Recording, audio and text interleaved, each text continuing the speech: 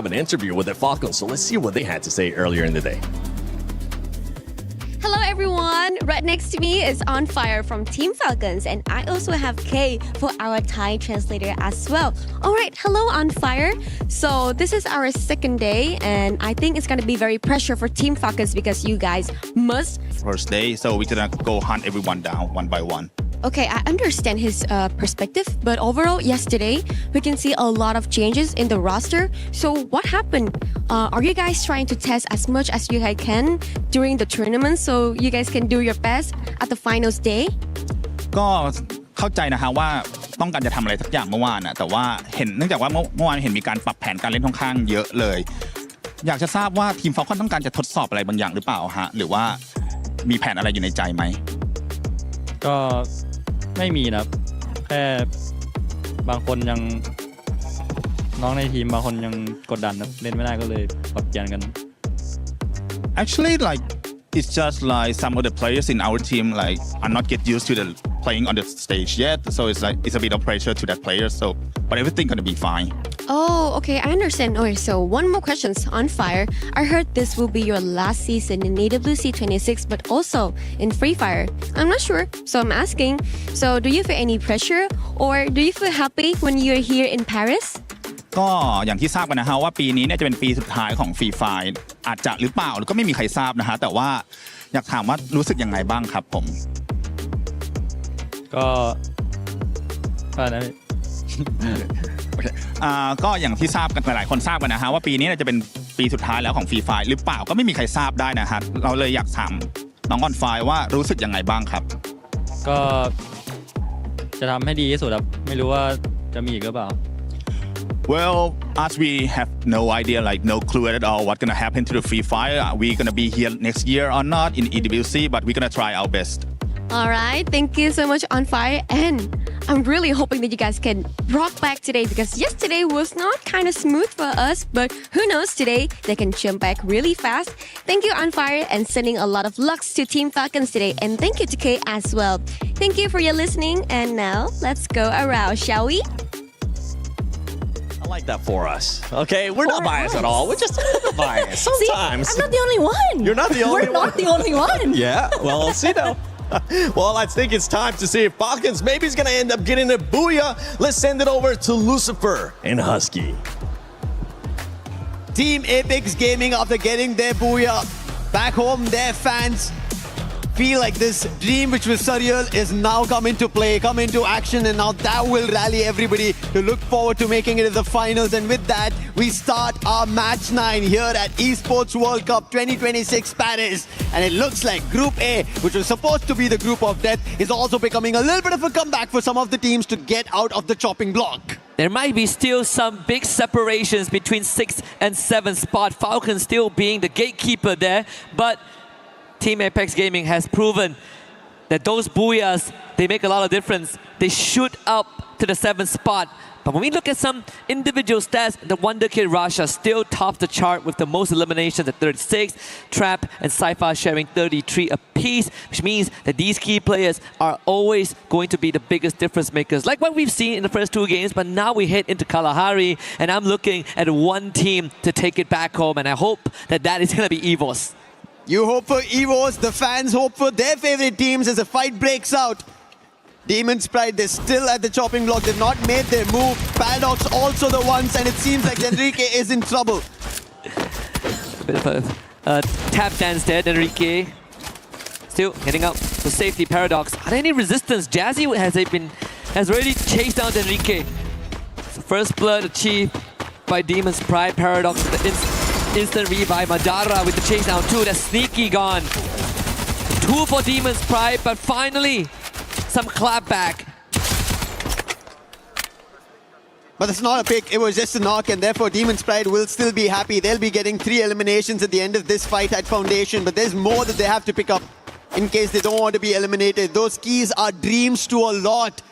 And coming out from Pakistan, just one dream is theirs to stay alive, go to the survival stage, and it's not going to be easy because now in front of them, there's Loud. And Trap is the second best in the highest eliminations just after Rasha. So it's going to be even more tougher. However, his teammates are not close by. I mean, as we get closer to the halfway point, of Group A. Things starting to feel a lot more surreal by the second. Especially like you said, the dreams, right? These dreams come at the cost of someone else's. Yep. EVOS, despite having more of a tougher game too, we did hear what KsHiTiJoP said. The survival instinct of the Wonder Kid kept them alive for longer than they should have. Just, you know, humanly possible trap with the pickup of the Madara. And even for TAG that had a Booyah in the last game. Woke something up in Aurora who wants to follow in their footsteps. As KD got that gets chased down. Suez on the case. And a full wipeout here, TAG. From riches to rags. This is not the result they would have expected. After getting a Booyah, instant wipeout, but Aurora also needs something to say for their fans. Out of Malaysia, it's not an easy run that they've had. They've not made it to many of these stages, and finally coming out, they want to make a wave, and they do it. Maybe Kalahari, even Neptune mentioned, the hook comes coming in, the game is going to be faster, the sniper's going to try and battle it out, and the CQC, it'll be undefendable. When we last checked in on the overall ranking, Gun Dynasty pushed out a top 4. Yeah. Currently sitting in 5th spot. First 2 games hasn't been kind, and it seems like it will only get worse as Benel hasn't really found anything. Same for Vegas. And in front of them is BRU, the worst possible entity to go up against in this case. AGAL dispatches of Paradox Gaming's members. Sneaky, he's also been spotted. It's going to be trouble. He's the last one. Is he close to the vending machine? He's making a run for it. I'm not sure how many coins he has. There you go. He has 1,100. So he should be able to bring back some of his teammates. But you can see AGAL, they're already a run. They do not want to let Sneaky survive. And Sneaky is just running across the compounds to figure out if he can dabble around, confuse the opponents. But it doesn't seem like it's happening. And very soon he will be found and Paradox will be put to an end. And that's already 3 teams removed from the lobby. And just at the timing of 4 minutes, Lau gets a full revive here, courtesy of Trap. Falcons actually running into Aurora as well, who earlier on got the wipeout. The previous Booyah team, which was Team Apex Gaming. And I mean, for Aurora, on a good day, the only thing that holds them back is that recklessness, right? That bloodlust sometimes causes them to kind of tunnel vision. EXO getting brought back, they should be fine. In fact, it is a fair fight if Aurora gets into a 3v3 against Falcons. Corona does get tagged by Zuez. And On Fire called in as reinforcement with the Trogon in hand. And Zuez will now have to take that fight on. Coming in close, but On Fire is the one that gets the chip damage in. Falcons with Gun Dynasty not having their day, they should be there opening an opportunity. Zuez could have been taken down, but On Fire quick on that glue wall. But finally his teammate is there, Kiroro answers. And that's going to be another added on elimination, the second coming in for them. But on the other end, Damage leader Trap has been besting rushers, youngsters, and he's still been leading the front. But finally Ray puts him down, not giving him enough chance right now, at least here on Kalahari. But we know the squad, they rally up quickly, they will get him back up. But on the other end, EVOS, after the first 2 unfortunate games that they've had, they would want to pick up points themselves as well, because they're the defending champions. They are now close to being pushed down if Falcons make it to the top 4. Absolutely, and even for Aurora, this is going to be a tough game because they are getting picked up by multiple teams and having to invest resources in their revive. Demon's Pride still in the last spot as of yet, found their 4-point. I think in this case, right, we've seen Demon's Pride in the first 2 games itself. It's not like they kind of went out on a whimper, right? They came in, they get a couple of eliminations, but I think it's about time we talk about the placements for them because some of the first 2 lobbies, wipeouts didn't happen early on. It's not like Kalahari where we've already lost 3 teams, about to be potentially 4 as Lau are on their last legs. So that means that for Demon's Pride, sure you're getting eliminations, but if we don't get the injection of placement, you are going to be in that bottom 2 because they have been racking up some digits. I really like that you brought the point of placement points because it's going to now get crucial, especially if you're in the top 4. There is no in-between day before your grand finals, if you already make it to the finals. And especially at that time, your placement points count. You need to get closer to the champion rush condition. And if you don't, other teams will make it closer. And the Booyah seals the deal of that key and the shield finding a new home. Yeah, and it has happened across multiple regions. I mean, we look back at 2025 spring for SCA. It was Onyx that got that win when no one thought they would, right? We call it the Onyx incident. The same happened for the regional USA where Mia Corp, not the favorite to win, Yeah. They got here because they got that booyah. And that's where consistency matters the most. It really hits home the cliche saying, it's not how you start, it's how you finish. Exactly. You could have 200 points in the grand finals, but if a team that hits champion rush at 90 points gets the booyah, they are going to be the champion, and you will only come in second for your efforts. I'm pretty sure nobody would want to take #2 because we know how devastating it is, especially that the champion can walk away with 3 keys that they would want to add on to their trophy while being crushed. And that is something that esports brings the rawness out of every player, every team. And that's the best part of it. It creates a system of rivalry that they want to again go for an achievement and take them down the next time. But for now, as they're here in the moment, they have to get it going. Quick pause that we have before we resume. Kalahari has already seen 3 teams out of the play, but Buriram, they are on top of it this time. They've been quick to get 7 eliminations. They would want to do a lot more because every other team, they've been taking it away in the first 2 games that we witnessed, and especially at today's halfway mark for Group A here at match 9, and after this just 3 more games. And if anybody wants to get back on the race, make sure they're safe and sound. They need to deny the points to the top 4 teams. Yeah, and I think in the worst case scenario, if a team really has no more chance, and this is probably when we get into match 5 and 6 for day 2, you can play spoilers. Yeah. You can ruin the chances. Oh. Kick someone out of top 4. Force them to play 10 more games tomorrow. There's already Gun Dynasty who have missed their mark today. They've not been able to perform in the first 2. They're already the 5th spot. Falcons, they should have been the best ones to take that 4th spot away, but that's not happened yet. And I think the worst case right now, the situation gets worse for Gun Dynasty, right? Yeah. The first 2 rounds, middle of the pack, just gently pushed out of top 4 by Evo. I say gently, but there was there's a double-digit difference. They just got wiped out. Yeah. And I think our panel did say, our host, Barney and Luti did mention that during the team walk-ins that the team that, finishes top of the group, they get the privilege of operating the Crusher. Oh, It's 2 keys, but still, yeah, those are You 2 hold- dreams. you going hold the out. dreams in the palm of your hands. That's a lot. That's a lot as a responsibility, but at the same time, to see your chances just being crushed, powdered down, and I don't think anybody would want it, but that's how Group A, that's how terrifying Group A has been since yesterday. And even Conchita mentioned this, right? Such a drastic change between Group A's performance on day 1 and day 2 of how teams have become tactical, strategic, thinking about their chances, thinking about the number of points they need, thinking about can they make it out and survive further. Yeah, and I do enjoy the effort of some of the teams, some of the unproven regions. We saw TAG, but we put Pakistan in the conversation, Demons prior, Paradox from Africa, Titan Gaming as well, DRS, basically those at the bottom. Even Aurora, they're coming out a little bit more harder. They're coming out with more aggression and sure, double-edged sword. But they're getting the work done, right? This is some of the initiative that I think took them some time to get used to. But now, when the tension breaks, you see Demons probably coming out with a couple of eliminations, and they need to patch that up with the placement points. I like that there is a little bit of a tension break also in this pause happening on stage. We ended up seeing the 6-7 and DRS. They have a total of 67 points. We were literally talking about this, right? Like, are we going to get an opportunity to be like, oh, this, BRU, they have 161 points, and then we moved down the list, and it was like, oh, DRS 6-7. Yeah, wish dreams do come true on this stage. Yeah, for us as well. Something that we wished for earlier, it happens. And it transcends generation. I think that is the best part right here. Of course, we are going to have it sorted out, and it's good that it's still in the first phase, right? I say in the first phase, we lost 3 teams. It's and Kalahari, it's Kalahari. It's very brutal on Kalahari as the grapple guns come in.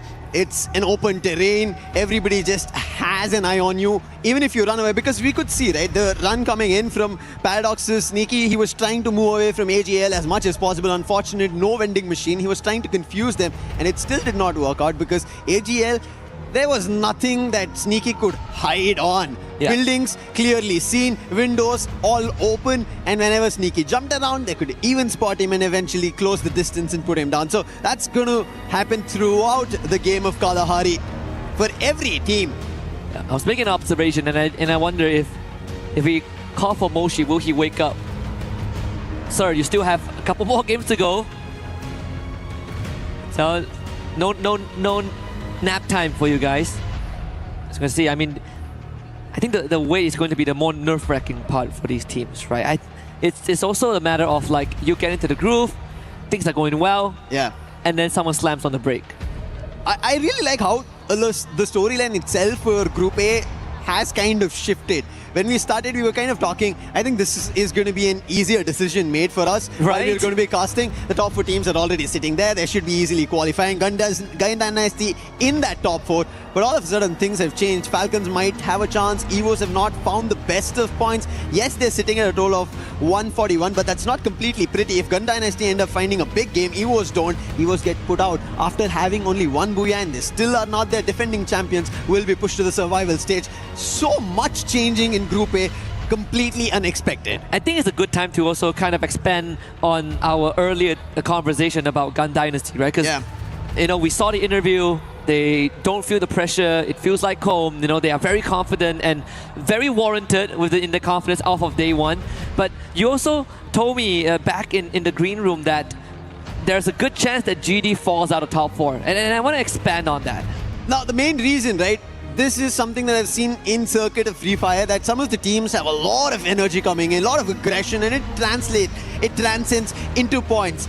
But day 2 is when they have to keep that consistency going on. But by that time, teams get exhausted. Their playbook falls short, and I think maybe a tad bit for Gun Dynasty, that's the main factor to affect. To add on to that, that's where I thought Ali, they should have a chance today later in our Group B matches, just because they had aggression on the stage. Yes, they were not happy with the result because they also almost had a Booyah, but that also helps them refine those mistakes that they did yesterday, maybe to qualify today. Yeah. And again, the detail on the plaque, nothing is given, everything is earned, written in the native language of EVOS. In this case, it's Bahasa Indo, and it applies to across the entirety of EWC, across the game titles, and it's in the native language of the team that wins it. It'd be great to see it maybe in Portuguese if a Brazilian team brings it back. There is a good chance that has been the story. And I think, you know, the interesting part is always that we look at the Thailand as the best region. Yeah.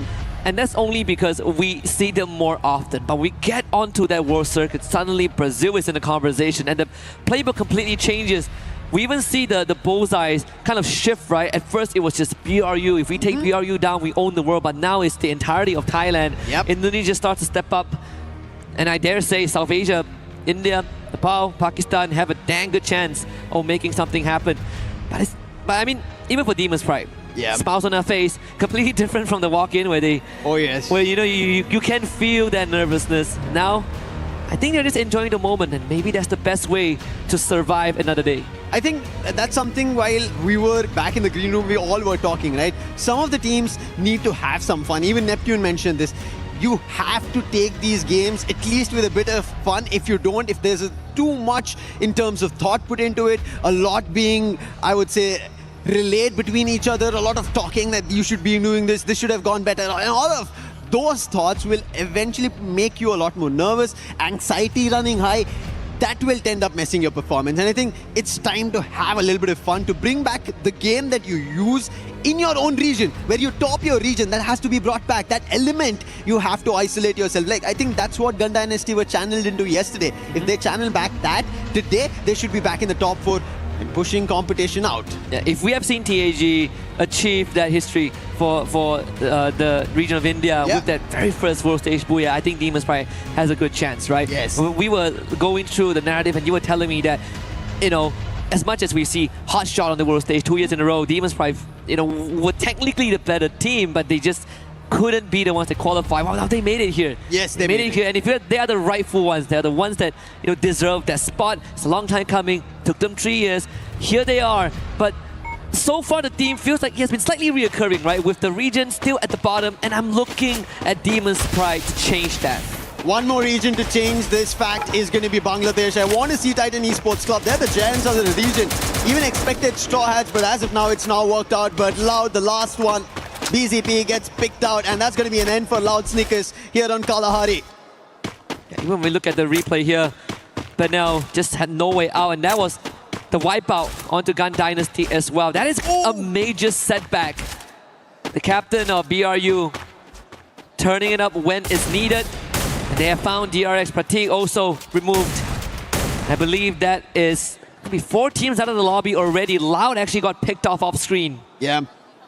Last player, just as the game resumed, the player got picked off, did not have a chance to go in for a revive, and this is how brutal as we get to the halfway mark, at least halfway in terms of the 6 games they had, but they're already at match 9, 3 more games left, deciding the fate of whether they qualify directly into the finals or they'll be pushed to the survival stage or completely knocked out of the tournament itself. But still, Loud's captain, Trap, who was there with an interview on stage, still being the player at the 2nd spot with the most eliminations next to Russia at 33. That says a lot about Loud.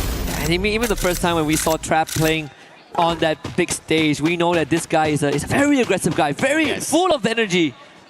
Likes to go in aggressively like a madman. Sometimes doesn't pay off, but it's something that has given Loud that personality and value in times of need.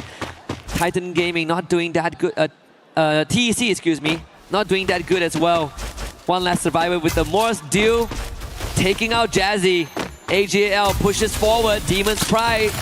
This is the ultimate test if they can make it any further, but with Aswap being taken down and Madara removed as well. He's only top 16 to make this a run and keep it alive. The revival does come through, only enough for 1, but 1 is better than none. Yeah. It's better than completely getting eliminated. Top 16 position, yes, no, and they are surrounding him, making sure he has nowhere to run. And that was a quick movement coming through. That was just distraction over there for top 16. And he'll also be picked up. AGL scoring total 8 elimination, 4 going in for Dew, and Dew has been phenomenal today. The sniper coming into play. They start off with the very first booyah, and they're continuing those spree of eliminations. I mean, Dew has always been the player that no matter what happens to a roster, you want him to be the constant. And yes, it has been so many years. I remember first time seeing Dew, it was back in 2022, and they came close to a global trophy. That was taken by BRU under the leadership of Jonah. Aimgod on fire here. Falcons, you just say there is the race between Falcons and EVOS, and so far EVOS are winning. Aimgod forward with the hook gun to hunt for more of those Falcons members. Limit X7 out of it. But Kororo, unfortunately, still exposed. It's going to be tough for him to run away. Ray's gotten closer. This tower is not going to protect him. He's trying to use the edge of this Kalahari. It's not going to work out. Keroro's completely surrounded now. Can he isolate the duels throw? No dash as available for Aimgod. He used it all to make it here. Damage being done, and finally Keroro will be put down. EVOS making sure the competitors for them in the top 4 run are going to be vanquished. They'll be shut down, making sure Falcons move to the survival stage and not take away their very own position at top 4. We did sort of establish this. This could be a EVOS map on Kalahari. Ezreal, good stuff from miles away, nailing the 5th one for his team. One of the few imports we have for a Malaysian team. In fact, the very first player that was imported was Crime MKS from Indonesia. And ever since then, it has been working well, improving the ecosystem over the years. And I'm happy that Aurora has made this change and made this move. And not just bringing in Ezreal, but giving rookies 2 years ago like Zuez and the EXO, who's the veteran, to lead them. And it has paid off so far, but of course, it's more to be desired if Aurora wants to catch up. Yeah, there's a lot more to be desired, but the circle has its own desires of troubling teams. Moving completely northwestern, and none of the teams are inside the circle. Everybody's trying to use their binoculars, but nobody's getting a hit inside the circle because there's nobody at Foundation. And finally, EVOS, they decide that's going to be our position, our command post, which has also not seen action so far like Refinery, even though there are teams. It seems a little surprising that we've not seen Refinery and Command Post being a hotspot. Yeah. At least for this game, it's because the circle doesn't favor it, right? If not, BRU is going to be there until, ends of the world. Moshi finding Aswap. Refinery is going to be the next control point that BRU wants to wrestle over. Top 16 next on the list. Wasana chases down Jazzy. And unfortunately for Demon's Pride, they got out of a tough situation earlier on from AGAL's jaws, only to run into another Thai Titans. And now it's everyone for themselves. On the other end, it's going to be DRS trying to go in for a second chance. Titan Esports Club, they're about to lose their players. Blade is down. Seems like A is not going to be sharp enough today. Neptune mentioned he has to be for the team. But another loss for Titan Esports Club. Kutosh and Najat, they're way too far away, and DRS will be happy about these eliminations. And Titan Esports Club might have made it out of the chopping block for the time being, but it's not going to be enough. If Demons Pride end up finding points, they might decide to rank up. 57 is where Titan Esports Club is sitting at. Demons Pride is at 46. Paradox out of this game at least. So if Demons Pride have an opportunity to score at least 8-9 points, they can instantly take the position away from Titan Esports Club. Or at least kick Paradox down to last place, which technically they've already accomplished. It's a scary thought, and if you add on top of that, if DRS starts getting some points, then we form the separation between them and the bottom three. And it's a scary thought if you are Titan Esports Club in this point of time. But I guess blessing in disguise is that DP, they have been struggling quite a little bit in the hands of the Thais. BRU finding Blade again, who just got brought back. So the bottom dwellers are getting fed into the meat grinder. Buriram on the other end, they find Demons Pride. We were just talking about them need points. Aswab gets eliminated. And if that continues, a lot more problem. It seems like Buriram are also spotting Titan Esports Club Rahat. That'll also be quickly picked up by Moshi. On the other end, Aurora on Falcons. Buriram finally going in for a full-on fight. Madara is the last one. He's behind a glue wall. Jonah has already called it. And the entire squad is rushing to him. And with him going down, that's the end for Demons Pride. They wanted to rank up. They wanted to get eliminations. But it seems like Titan Esports Club, the worry at least on Kalahari, will die down. They have one more chance at least. Blessed by BRU. 17 eliminations and counting. Now it's the move to Foundation. At least to the western side of Foundation. You have Kororo planted right in the middle, but Falcons suffered some heavy damage. And in fact, Kororo is the only survivor, so they should be a non-factor if you are concerned about Team Falcons. TEC split up, which we did see, and Aurora on the radar as well. This is quite the clear path to push through. They have stragglers like members from TEC and Falcons to get a couple of free points. They could start with Rahat if they want. Buriram now a little trouble because AGAL have started to fire. Taken down the captain Jonah. On the other end, Aurora trying to hold off at the edge of the circle, but the circle will also start shifting as the zone is completely shrink. They'll only wait and try to see if they could spot somebody. In the meanwhile, at a distance, Boltmaker being spotted. That's going to be Evos fighting for elimination. And Evos, we spoke about them. They had the advantage inside the circle. They laid their foundation, but unfortunately, the circle did not allow it. It forced them.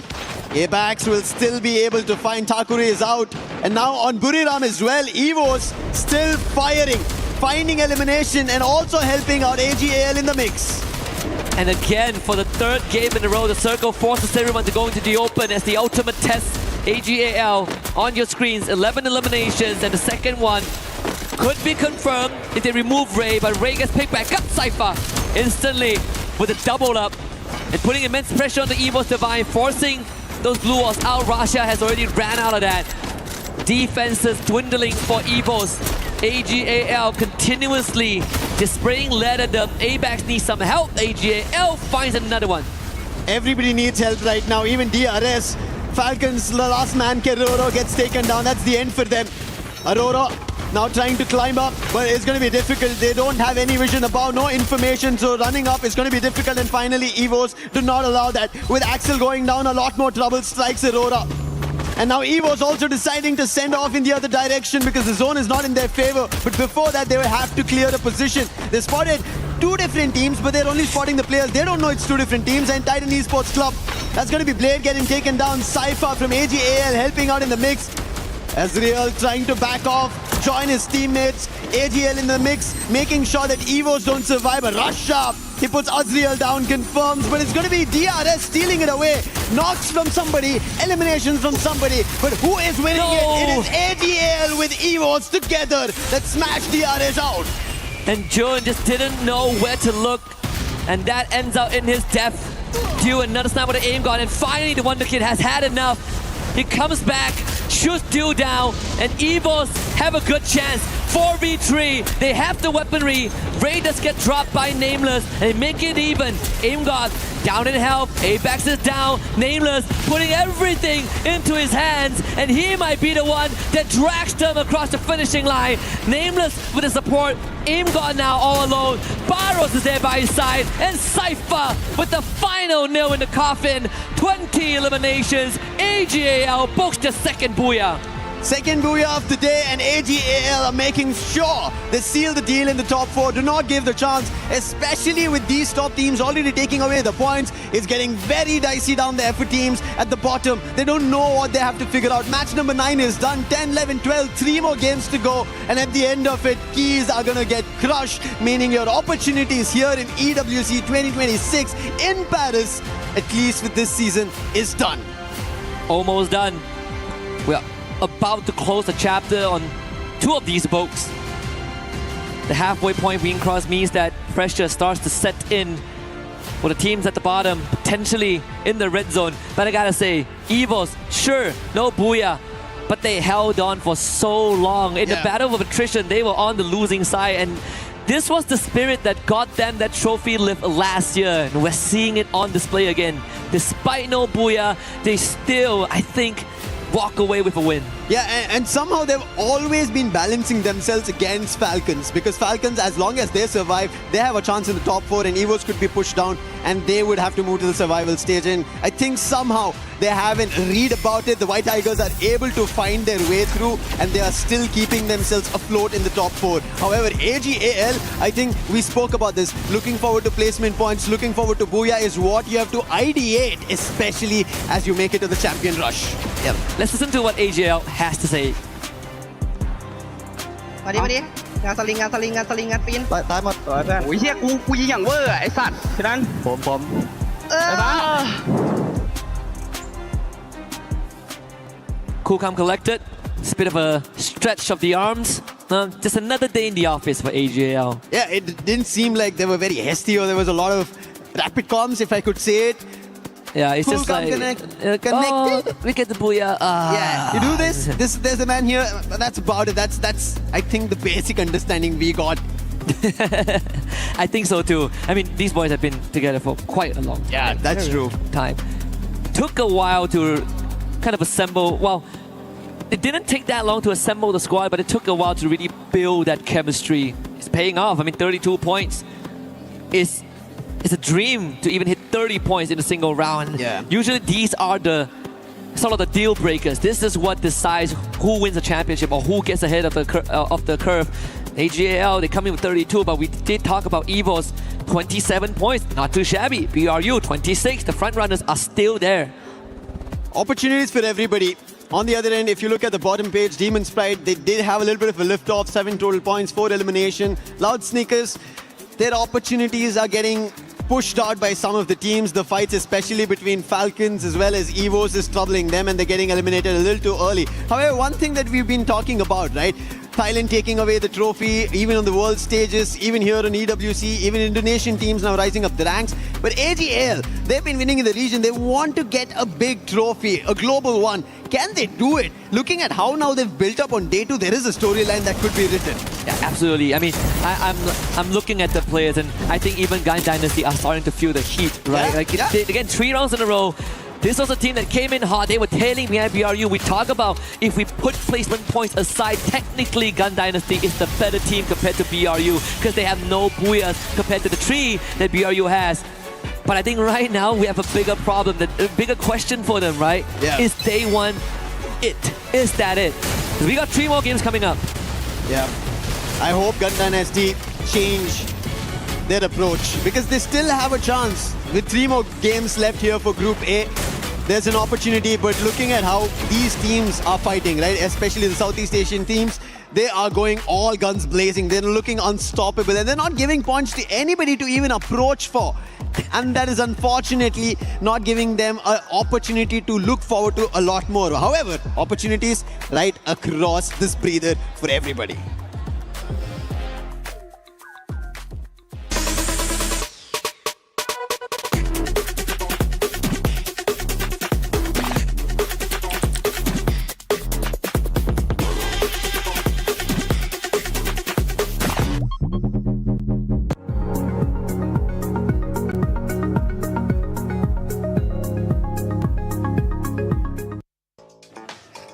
Barney and Ludi, we accept your challenge here in Kadia City at the Golf Predetermined Tournament. Lace and Glitter, we are going to challenge you and beat your score, but not without a prize. Yeah, you know, it feels like it might be a little bit rigged in favor for Barney, but I really want the prize Lace is talking about because we are going to get an EWC 2026 custom printed t-shirt with our name on it, or the name of the winner, really, you know.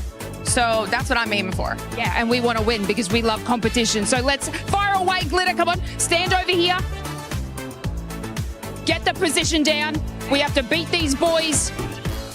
All right, looking great. Play golf. Ready? Okay, 9, 8, 7, 6. Don't be nervous. 5, 4, 3, 2. Got to beat the boys. All right, she's got some incredible form here, and all she needs to do is aim for the flag. Not too much power in the positioning here, but it looks like it's going directly there. A fair bit of power behind it. This looks like a good one. Okay, I'm actually pretty proud of that. I'm not mad about that 90.5. That does put me above Barney. Lace, I know you can do the same. It does help to limber up a bit, you know? And the tips that I found is, you know, just ignore the audience, okay? Yep, not too much power, not too little power. Just the right amount. Yeah. Keep your eye on the ball. Envision it going towards the pin. You can do this, Lace. We gotta show the boys. Oh, it's looking good. No, it's okay. It's getting close. Rolling in. Oh, you did beat Ludi. You did beat Ludi, though, to be fair. Not too shabby, Lace. I mean, look, as long as we beat them, that's fine. But of course, we want to challenge our next people. We're looking at you, Seven and Neptune. Are you up for the challenge? We're definitely up for that challenge. Don't you worry, we'll be able to beat the scores that you guys were able to beat. But one team that's currently challenging everybody is none other than AG, because my gosh, this squad has now gotten 2 booyahs. They might be going for that third one, but the rotations that they were able to do were great. Yeah, exactly. I mean, they're focusing on the south stay, making sure that it is clear out of the area, and even contending off those rotation if someone will be coming in. And one thing that they did, especially in the previous game, is in the 5th circle, the moment that it counts down to 5th circle closing in, they triggered that bolt maker, the lightning zone. So it's a threat to everyone and also damage them. So with all those damage, they can also spot out the opponent, and it gives them more of a leeway so that they will not be rushed in. So smart move coming from AJAL so that they can get that booyah. I love that we have one of the best analysts here for Free Fire, none other than Neptune, being able to break down all the rotations, the skills in the game. How about we break down that booyah curse? Because Tag ended up being affected by that one. Hopefully AG is not going to be affected by it here coming up. I guess there's a lot of things that they need to change right now, and just to get away from that booyah curse. Let's hope that that's going to be the case. Lucifer, Husky, do you think AL is going to be affected by the booyah curse or no? I don't think so. There is a chance that they want a title. We've been talking about their counterparts, right? They've been taking these titles, the global ones, the world stages, and AGAL have always been getting closer, have been getting the #2s, but finally is this the stage? Esports World Cup 2026, all gamers global, actually go global. I mean, I would say they are already global, but it's about cementing themselves on that stage. Funnily enough, the first and only world trophy, global trophy that they have was under the category of Clash Squad. Exactly. But we know the motherlode, the holy grail is Battle Royale. That's where the spirit of Free Fire is initially sold from the start of time. And I think for AGAL, very good chance. Cypher now second in terms of most eliminations. Still tailing behind the Wonder Kid, who is in first place, but overtaking Trap, who unfortunately was wiped out pretty early on. But we still cannot look past the fact that snipers are pretty important, as top 3 most damage are all in the sniper role. As we head to Purgatory, it seems like the flight path had its own course of mind, completely southern favored. However, still teams managed to make their way around the fields, but the fight already breaks out just because of how unfavorable the flight path was. Loud are trying to answer back to Falcons. It's been an exchange. Trap will be able to get back next. So 2 eliminations for Falcons. And on the other end, we did end up seeing fights that Falcon want to now stand tall on against Loud, and Loud with those eliminations, as they managed to grab on one, can they find more? Gun Dynasty, they're against Demon's Pride, but as we see the feed as well, it seems like Team Apex Gaming are now, they're breaking their own curse. They found an opening against Aurora. Yeah, I want to see the earlier pep talk just now is going to bring some breeze on life in the GD. So far, doesn't seem to be the case. Demon's Pride standing tall, but there is response. Benel, yesterday he stepped up, and now he is stepping up finally after the halfway point. David with a great follow-up. Exactly what Gun Dynasty needs. And with Gun Dynasty back in a play like this, there's an opportunity that they stand a chance to get back to the top 4. A lot more competition getting spiced up just for that position to the final. Demon's Pride, they want to be a part of it, but they're getting hit upon, they're getting taken down, their exchanges are not working their way, they're unable to find much, but still, even though the last player is surviving, they've managed to get 3. But we spoke about this earlier, a replay where Falcons and Loud were exchanging blows one after another. And I can see, it seems like Loud did manage to get 1 elimination. However, Falcons had a better of it, get a total of 4. Yep.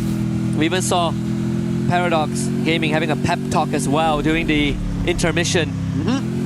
And I think the expressions has changed, right? We look back at some of the player reactions after round 3.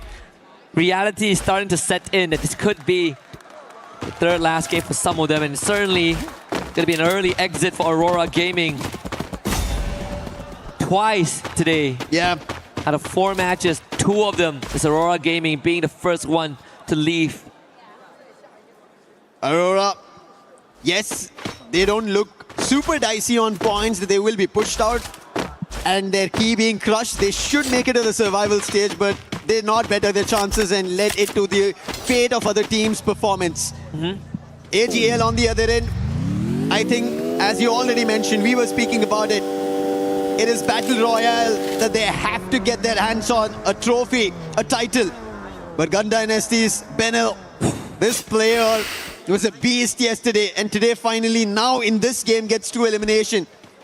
He did get the information across to Shairu, who's now stuck at Ski Lodge. And AGAL seemed to be just chasing that one player who got stuck here, and Shairu will just try and buy time. There's nothing else that he can do. That's just 1 elimination that AGAL will be able to get. But on the other end, it seems like instantly the feed gets lit up loud. Gosha finds 1 elimination. Evo's getting troubled in this action, and now they're also rushing closer. Nyx moving in the right direction, but there's also Falcons in the mix. Aimgod actually taking a lot of heat as well. Aimgod does bring the Wonder Kid back, but Limit will take out Ray. Once more, brought back by the captain of EVOS. This is what we've seen, at least at the Esports World Cup. EVOS willing to send the Wonder Kid out on an expedition, and he holds himself pretty well. Trap actually getting removed, so the attention onto EVOS now, diverted onto Falcon. Aimgod tried to take advantage of that, but Pina was ready. Receives a hit, gets another elimination for his own. Apex now committed, comes in, but on fire, lying in wait with Limit. That flash freeze almost looked like he would be able to find 2. Abax, nice try over there, but quick recovery coming in from Limit. And even Neptune mentioned we have to see Limit X7 performing. Snipers have been the recent meta, and he has to step up for the team. We've not seen the best coming in from his end yet. And maybe Falcons rise up to that occasion. Even Yunsul, we saw her talking to the Falcons, and it seems like it's not yet working. Kerora, who was about to just land on the roof, will be instantly shut down. Oh, Russia trying to play some mind games there with the vehicle, but not going to work on Nyx. One of the top stars as well from Brazil. Him and Traps, in fact. That being said, we did see a bit of a stat there, but now 4 revives so far this game. Being the field medic and making sure that his team continuously stays alive in this match. It's a good chance that they run into Loud Snickers. We'll have to see if GD have found something within them. So far, I mean, haven't really gotten much done this game. And we saw them get up to a good start, 3 eliminations, that's pretty much it. Now we need to see that conversion. We gotta go further. Disappointment and stress on Aurora Gaming's players' face too. One of the toughest part, honestly, sitting through the entire lobby if you exit early. But right now, when you talk about exits, it's been Paradox who've been suffering eliminations. They've been getting pushed out of every game. And Denrique, he's now getting chased by Barros. Spotted, launcher boot out, and instantly Denrique, he thought it's going to be the launcher, but it's going to be Dew on the other end. And we said the sharpshooter Dew today, he's been phenomenal. 2 eliminations of his own, and Paradox, everybody who are around the moat house will be forced off. Thankfully, it's not a wipe. They had a teammate across who will bring the whole squad back. Second win in this game. Judy very split up. So far the circle has been ruthless, very merciless today. It seems like it's going to continue to be the case. Brings us to north of Brasilia, and with Fuse as center point. AGAL now takes on TEC. Blade snapped in half.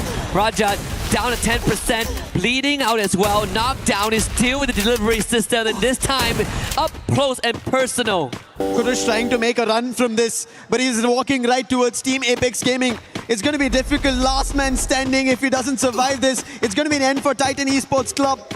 Their chase towards making it towards the finals. If there is an opportunity, it has to be the survival stage. And somehow KsHiTiJoP, in terms of his maneuvering, he's been able to cross between both Team Apex Gaming as well as All Gamers Global and survive for the time being.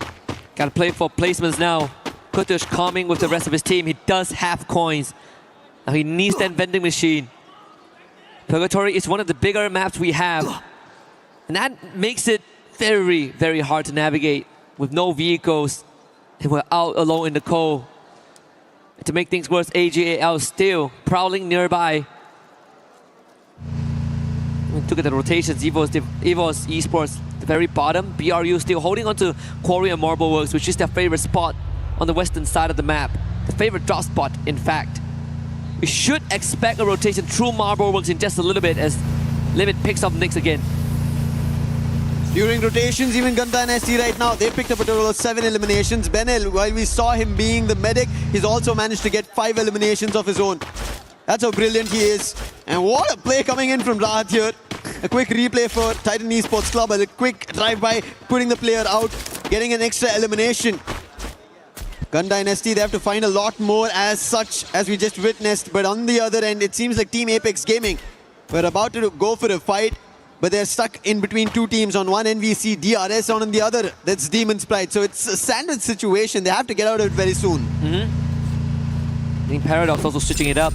This is one of the few games that they are able to really not get into any altercations early on, which is something that they've been trying to avoid. DRS in the crosshairs of David. Yeah, these shots gotta be good. Gotta hit harder, gotta be a bit more sharper. Missed opportunity there for Gun Dynasty. But now having 6 out of the 8 eliminations for the team. TEC gets full revive. I think Gun Dynasty's next target is going to be on DRS. Look at this quick switch that they did. Went to the drop and then they told what was available and sent Benel out there to quickly grab and make their way back. Gun Dynasty seems like communication in this game is coming into play. The precision as well with Benel performing in such a manner. However, everybody is clustering right now. It's only one team who are out here in Purgatory. Levin still surviving. 10 minutes about to be on the clock. And even Falcons are entering into the close compounds. It's a lot of teams clustering one after another. And we'll also soon see a circle shift. Does it favor any of the teams? It does. To those 3 teams we earlier pointed. The sandwich situation. DRS, Team Apex Gaming, and Demon's Pride. Even Gun Dynasty has a very good chance. In fact, I think TAG are in the toughest spot in the center. We just see a knockdown early on. Recovery shouldn't be an issue. BRU now see moving to TEC off screen. But I think even for DRS, they have a very good chance of holding back not just Gun Dynasty, causing some damage to Falcons and EVOS if the rotation is right. So crucial rotations as we are getting closer to the last few games of Group A. Everybody's trying to bite time. Everybody's trying to bite their own play. Figure out what's the best approach. While we all were thinking at the start of the day, hey, top 4 teams, they will be safe and sound. They do not have to be worried about. They're slowly trying to get worried. Except for Buriram as well as All Gamers Global. Yeah, those 2, I think, without a shadow of doubt, have already qualified for Saturday. But then they still want more. Can never get enough points. HGAL, double digits. 11, counting. Dinoculus used, scan. towards the southeastern side, or at least the north side of fields. Should be able to rotate there. There's a small compound to work with, but better yet, high ground advantage that puts them within range of proximity of Paradox Gaming. And I think the secondary binoculars have confirmed that. There is Falcons there though. And Falcons are already busy in a fight. That's going to be against Paradox. Windy already down, Sneaky trying to fend off. It doesn't work. He'll also be taken down. One last player. He is closer to the vending machine and he'll quickly strike the revive button. And Drendrike will be brought back. Snipe. With that happening, Falcons have an idea of where he is, and Snipe will be sniped out by Limit X7. Nice shot. And that's going to be the 5th elimination for Limit. And this is what Falcons needed. Every sniper out there performing, Limit had to do it. One of the rising stars a couple years ago. And since then, we know that Limit is special. Look at that, 2 more. No confirmation just yet. No utility dump. More than enough to cause a lot of issues there. Pressure onto AGAL. Can they continue to deliver? Pina now getting pushed, Sci-Fi in the forefront. Let's have the Cassie helping out. Meanwhile, full team on the Gun Dynasty as Trap launches a quad nade. But the pressure now mounts onto Limit. As attention shift, Limit knocked down. And AGAL breaks the spine and the anchor of Falcons, and that should be it. AGAL once more coming out on top of this exchange. They always do it. You give them a small inch, they take the whole ground. And Falcons, who are ahead of it, playing outside the zone, get hit upon it. Their sniper gets taken down with the damage on the zone itself, and All Gamers Global quickly act on it. Kiroro, can he do something different? The last one, and it's going to be Cypher showing his own precision skills. And with that, Falcons are out. There's a possibility for a 3rd Booyah with how things are going for AGAL. BRU hasn't really shown much action yet, much activity. Only 1 elimination so far. Yeah. As we're down to the last 8 teams. Paradox Gaming, Enrique perishes to the blue. Barrow's actually getting knocked down by the play zone, same as Cypher. Nameless, can he get out of this one? DRS getting some free pickings. A hefty price to pay for AGAL. Yeah, playing it outside the zone, we've always talked about it. We thought AGL were ahead of it. They knew what was about to happen. But DRS, they came in as a surprise. The real soldiers, they want their opportunity. As Titan Esports Club are trying to close the distance, they do not want to give it away. Now they have another challenge that's going to be loud. If they're able to secure some more points, they will not get pushed off by Titan Esports Club because they're still surviving. Look at Trap making a jump, and that distraction works out. VZP with the AC-80 finds an opening. Now Trap with the Winchester from afar, already shooting bullets. And there is Nyx with the Max 7 and VZP with the M590 pumping bullets. Pratik and Stroix trying to hold the ground for the time being. And Takure, he has to help out. 2 of the loud players are down. Trap is too far away, outside the zone, damage being done. Gosha has to be the savior here. Pratik gets confirmations, but the sniper is not going to help out. His Trap is also taken down. And Guaksha, can he make that clutch happen? That's going to be 1. 2 more to go, cutting down the ranks, find the isolations. Guaksha again, down to just 50 HP. Takuri around the corner, secures it. DRS lives on. You have to give it to Stroix over there. The way he was able to hold at the edge of the circle. And DRS still keep fighting, taking Loud out. Evo's on the other end, the 1K, the last man standing. And at this point, there's no opportunity. Boltmaker as well. Stealth fights for how long, though? Oh no, Buriram. The team who just held their front, get some points. They find them out.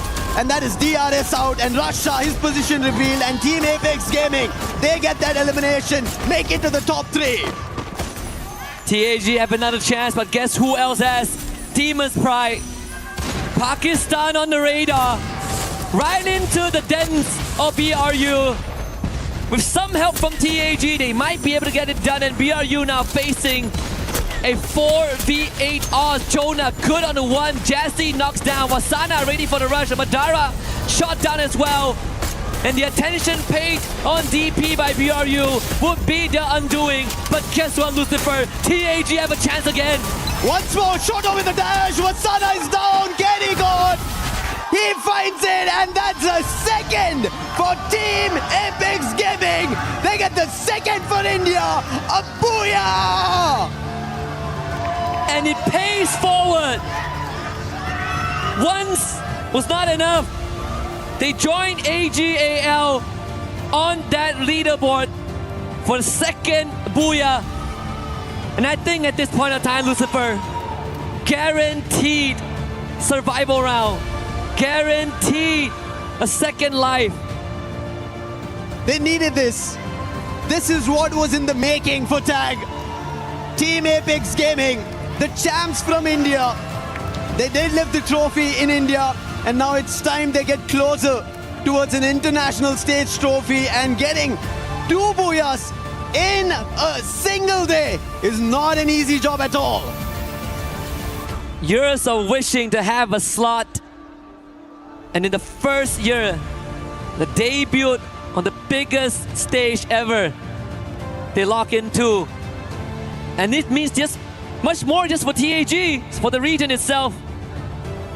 I think after today, but after we depart from Paris, they are going to be an inspiration for the rest of India. But final sequences again, TAG, opportunistic in their pursuit of glory, with a little bit of a help from DP, but overall TAG, impressive finisher. Second up, 150. ये तो easy बुया था. Easy बुया यार. Easy था. Just like we spoke about AGL, right? Cool, calm and composed. And that's what Team Apex Gaming do here. It didn't look like they were rattled by it. They clearly positioned themselves ahead of the game. And as you can see, they said, this was a booyah written for us. Yep. Easy booyah in the words of the players. Yeah. I don't blame them. I mean, again, they were, it's either BRU get their 4th in the group stage, either that or Pakistan gets their 1st at the hands of Demon's Pride, or TAG getting the 2nd, and we know which one is written in stone. I mean, if you are BRU, what are you worried about, right? You're doing great regardless. But with that being said, I'm sure that some of the players have something to say, and we have one prepared with Nyx.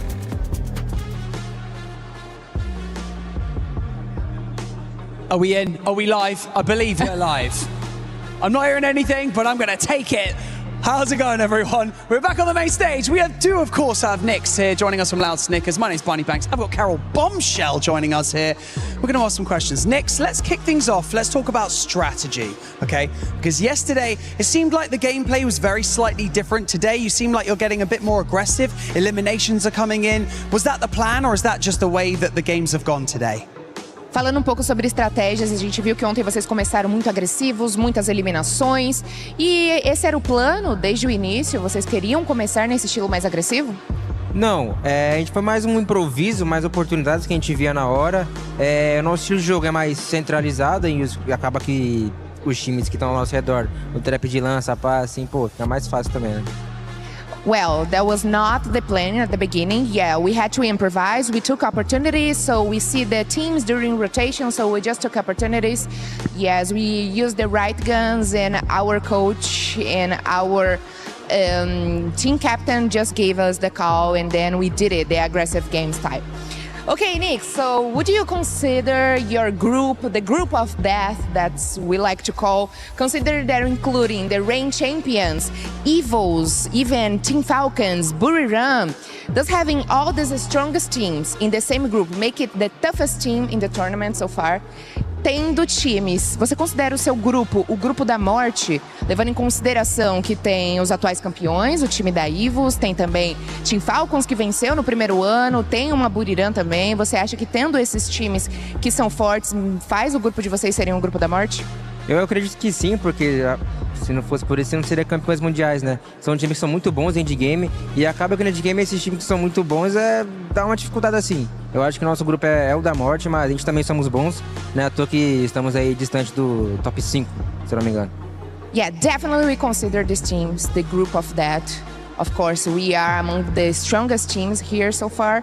And having like the reigning champions and also Team Falcons who won EWC 2024 definitely make the this group the strongest so far, especially because we have all this kind of teams here from Thailand, Indonesia, but also we are not behind them because we reached the top 5. You're definitely not. You're performing incredibly well so far, and obviously a few more games to go to close out the group stage for you guys. Now, I want you to cast your mind back, because playing regionally before you got here onto the global stage, you guys are playing incredibly well in Brazil. So I just want to know, did that boost your confidence coming into EWC, knowing that in the later stages of this tournament, you're likely to face off against some of your Brazilian rivals?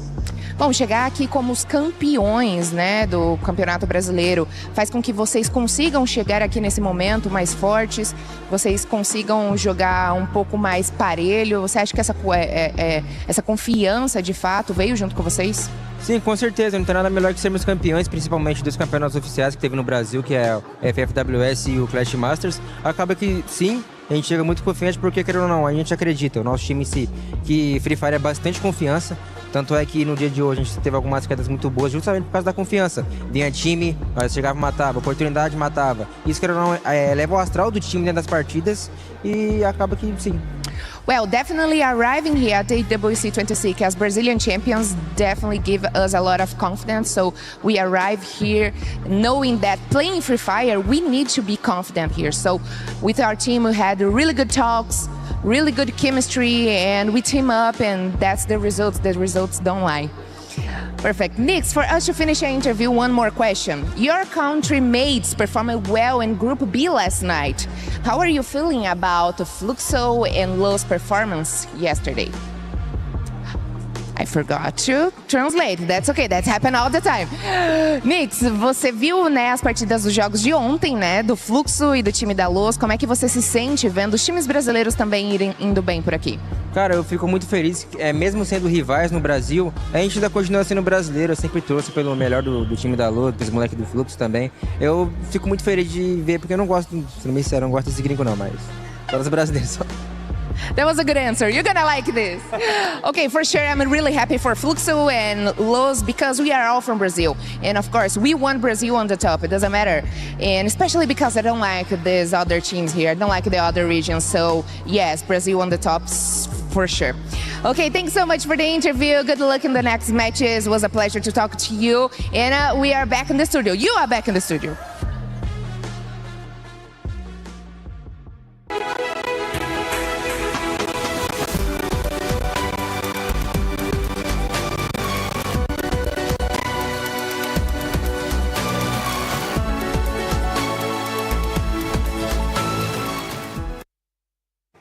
Bonjour, it's Yunsu, and right here I'm at our co-streamer place. Once again, we're meeting our famous character, Backgao, and of course, our super fan from Team Secret, Cyrus. Xin chào tất cả mọi người. Thì hôm nay cũng là ngày thi đấu thứ 2 của Free Fire EWC 26 rồi. Thì không biết là mình nói về ngày hôm qua một chút đi.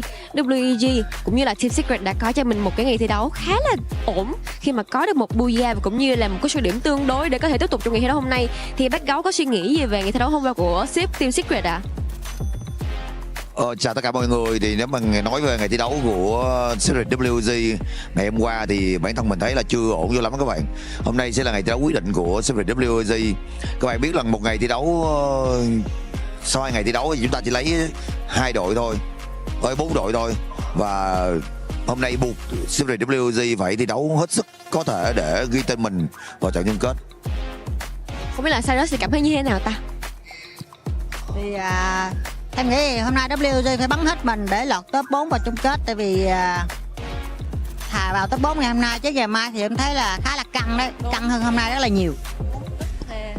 So as we can see from yesterday, WEG from Backgao said he doesn't feel that good, that well about Team Secret since they are doing just only a decent ranking in our group stage A, of course, but overall, he said that in today, we have to try our best, especially get into the top 4 as soon as possible.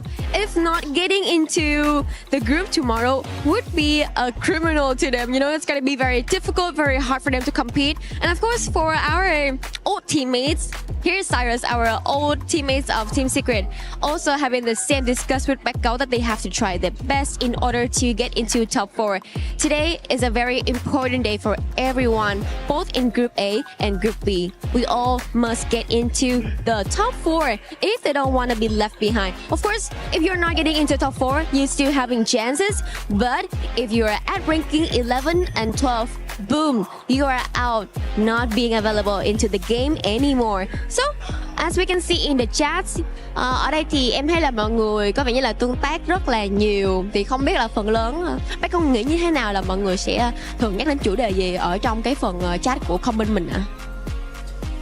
Ở trong cái phần chat comment của mình khi mình coi stream thì tất cả mọi người đều tập trung về Super EWC cả, và ủng hộ cho một đại diện duy nhất của Refine Việt Nam. Tất cả mọi người đều muốn rằng một kết quả thật là tốt trong cái buổi thi đấu quyết định ngày hôm nay của Super EWC. Vâng ạ, và nghe kết quả có vẻ rất là khả quan và cũng như là tinh thần của người dân Việt Nam mình rất là đoàn kết với nhau. Thì em cũng không biết là em muốn hỏi là thường những cái buổi livestream mà nó mang tính chất quan trọng như thế này thì bác Gấu sẽ ngồi xem cùng với bao nhiêu người ở trên livestream của mình vậy ạ? Thật ra là vào những cái buổi livestream quan trọng như thế này thì xưa giờ mình chỉ xem một mình thôi, nhưng hôm nay thì có cậu em Cyrus của mình đi theo thì tất nhiên là có cậu ấy. So normally in the chats, especially in those important occasions like this, everyone in Vietnam, because we are having only one representative from Vietnam, especially for the Free Fire World Series Vietnam. Here is Team Secret, or as known as WAG. They are trying their best to support for the favorite team. Overall, as you can see, normally Becca will only sit and watch the live stream alone. But today, of course, he has a very special company, whom is Cyrus. And overall, I can see normal, his number is very impressive because for your information, Bác Gấu is one of the most famous Free Fire streamer in Vietnam. Normally, as I can see, he will have around like 10k or 20k viewers at the same time watching the live stream with him and support the best for Team Secret or any Vietnam representative in the game and everyone in the game as well. So it's a very pleasure for everyone to be here with me so we can enjoy this very amazing atmosphere right here at EWC 26. Cảm ơn Bác Gấu rất là nhiều. Vậy thì không biết là anh có lời nào cuối cùng muốn gửi đến cho tất cả các bạn khán giả tại Việt Nam cũng như là Team Secret của mình tại sân khấu không ạ? Mình mong rằng tất cả các bạn đang coi livestream ở trên toàn các kênh sóng của Refine Việt Nam sẽ cổ vũ hết mình cho Super EWC và đồng hành cùng họ hành trình này nha. So, here's one last thing I want to send to the viewers. Please continue to support for Team Secret and of course to all of the rest team at EWC 26 Free Fire at this time. Thank you so much for your cooperation in this interview and we will catch you guys later.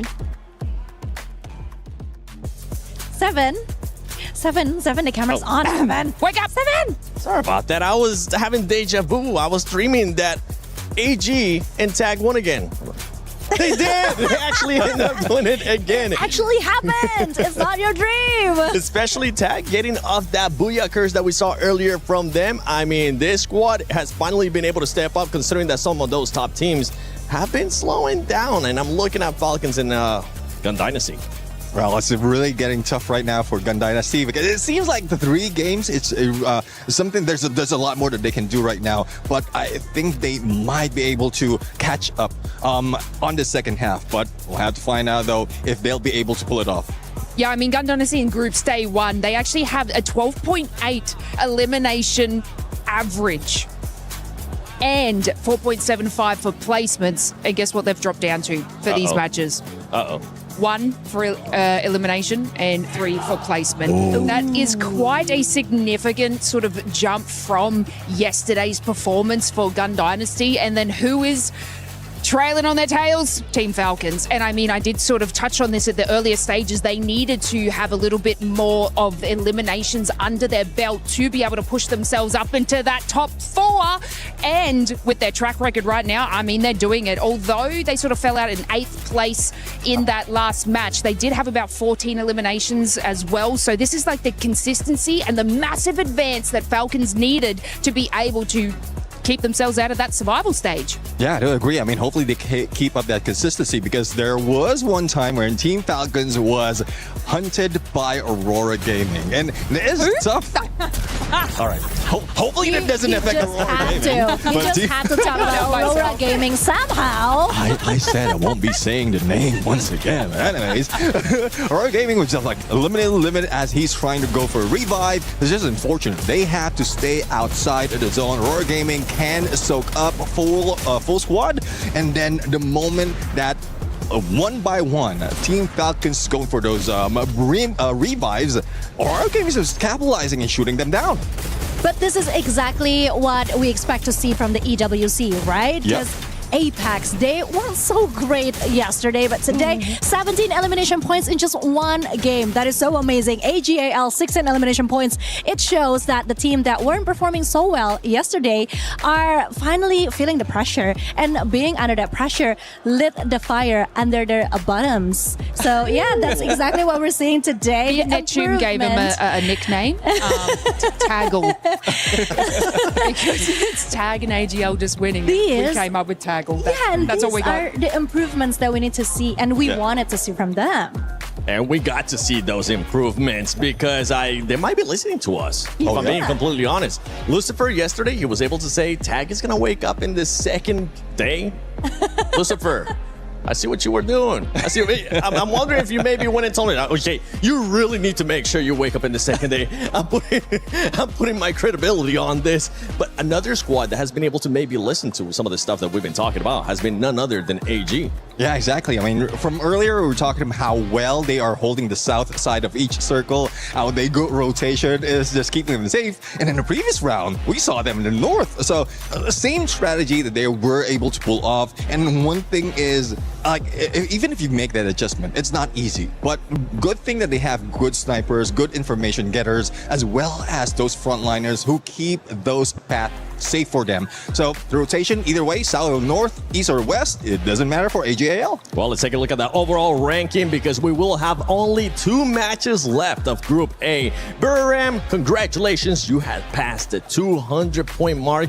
I think it's safe to say that all these 4 squads might end up going to the finals unless we see an absolute just crush of emotions in Team Falcons. Doing amazing. Yeah, of course. I mean, seeing how AGAL right now has collected 199 points, we all know that AGAL is one of the strongest when it comes to Southeast Asia, but when it comes to the EWC, this is actually quite a surprise. I mean, Loud, EFOS, you guys better get focused, okay? Because what the hell is happening right now? I mean, even Team Falcons is trying to pick themselves up, even though it's not, maybe it's not working as much as they wanted it to be. Yeah, and if we have a look at this, so we've been talking about the AGAL and their consistency is still shining through. Barium United as well. If we look at Loud, Loud up to about 8 matches had 10.8 limbs average with 9 placement, which is probably our top team that is focusing on those rotations. So it looks like that's not really going to the case for them going into these games. So like you said, Loud, got to keep your wits about you because Team Falcons are sort of solidifying that path into performing with the E-limbs and also the placement points. So this is something where Loud needs to keep on their toes for. Now, not only for those top 4 teams going to the finals, the bottom 2 teams will end up going home. With those 2 games left, I see Demon Sprite finally being able to climb up. They're 9 points away from Titan and Paradox as well. Possibly, we could see another shift here on the leaderboard, Neptune. Yeah, we'll have to fight. Let's see, though, because even against AGAL, they're struggling. Earlier, I thought that Titan Esports Club will be able to bring a fight against AGAL, but with KsHiTiJoP, the only one remaining in this point, on 1 point in that game, it was hard. It was difficult. Even with the Moors, he couldn't use that stealth bite to get away. He couldn't be stealthy enough to pull away from that engagement.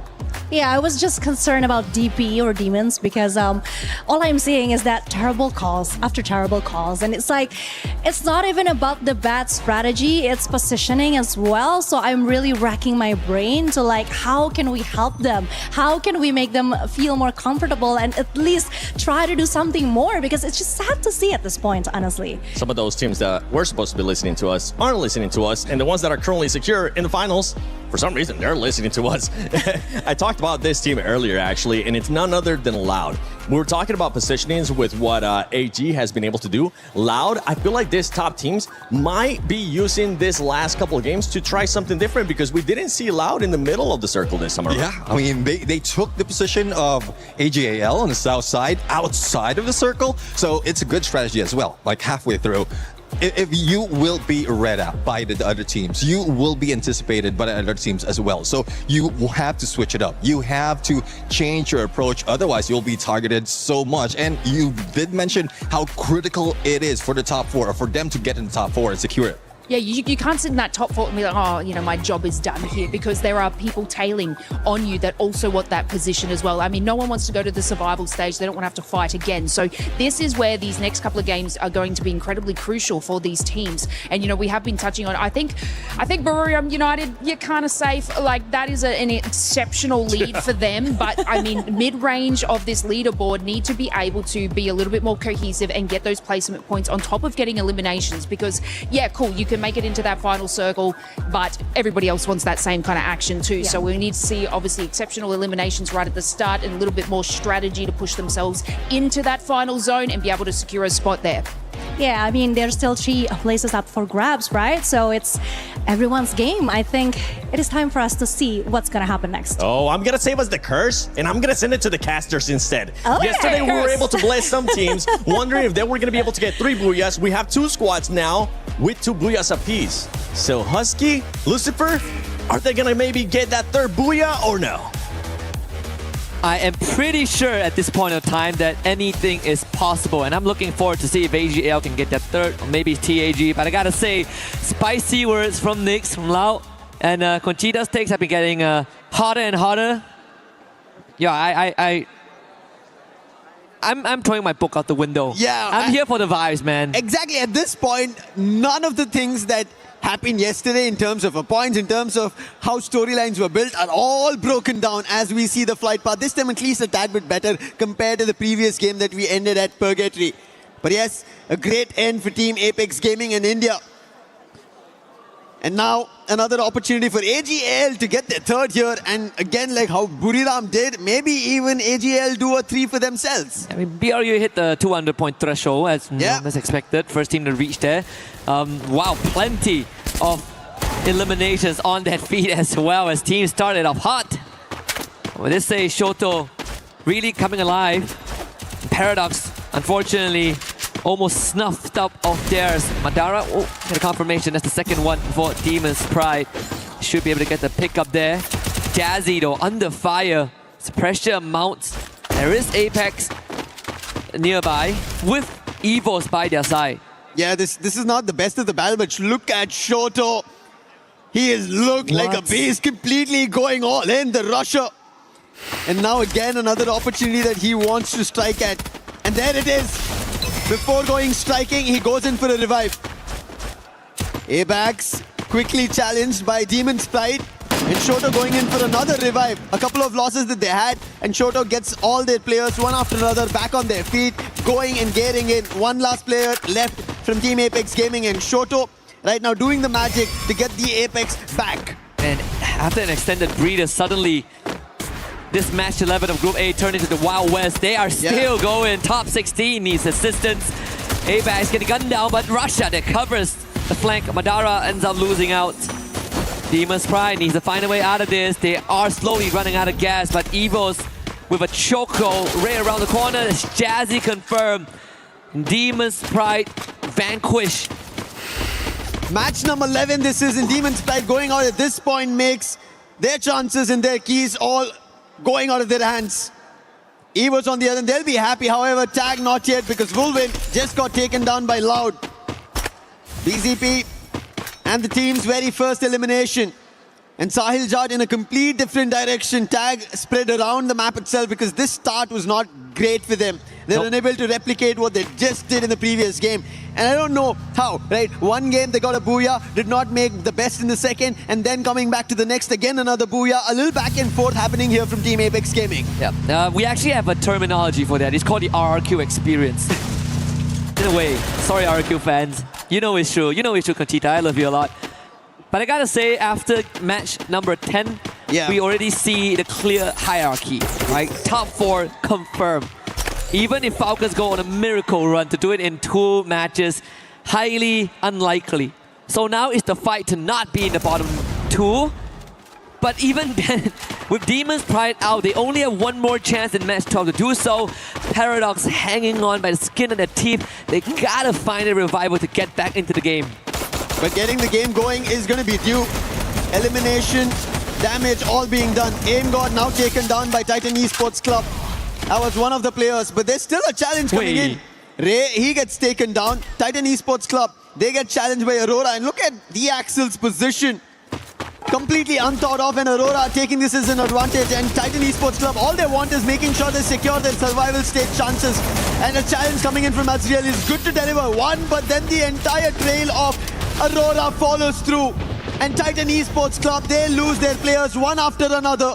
And it's only up to KsHiTiJoP, and KsHiTiJoP has always been the savior for this team. Forced to slow the pace down.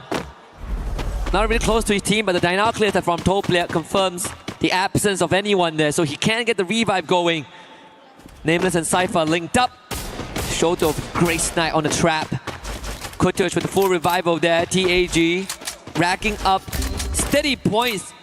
Next from Fire actually fights due with a P90 of all things, so the sniper of AGAL will need to be brought back, and that's will be the case. As Loud makes that rotation, BZB wants to push the envelope. Loud, they are in the top 4, and as you said, they're just making sure they seal the deal with match 11 and match 12 on board. AGAL trying to get closer to their booyah so that they can cascade in the champion rush. But right as now, Aurora, they're biting their chances, trying to get better, and they're picking on DRS one after another right at the vending machine at Zipway. Not even giving them a chance to breathe over there or even counteract. Wait a minute. And look at that, instantly they go for a hit list and goes to Loud Gosha. Aurora has 16 eliminations. What? Yeah. How much has happened? That happened. Wow. Where did that happen? We'll see in the replays. Yeah, we looked away. We looked away for just a little bit. Yeah. You see that, Neptune? Thanks for not mentioning Aurora. And Aurora, big picks. They did trouble. Titan Esports Club. Those are some of the eliminations that they managed to get. And right as now, being troubled is going to be Paradox. Falcons, in the meantime, they are trying to go in for a challenge. FGL being used to force on Fire, not getting closer. Fire battling with Fire, using a chrono, but not for long. And Zuez puts him down, and another back coming in. Aurora, 18 eliminations. It looks like Aurora are taking this chance as the top teams have decided to silence themselves, at least here on Next Era. Aurora are going all out. Another challenge, and Limit X7's positions compromised. Riptide his defense, not great. Azriel tried to jump closer. Unfortunately, the landing was not that great, but what can Limit do? He's stuck in a very hard spot, surrounded by the entirety of Aurora. Yeah, missing, unfortunately, airballing the Riptide Rhythm is going to put him in a rough spot. I think Aurora really fueled by the early pickings that they've gotten. Now seems to looking to build themselves into an unstoppable fourth circle, move south. But if Aurora can clear out Limit from the area, they get such a stronghold in that area around Zipway. I think the best part of Aurora right now, again, chances of making it in the top 4, pretty much unlikely, but they could cement the position to one of the generation record run. Remember, so far today, the most elimination a team has gotten for themselves is 20. Yeah. Aurora is at 19, 18, 19, so they're already looking to break a record. This is around the 7-minute mark, right at the end of the game.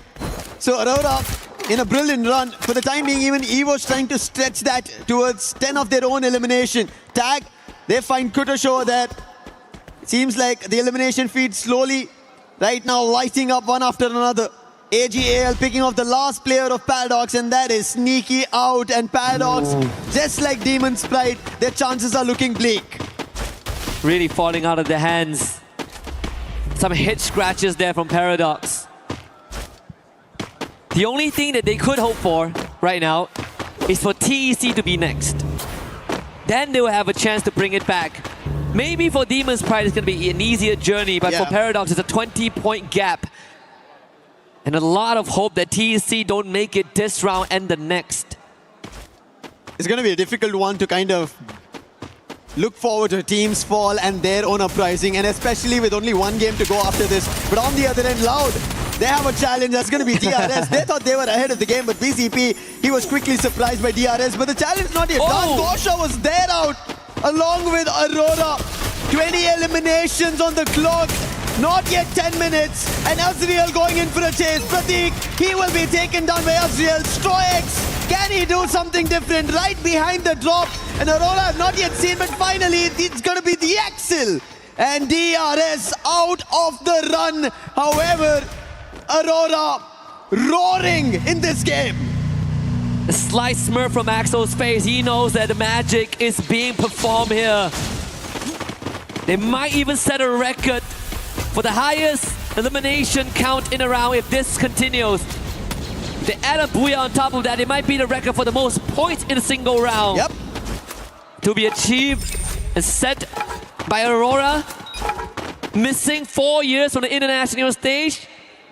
I don't care if they win the trophy in the end. There is going to be them inscribed in the history books by the end of this one. Yeah, to do it at the Esports World Cup, to break records is not at all easy. Titan Esports Club, their journey started today in recovery, and somehow they are above the chopping block for the time being, and especially maybe a blessing in disguise that both Demon's Pride and Paradox are out. So get that difference even bigger. That's what they have to act here at Deca Square. Right close to them, they have Team Apex Gaming to be worried about. Best part is that with DRS being wiped out by Aurora, Titan Esports Club have a better chance now to ascend in the rankings. And not to mention booting Paradox down to the last spot. Race of hope for TEC. EVOS has been a bit quieter this round. I think they were sitting at around 10 eliminations there. About to move forward, potentially bump into Falcons. BRU making the rotation over the boxing gym. Launchpad will be used. This is going to be quite the rotation. Straight in. Stealth bites by Rasha. Going ahead. And guess who lays ahead? It's Aurora. He might have the stealth bites and might be in call for the time being, but right in front of Aurora. The only two teams right as of now here in Nextera having double digits. Aurora and EVOS both next to each other, and it seems like EVOS do not want any fight of this. They're back off the compound. Move to a different angle. Rasha! He finds an opening on Jun. Do they continue this action? It seems like they're not yet, but that was a warning shot coming in from EVOS. Yep, indeed. Rasha, always the consistent figure in the team. Even in the darkest day of EVOS, Rasha is the beacon of hope that you can lean your shoulder upon. Even yesterday we look back at EVOS' track record, right? Yeah. Rasha is the one that enables everything. He's the one that lights the fuse and gives EVOS that second wind. Survivor and Dominator all packaged into one. It's going to be quite the standstill between them and Aurora. Maybe BRU will break the ice as they now make the presence into the circle. Every team getting closer, inching against everybody. 4 points for eliminations to be above and surviving, afloat. And I think right as in at least in Nextera, every team is safe and sound, whether it be the top 4, the middle order, because the chopping block teams are already out. They are under threat of elimination.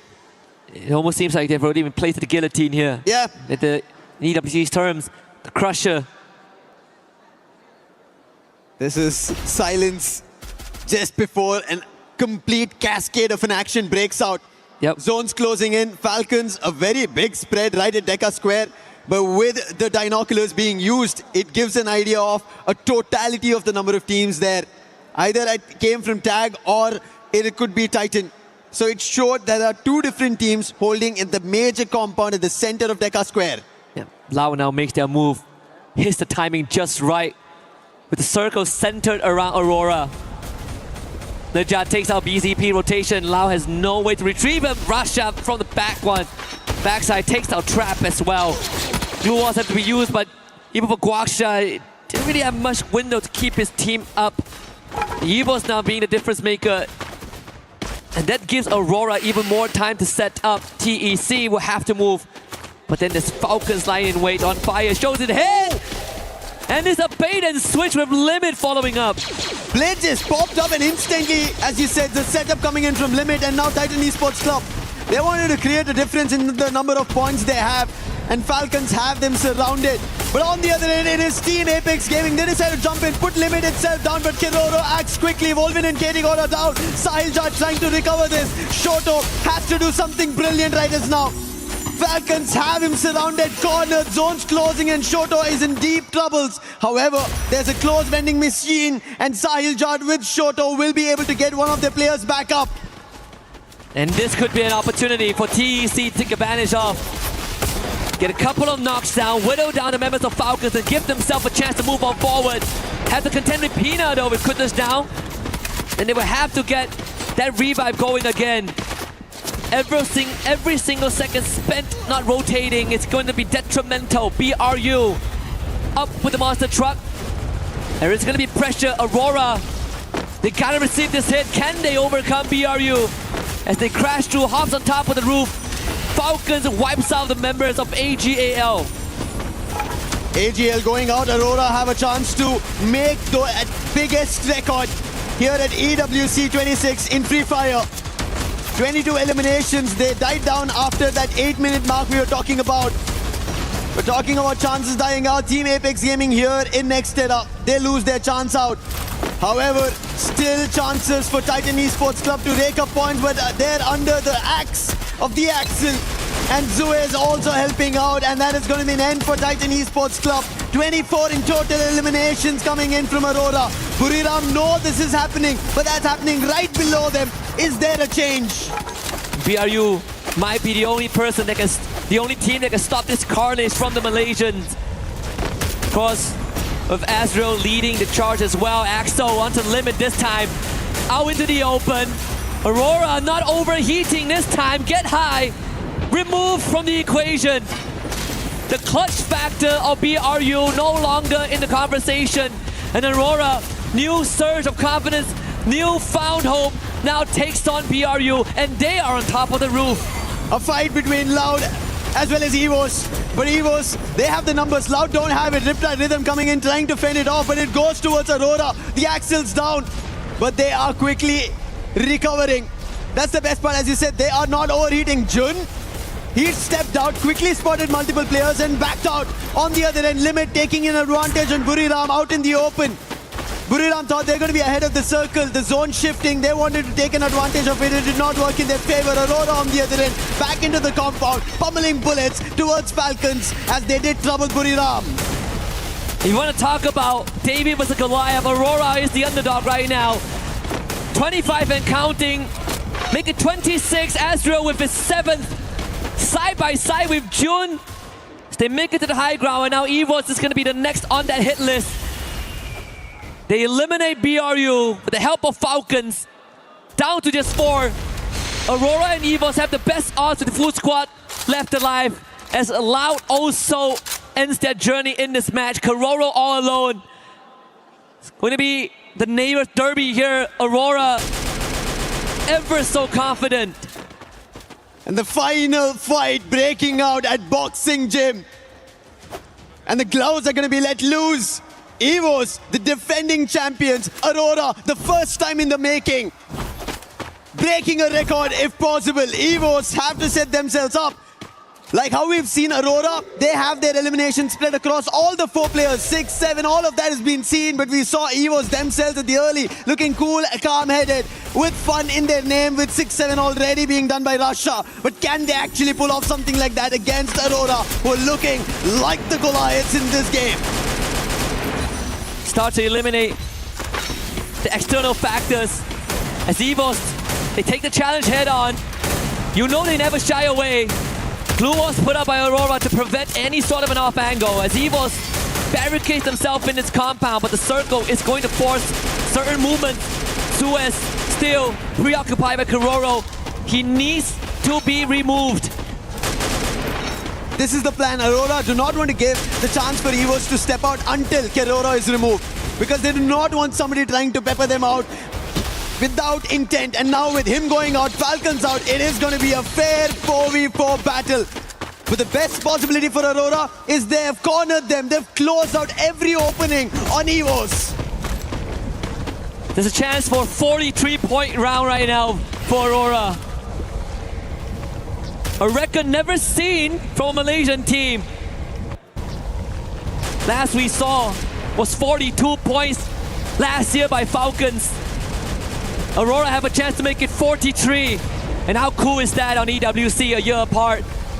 The circle, it's gonna be the game maker. Axel on the roof, but we eventually have to descend. Neither of these teams have the best of the circle. They're at the edge of it. They're at the center of it.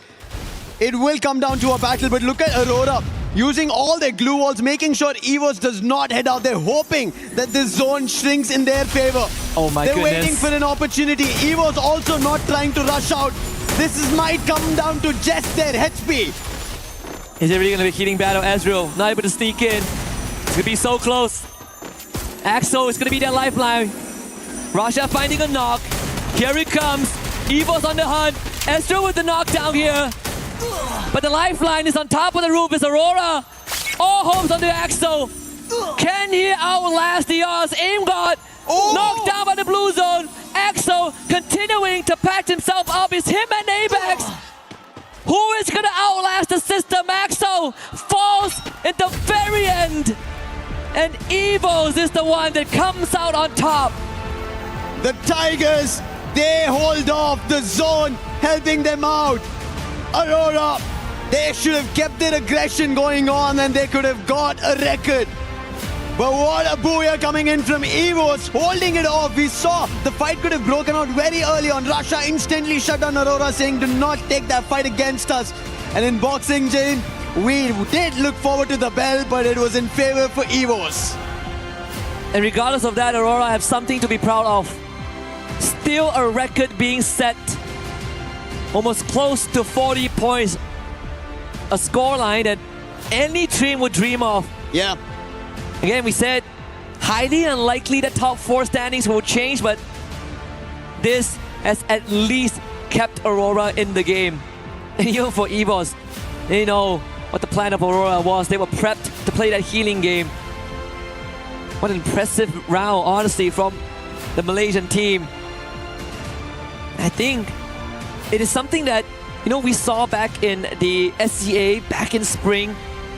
The good games of Aurora are the games that they are willing to make these moves and take on the fight, and god damn, they did it well. Yeah, I wish for this fight to break out in their favor. They should have gone for it a little ahead. I agree. But yeah, there was even electrotherapy being used by EVOS. That also helped out ABAX over there. And that's what we talk about, these minute things, you having the skills ready for those final battles. It helped out EVOS over there. Aurora otherwise maybe could have had their own big one. Let's hear them. I was ready for a bloodbath, honestly. I was so ready for Aurora to just run in, duke it out, throw haymakers, and see what happens. They chose the safe way, but again, no harm, no foul there, you know? We've been seeing these teams who have had their booyahs and their comms right at the very end. It has not been hectic at all. And in this bed we saw comms, they're like, hey, we understand what Aurora are trying to do. Let's do the same thing. It worked out for EVOS. Yeah, I mean, you didn't even see EVOS trying to force their way out from the boxing gym. Right? They're like, I guess we chill. And then we try to... We 6-7. We 6-7, right? And then, so we got 6-7. Game 6 is coming up. But of course, before we get to that, we got to see what's going on in the rest of EWC.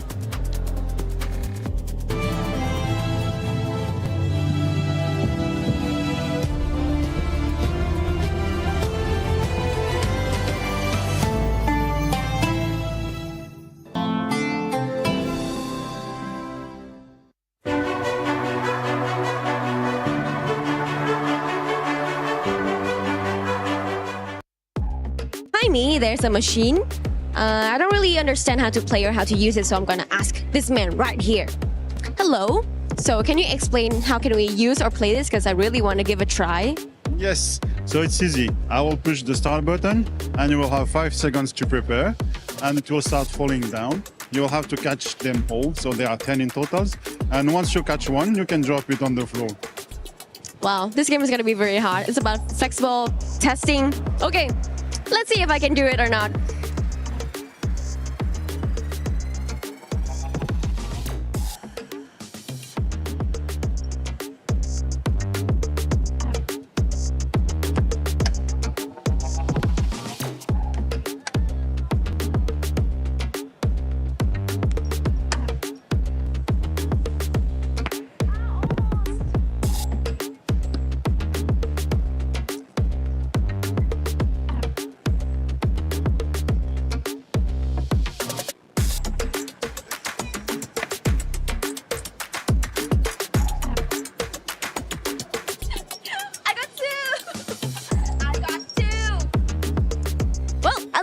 2.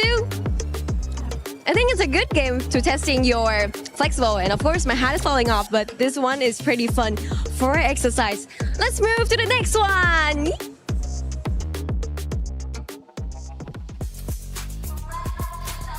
From that last map, I mean, ending it with a healing game and a record almost broken. Can you believe this, AJ? I can definitely believe it. What I cannot believe is the fact that it was a Malaysian squad that almost broke the record of Falcons themselves, right? Massive game for Aurora, but that's exactly what you want to show the Malaysian fans out there, that you're not just here to fill a slot, that you're here to go all the way to the grand finals, and because of Champion Rush, maybe even run away with it. Yeah, it's anyone's game because today has been crazy. Yeah. We started off the day with Booyahs from TAG, and they had 2 of them despite struggling yesterday. And AGAL still rampaging and finally clinching in that Booyahs as well. Absolutely. It's just Chuck Day India all day long. This is the moment for Team Apex Gaming to rise up to the occasion. They clearly knew it. Yesterday was a warm-up day for them, right? I wasn't too concerned about them at all because we've seen the way India plays, and it is all about the patience. It's all about reading and understanding the rotations of the other teams and then going in for the strike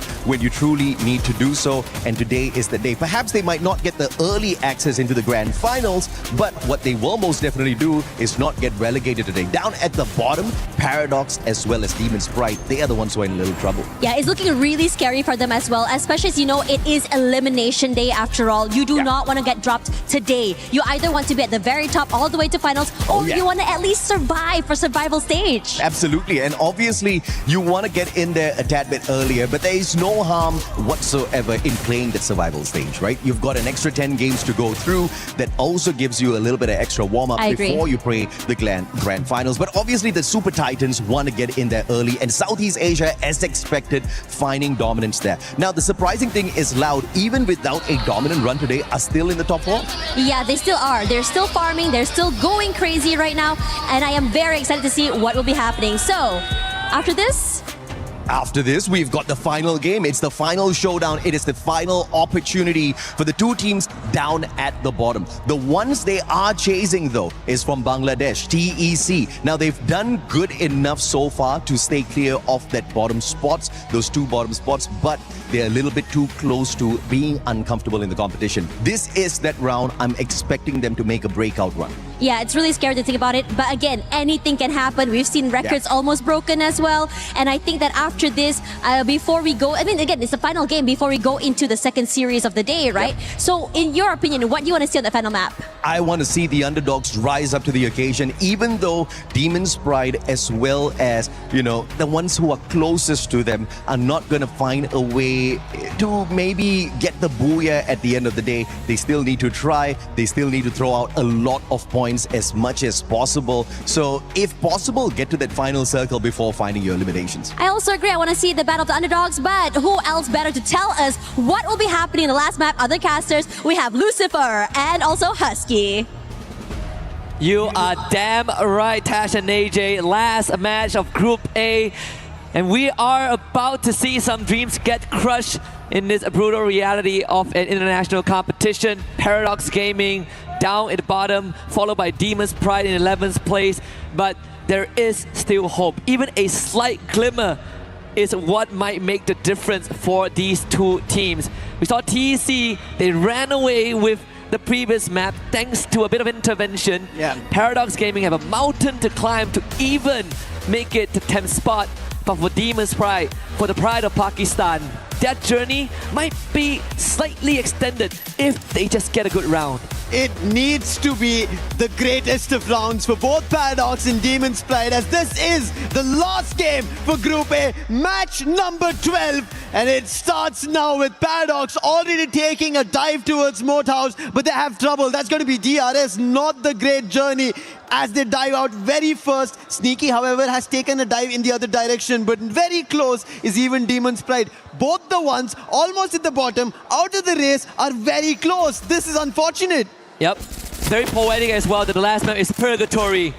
And can they survive Purgatory? Pratik making hope look a bit glim there. L2K doing the same. Then Enrique needs to be picked back up, but L2K needs to be able to hold the fort so far. Paradox down in numbers. DRS with 2 already.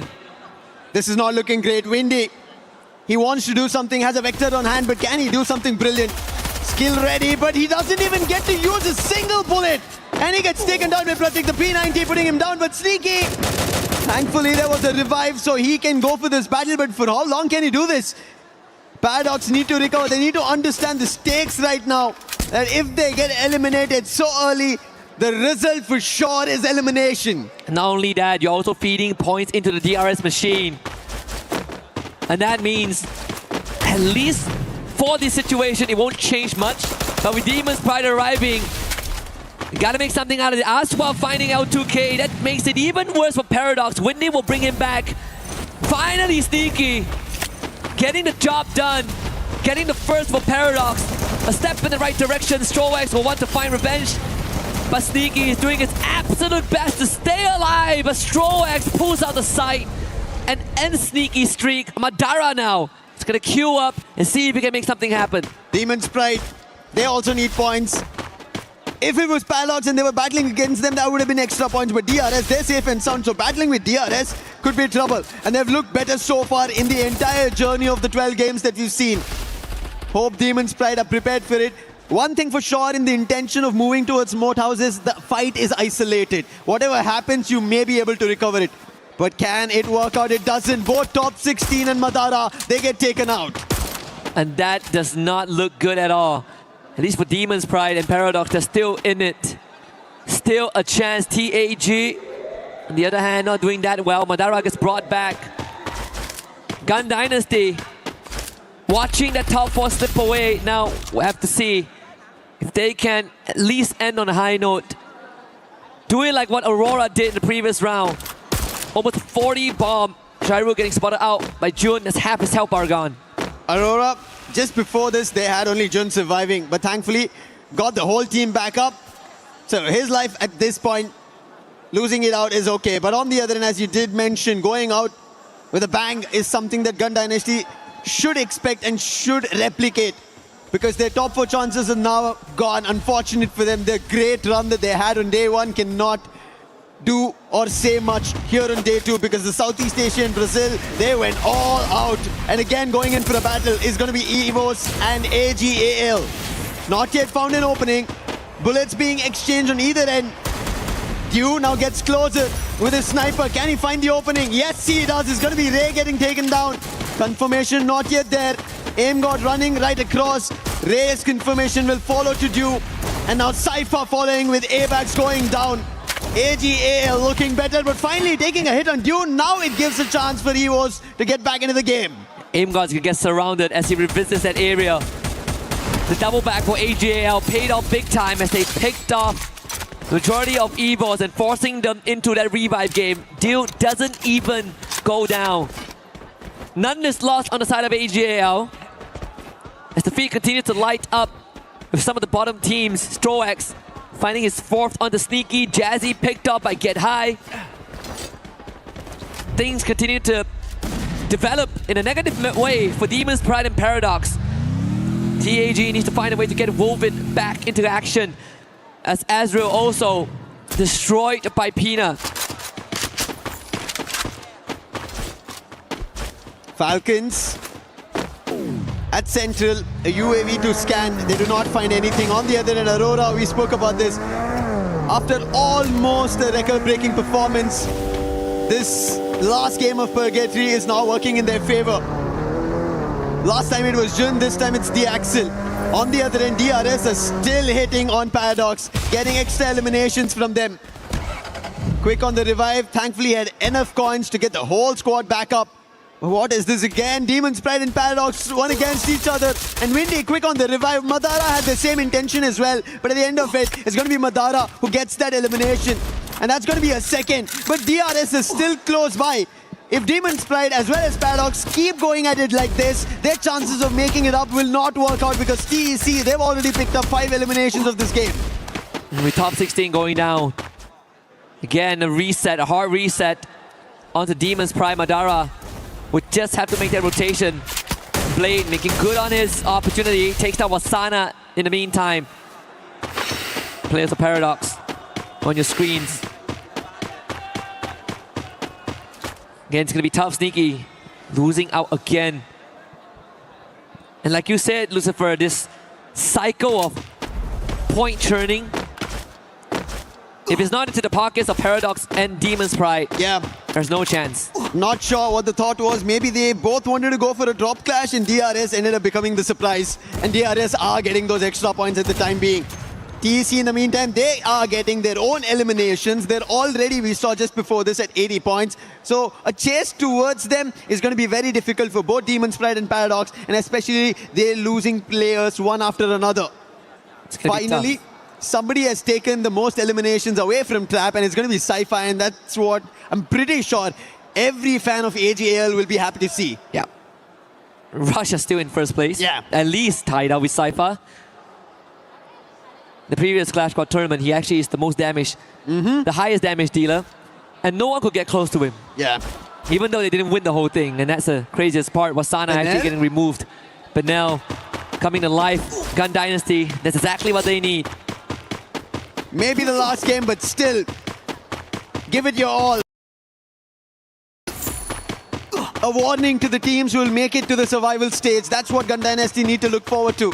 Paradox, in the meantime, do get another revive again to their teammates, but driving away their chances. A Titan Esports Club from Bangladesh, something that we were looking forward to. When we speak about South Asia, yes, India now looking great, especially after Tag getting 2 booyahs.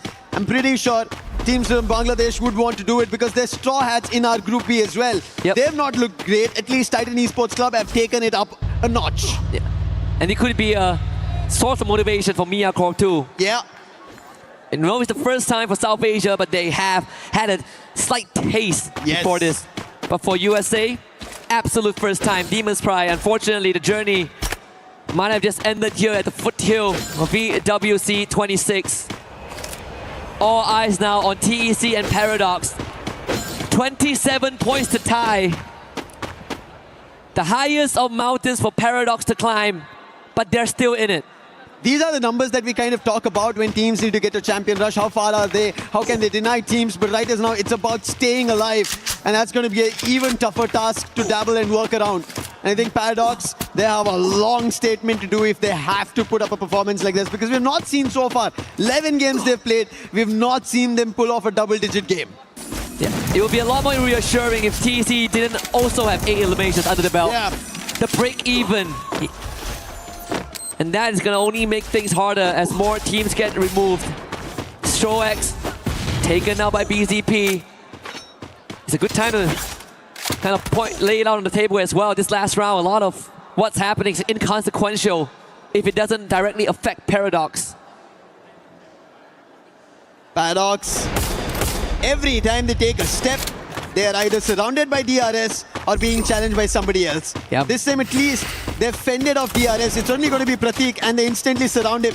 Nice. Quick on the take is going to be Sneaky. Happy on that elimination is also going to be Paradox. But they're not out of elimination. Loud is getting closer at that ski lodge's end. Forge is above. Can they forge their very own key that stays alive? At this point, it looks tougher than ever. And remember, with that elimination, they tie up with TEC again. Yeah. 27 points, the count starts here. Enough bodies to go through, but with the right placement points. Not the best challenge right they have. DRS, they somehow were able to fend off. You can see Takuri did get the whole squad back, but look at Loud, this is how they challenge, going directly in. And Trap puts the player from Paradox down. Now Windy, he spots them from afar, thankfully. None of the players from Paradox were close by, and Loud did just get one and try to back off, but now Nyx has spotted them. That will instantly tell Loud to go for the next fight. Yeah, forget about a hit and run, how about hit you straight? Again, Paradox sent on the run again. You look at the radar, Paradox actually have a good spot to not only get the revive, but reset again. But for Loud, they've already cemented their 4th spot. Really doesn't matter how this round turns out. Falcons, impossible to make it to grand finals. Will have to play for survival. Gun Dynasty continues to make a statement on the feed as well, taking out Pratik. Spinel is the one that breathes life into the team. BRU as well, finding a recovery. It's Gun Dynasty under the lightning zone, challenged by AJL and deal best Spinel. 2 shots, looking for the second on David, but Cypher was close by. As David goes down, even Vega gets taken. This is AGAL looking forward to their run at that champion rush. And now Loud has a challenge right in front of them. Can they take them down? Damage already being done. Their Scour Fiber is not going to work out. Trap gets taken down. That's due for you. Dew looking forward to another challenge with Nick. Trap getting confirmed. Cypher puts BZP down. Now Nick gets closer to Dew in that CQC. It's going to be Nick delivering for Loud. He did say that only Brazil will prevail, but unfortunately AGL will remind him that the true kings so far are still the Thais, and Loud will have to take a bow now. Guaksha brings Trap back in. Another reset for Aurora, blowing all of that steam in the previous game and now sitting at no eliminations and a rough round ahead of them. With only one remaining survivor. Paradox back in action. BRU right in front of them. If Paradox can get through this hurdle, gotta start with TAG. Which is the best fight for Paradox to pick? At this point, none. But they have to. If they want their chances at Esports World Cup 26, go to the survival stage right here in Paris. And Tag right now closed off. Instant dash coming through. Windy has to find the opening. It's going to be Shoto to turn it around, denying Paradox an opportunity. However, KD got been exchanged. That confirmation will not work through. Oh, they do actually. And Shoto trades it off with one of his own. Could have gone a lot worse for Paradox. But bailed out by Windy with his life, with his dying breath. Enrique now with the challenge, absolutely decimated. Paradox down to 2, on their last legs, in front of TAG. L2K now removed. Shoto making sure that Paradox will breathe their last here. BRU now show up, and Sneaky out in the open. And that is all she wrote. Paradox Gaming breathes their last in Paris. They held that fight for far too long, holding it out here. And Buriram also got closer. Now even Loud. So Buriram, they are also at a disadvantage. They also need to decide to pick it up. And looking at the best spot is going to be Team Apex Gaming. In the meantime, as Paradox has gone out, the troubles for Titan Esports Club have vanished.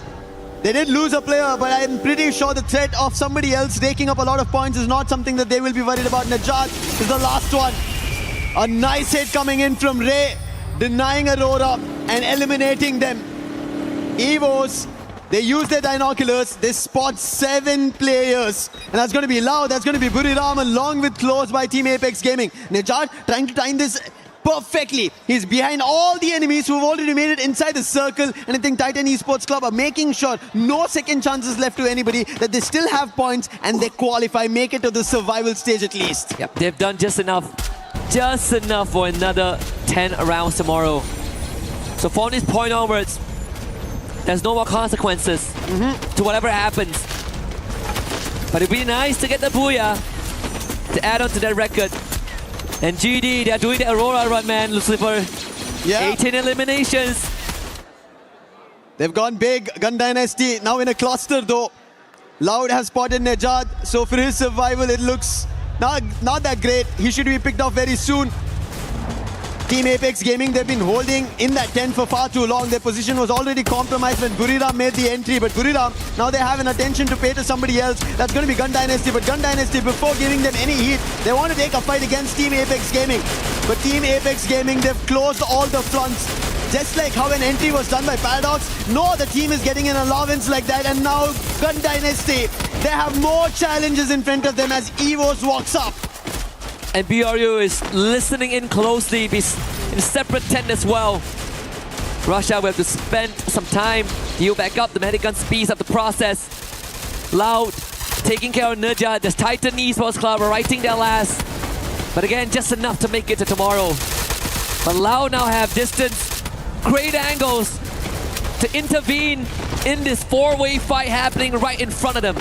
Last 5 teams, out of which only one team has all their 4 players surviving. That's going to be Evos. KsHiTiJoP, Shairu did open in a place to enter the doorway, but it did not work out. KsHiTiJoP was holding it off. BZP on the other end is spotting the entirety of Gun Dynasty. The chrono for the time being, will it save him? He gets into this own monster truck that was brought by Gun Dynasty and trying to hold it off. David on the other end trying to use his own guns to put the player down. It doesn't work out. One by one, players from Loud get taken down and Gun Dynasty get eliminations raked up. Hit it to 21.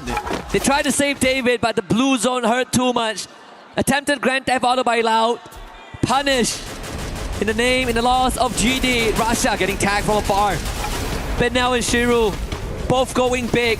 Circle closing in less than 10. EVOS now on the aggression. Inching closer and closer to a GD. This is great for BRU and TAG, and I believe we've seen this before earlier today. Just like what EVOS ended up doing on day one, instantly showing why they're the defending champions. Now they're closer to one more for themselves. However, Gun Dynasty, they do not want to give them a chance. They want to make sure this last game, everybody gets to know their name once again, just like they made it on day one. Chrono being used. EVOS get closer, damage being done, and that chrono will protect Gun Dynasty for the time being. The circle is moving. BRU calls dips on that. Team Apex Gaming staying behind, but the last two times they did that, they won the round. Yeah. But this time, they have one lesser member. They don't have KD God with him. But they still have Shoto. Every time fight breaks out between three teams, it's always Team Apex Gaming have an advantage. So they want to wish EVOS and Buriram go fight against each other, but it looks like EVOS have their clear intention of who they're going to take this fight against. EVOS clearly had the numbers advantage. The Blues are starting to hurt TAG, forced to take the long road. That's going to cost them some help. Wasana already waiting in the flank. The point guard of BRU in this encounter. EVOS pushes forward from the side, held back by Moshi. ABAX needs to get something done right now. Can AimGod break it open? Shoto certainly does. As he takes down the young prince of BRU, Woven finds one onto EVOS. ABAX responds, but it's on to Moshi. That's the execution right out in the open. BRU seems to be the target. Shoto gunned down by Rasha, but moving. Picks him back up, drops the dough. TAG are so close. Another opportunity for them. Team Apex Gaming, a man down, but they have a lot of hopes with the aggression they would want to convert on. With the damage being done, nice shot coming in from AimGod, following through. Wolven, the last man is the savior. Can he do something brilliant? AimGod says no and shuts them down. And that's going to be EVOS, your defending champions of EWC. Looking forward to making sure they have a statement at the end of Group A games. Back-to-back booyahs to close out the group stage. At least for Group A, EVOS have made a statement indeed. 1 year difference. Since 25, since they hoisted that trophy, they have been on a slump. People were wondering if that is it for EVOS. So much doubt throughout fall, throughout Global Finals 2025, throughout spring. And here they are, 2 good days in a row. And that's Paradox Gaming on your screens. The rep from Africa, all love. But throughout all of that, BRU have done more than enough. They are going to be the ones that tops Group A. What a game coming in from Buriram. I think while we talk about teams of consistency, right? They showed us what consistency means. Yes, this game and the previous one, a back-to-back booyah pulled off by EVOS, showing why and what they are, what they're looking forward to in EWC 26. But consistency is the key. That's what everybody wants to place inside the shield. And maybe Buriram might be writing it for themselves. Let's listen in on what EVOS is talking about with that win in the final round.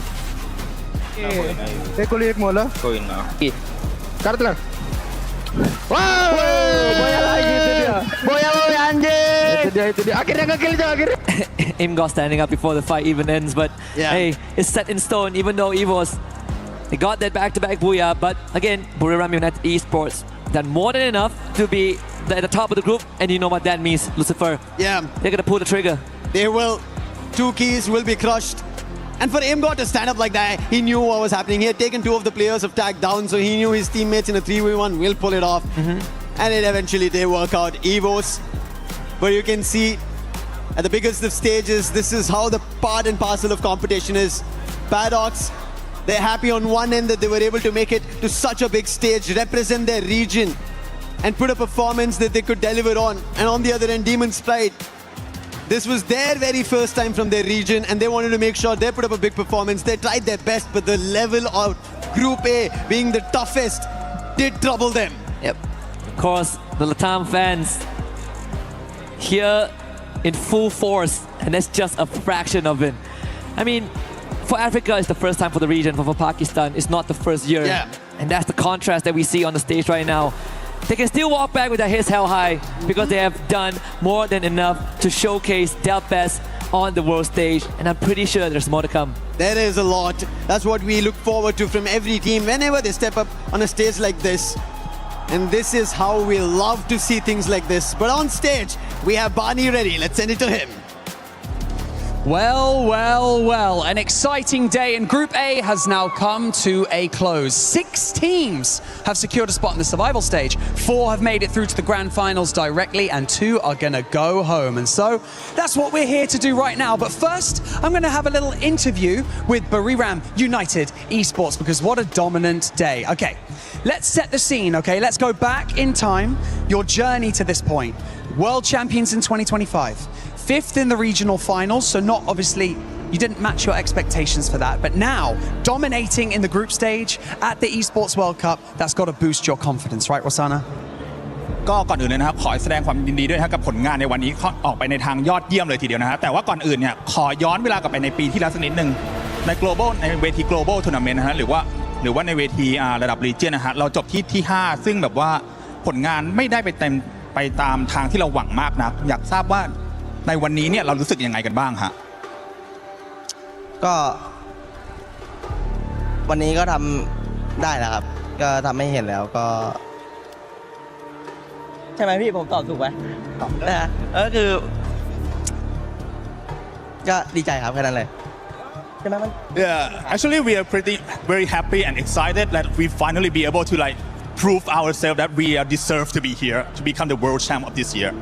I like that. Now, one thing that all these teams are chasing, obviously, whilst we're here, is consistency. And it seems like you guys have that in absolutely mountainous amounts, because you guys managed to secure 3 booyahs yesterday. Today, not so many. However, you're still putting up points every single game. What does it mean to have these teammates with you and performing so well here on the main stage?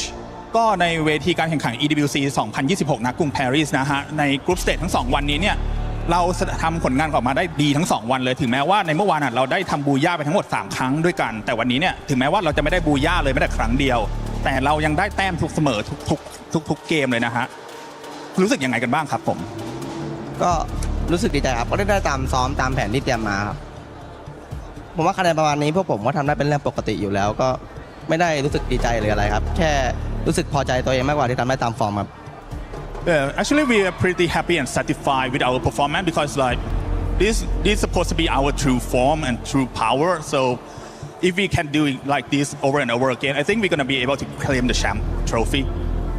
I like to hear that. I like the confidence. It's good. Now, gentlemen, it's time to join me. Come on, walk with me. This right here, this is called the Crusher. And as you can imagine, we're going to crush some hopes, going to crush some dreams, and crush some keys. Like I'll remind you, we have 2 teams who have been eliminated from the competition. They need to have their keys crushed. And so, we're going to start things off. Would you like to press this button? กดปุ่มเลยครับ It's going to open up. It's going to reveal the teeth. It looks menacing. Let's be honest. We're going to crush these keys. Okay, Wasana, would you like to gently pull on this lever and send them home? Is there anything you would like to say to your teams before we crush them? ก่อนที่เราจะดึงคันโยกลงมานะเพื่อส่งดึกคีย์ทั้ง2อันลงไปเนี่ยมีอะไรอยากจะฝากบอกทุกทีมเลยไหมฮะกับแล้วก็2ไม่เป็นไรครับเก่งแล้วแต่ผมเก่งกว่าครับโทษที Yeah GG nice try but we are better than you guys sorry Oh that's what I like to hear. Okay pull that lever in 3 2 1 send them home. And just like that, 2 teams have been eliminated from Free Fire at the Esports World Cup 2026. But don't go anywhere because 2 more teams will be eliminated later today. And as we get those groups prepped, we're going to head back to the studio before we continue with day number 2.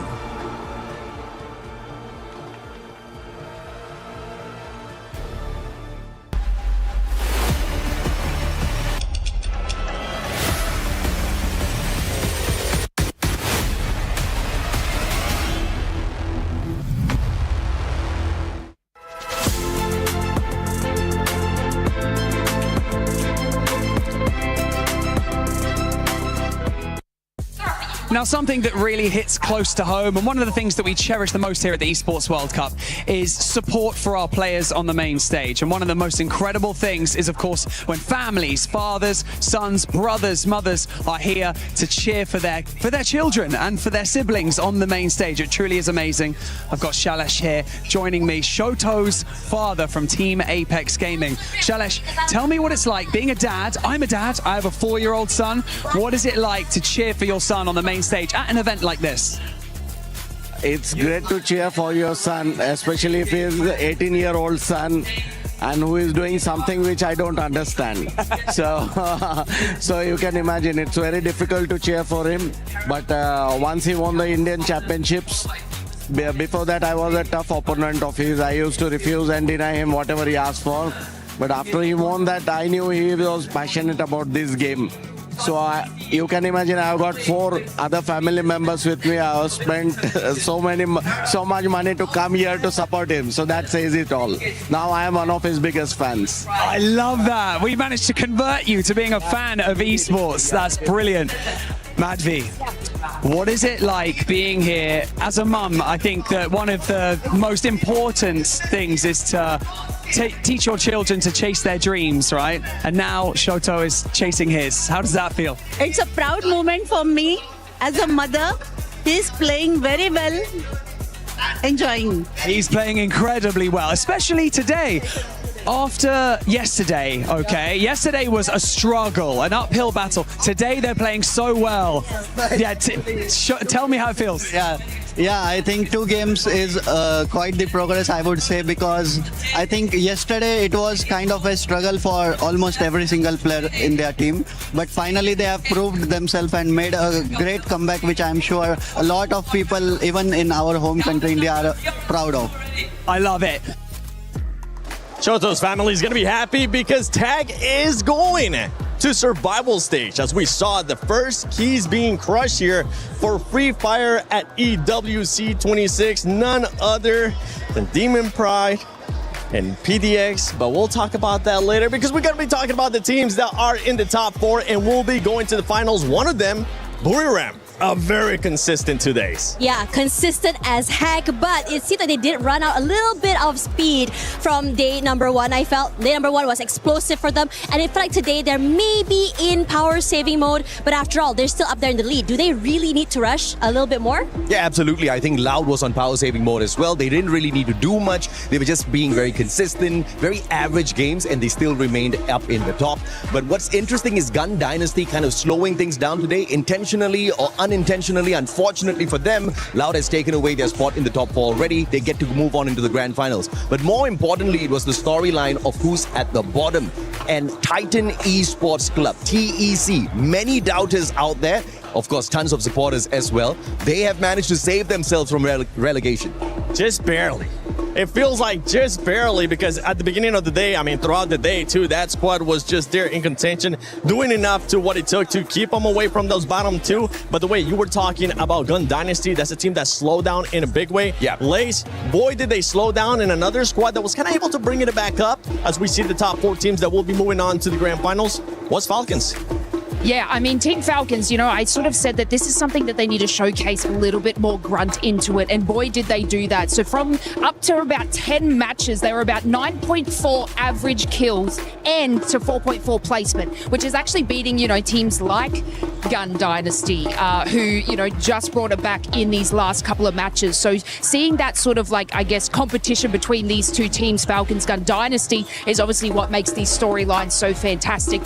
Clearly not enough to make it into that top 4 we saw in that final circle. It was like looking good for these teams, and then somewhere along the lines, you know, they came in from the eastern side. I know, like, I think it was Loud holding the eastern corner there for quite some time in the position. So it was very difficult for Team Falcons and obviously Gun Dynasty to sort of get that fruition and get those extra placement points that they needed to push them up to that top 4. But look, if we're looking into like survival kind of matches here, this is an excellent feat from them. So I'm pretty keen to see like what happens with like the next group and how these guys will go in contention with that. But like a great, obviously, you know, I guess, team effort from Team Falcons for them today. Indeed. They need to Team find a Falcons. way to get those booyahs because as you saw there in the top 4, it was just squads that were able to get booyahs. Apex Gaming, I mean, we saw what one of the players' families was saying there, happy with their performance. A little bit too late from what we saw in the first day, but a great bounce back for this squad going into survival and taking some momentum with them. Yeah, it's crazy seeing this team, if you think about it. Yesterday, fairly quiet. Now coming in today, I think coming in really hot. And I think it's really good as well because day one is more of like icebreaker day. Everyone's just trying to get a feel of each other as well, right? Yeah. But another team I really want to talk about as well is Aurora. Yeah. Because coming into this... Don't say that around Neptune. True. They were a team. I felt like yesterday they were struggling. They were knocked out a bit too early so many times. We saw the vision, but not the execution. And whatever it is that happened yesterday or today, in fact, they almost broke a record today. Yeah, absolutely. But I want to bring the conversation back to Team Apex Gaming, right? Because I think this is a whole big win for India as a region who are making it back into the global scene after a long, long time. I mean, many people would have expected these Indian teams to be rusty, and that's exactly what they were in day one, at least for Team Apex Gaming. But today they have shown us that they can play some good fights, they can rip away some good booyahs, but is it going to be enough for them to qualify into the grand finals? Because if you're looking at the teams that are stacked here, that are going to probably make it into the elimination rounds, it's not going to be easy. I mean, in this group in itself, I've got 3 or 4 favorites, but there are only 4 spots left for survival rounds. And you mentioned it too. I mean, first time being able to be in this kind of stage. It's been a while. We even heard Lucifer saying the first day was going to be a bit of a slow start. The second day was going to be a hyped up moment for them, which ended up being exactly like that for this squad. Going to tag, though, I know you've been at the global finals many times. You've been at many events. What is something that you would like to see Team Apex Gaming do coming to tomorrow for survival? Because only the top 4 will be going, and it's not 2 days. It's just going to be 1 day. Let me just put it this way, okay? The Indian teams are already winning, okay? Shoto is already winning. I want Indian parents like that, man. I mean, when the common factor for any Indian boy in his house is you become a doctor, lawyer, engineer, or you're a failure in life, all right? So to explore esports, to have your parents fly all the way down to Paris to celebrate you and to support you, I think that's a huge win already. They are setting an example for everybody else out there. I wish and hope those other parents support their teams as well. But, you know, on a more serious note, I think they're doing very well. I'm not expecting them to run away with the EWC trophy the very first time they've stepped back into the global stage, but it's more to prove to the rest of the world what India can do. And I think they're doing a very good job at that. And Tash, one thing that we saw being able to do from that team was getting the booyahs. Yeah. And in regards to those top 4 squads, we ended up seeing they had to get those booyahs. I feel like that's going to transition into tomorrow for survival. Oh yeah, absolutely. I think that one thing's for sure though, when you are going to be running this and you do make it to that top 4, that survival stage, for me personally, I think that having that 1 more day to play gives you momentum, gives you an edge in terms of trying to learn what exactly needs to be fixed and how you can fix it throughout the day. As you go into the grand finals, granted that you do go into the grand finals, it does give you a little bit more of an edge for me personally compared to the teams that already just go straight on to the final day. Yeah, absolutely, man. I mean, I think teams like Titan Esports Club, they are a little bit more grateful that we've added in more squads, right? They're a little bit more grateful that more regions are in here. So now they are kind of like the veterans in the competition. So they've survived this stage already, but to survive survival stage as a whole is going to be very tough because of the kind of teams that we have got going in there. We've also got Group B who are going to be playing in a little bit as well. Yeah, I mean, down at the bottom, the teams who are already struggling are not going to be obviously a very big, fight for them. But the teams that do make it in there, I think the survival stage is going to be a hell a lot more exciting than whatever we've seen in the past 2 days. Yeah, on the broadcast, I think it was the other day, we watched this group and I've been saying that it's kind of like 2 lobbies in one group. Yes. We have ahead of the pack, the top of the lead, the AGLs, you know, all sitting up there, and then everybody sort of fighting in your mid-range to the end, which is pretty tough for this lobby. Like, this lobby is exceptionally stacked. And, you know, if we do sort of like swivel over and move over to our second lobby that will be coming up, you know, you're talking about India, SAUL, they're sort of in that middle pack range as well. So it's going to be an absolute grand fight, I feel like, in the survival match. But one thing I want to pick your guys' brains on, if this is okay. Yesterday, Paradox's performance was actually exceptional. Yeah. They have now found their way right down to the bottom of the leaderboard. Yeah. I guess, AJ, I'll hit this with you. Was there any sort of inconsistencies that you saw being like watching this team throughout their play style today? No, not at all, right? It's the first time Africa is stepping onto a stage like this. They don't really have a lot of experience in the esports scene within their own country. They don't have a lot of powerful teams to go up against, to scrimmage against. So coming in here, it's all about learning. It's about the experience. It's about, traveling around Paris, just watching, exactly how the culture is like here, having some baguettes. I mean, it's exceptional just to get here in the first place. Absolutely correct. Isn't it? Yeah, I think it's inspirational. That's what you were for the saying rest of the about team. tag too. I mean, you feel like this is definitely a win for that squad. The experience that they're going to be getting is going to transition into later on with some of the other squads. And I think this is something that Neptune was touching about. And we even heard Conchita touching upon it too from Evos. They did have one of the players that was just starting off. They started off slow, but they ended up bringing it back as well. Same with the other squads. Aurora, I know that's one squad you were just talking about earlier on. They were able to bring it up. It's been quite a bit of an inconsistent 2 days for Aurora. Yeah, they were struggling on day number 1. Even today, I think one thing's for sure about them, though, kind of like Tag, right? You can see that they were making it up with these big hero plays, these big hero moments. You want to play catch up. It's good. But for me personally, consistency is key. You want to be able to go to that next map with at least 5 to 10 points just to keep yourselves ahead of the rest of the teams. That's for me personally. Yeah, you are being too Asian mom with this right now. We have seen Aurora play for many years, and I think, 2 out of the 4 players on the main roster already have got the global stage experience, but they've been missing the past 2 years, right? Multiple roster shuffles, but now they are kind of getting it together. So this is one of their best performances that we've seen from them in the past 2 years. So based on that, they're doing hella well, right? I didn't expect them to walk away with an almost record-breaking game That in was the game crazy, number though. 5. Yeah, that in itself shows how good they have come. Great momentum too that they're going to be able to take that into survival. And that's the thing though, you can be consistent here when we're talking about groups just to make it to survival, but it is going to be a bit of a level up, a big level up when we end up moving to survival, because the top 4, that's all you get. After that, it's not just 2 teams that are going to be going home, it is going to be the rest of the teams that are going to be going home that are not in those top 4. So going into survival, I know, by the way, there's amazing people that have joined us, Tash, Bunny, AJ, and Lace, especially you two. You guys are going to get a chance to cast that Group B.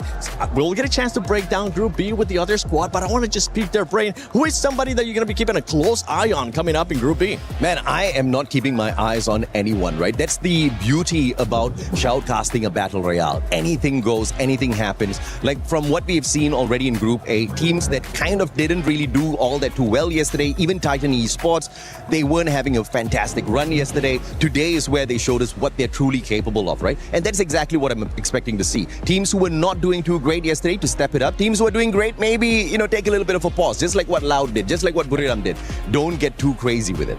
Yeah, I think for me personally, I mean, I did dig a little bit with Carol about the Brazilian, scene, right? Yeah. And she was telling me, in the regular season for Brazil, one thing's for sure, the Fluxo was known as the Boogeyman. Yeah, the boogeyman, right? Yeah. They were the ones that goes for back-to-back booyahs coming forward. But now in this tournament, they are the ones that are just farming eliminations. Yeah. So they've changed up the way they play, and I agree with you. You really cannot tell what's gonna be happening, and I'm so excited to be part of this with you, AJ. Likewise, Dash, right? And, speaking about Fluxo, I am not too worried about them at all. That's the team that we are definitely going to see at the Grand Finals. I'll be shocked if we don't see Fluxo in the Grand Finals. I mean, let me give you my little opinion here on the end, guys, because I shouted it from the rooftops right at the top. We need to look at Team Secret, guys, okay? I have placed them as my underdog, all right? The video is there. Underdog! Yes, and if we saw from there, obviously groups from yesterday, shaky start, but then they pulled out these Bazingas just to skyrocket up the leaderboard. So, I don't want to jinx them. I know we're all about jinxing, unfortunately, but this is going to be one team that needs to obviously make this happen. Yeah. And I'm going Team Secret. I mean, this group has been just talking about when we went to Group A, it was pretty much Southeast Asia. Yeah. When we went to Group B, it was none other than Brazil. You can hear the crowd in the background. You can hear them getting hyped up. And for everybody currently watching at home, don't forget, support your local team. Get into Free Fire. Make sure you support your local team, whichever one it might be. You can be biased. It's okay. We try not to be biased here, but sometimes it ends up happening. We'll be getting ready for Group B, but we do have an amazing video with Mia.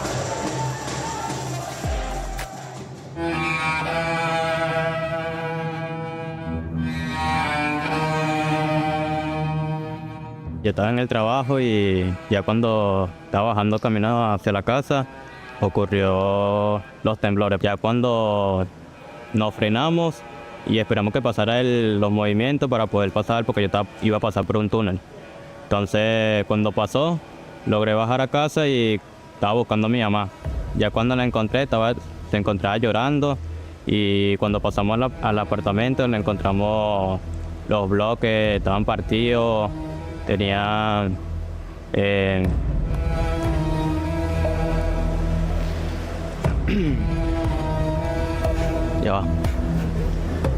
ya de ahí salimos del apartamento porque no era habitable. Ya estaba partido, estaba botando el agua, pasaron muchas cosas. De ahí estábamos esperando reunirnos con la familia para poder llegar hacia donde nuestra abuela, que allá era un poquito más habitable. Ya nosotros nos fuimos a una plaza donde era más abierto y estuvimos ahí en el carro de nuestro tío esperando que pudiera la cólica. En un momento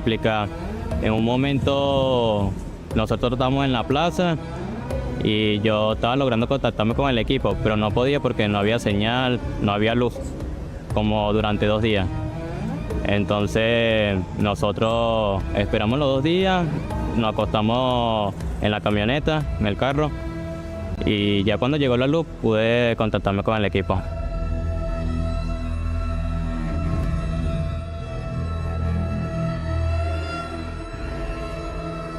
Right after the earthquake hit, I didn't realize how hard the earthquake had hit. It had happened right when we were going to join Discord for a meeting, and I ended up not joining the meeting for another reason, and found out a couple hours later that it was tragic. It hit me pretty hard emotionally.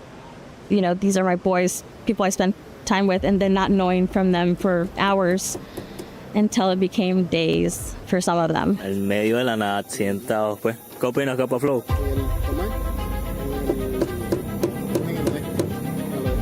Feo porque nosotros teníamos pensado ir desde el aeropuerto de Caracas, que Maiquetía. Ya teníamos todo planeado, todo bien, pero hubieron rumores que las carreteras se habían dañado por el terremoto y así. Entonces varias gente nos dio opciones, ejemplo, que nos podíamos ir por Medellín y así fue lo que hicimos, pero fuimos por Medellín. After we knew that we were going to attend EWC, I already had a relationship with the mothers. So they knew my name. They always heard me on Discord when I spoke to them. And one of the things that I told them and I promised them was that I was going to take that trip with them from Venezuela directly here, and that they would never be away from me, that they were going to be with me the whole time. And the minute I found out that I wasn't going to be able to travel with them from Venezuela, it just broke my heart. And I try to make it as transparent, as much communication. I tried to inform the mothers. Up to now, we have a WhatsApp group that they're constantly receiving pictures. They're constantly getting updates from me, and they know that I've been trying my best to keep them updated. Lo más difícil del viaje fue separarme de mi familia. El proceso de tomar la decisión fue hablarlo con mi familia, porque no estábamos seguros si ellos me querían dejar ir, porque como había muchas réplicas y estamos en familia, no nos queríamos separar. Entonces hablamos de eso en familia y mi mamá tomó la decisión de dejarme ir porque era una oportunidad grande. Duramos como 5 horas para llegar a Barquisimeto, después 14 horas para llegar a Cúcuta y como 14 más para llegar a Medellín. The day after it happened, I knew there was something that we could do, and the Free Fire community as well. And I started doing some flash tournaments on Thursday, which was that next day. I started putting statuses on my WhatsApp of who in the community wanted to contribute, whether it's a mod, whether it's a narrator, so we can do live, whether it's a producer to do live on TikToks, and also to teams to see who wanted to join and make a donation to be able to play our tournaments. We did 5 on Friday, 5 on Saturday, 5 on Sunday, every day for a whole week. The tournament, I named it as Manos Unidas, which means United Hands, which also contributes back to, our logo, which is logo of a picture of my hands. So Manos Unidas just came naturally. United Hands as a community, we come together to try to help our Venezuelan friends. And we had a lot of turnover. I mean, we had a lot of people wanting to join it and contributing more than, the normal. When we come back to our homes this coming week, we're going to have bigger tournaments that are going to last for about a week. That's going to be our goal now, to continue raising funds. For them, this is a dream come true. Coming from the whole tragic of the earthquake, it's just makes them stronger, makes them believe more that this is meant for them, and they're gonna do a great job. I trust a lot in our team, and I know that they're gonna try their best to take something back to their country.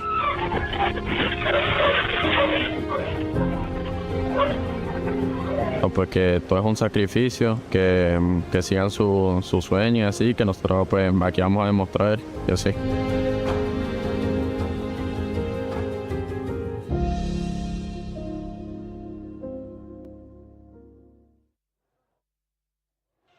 A team that has been able to overcome adversity with tragedies that happen.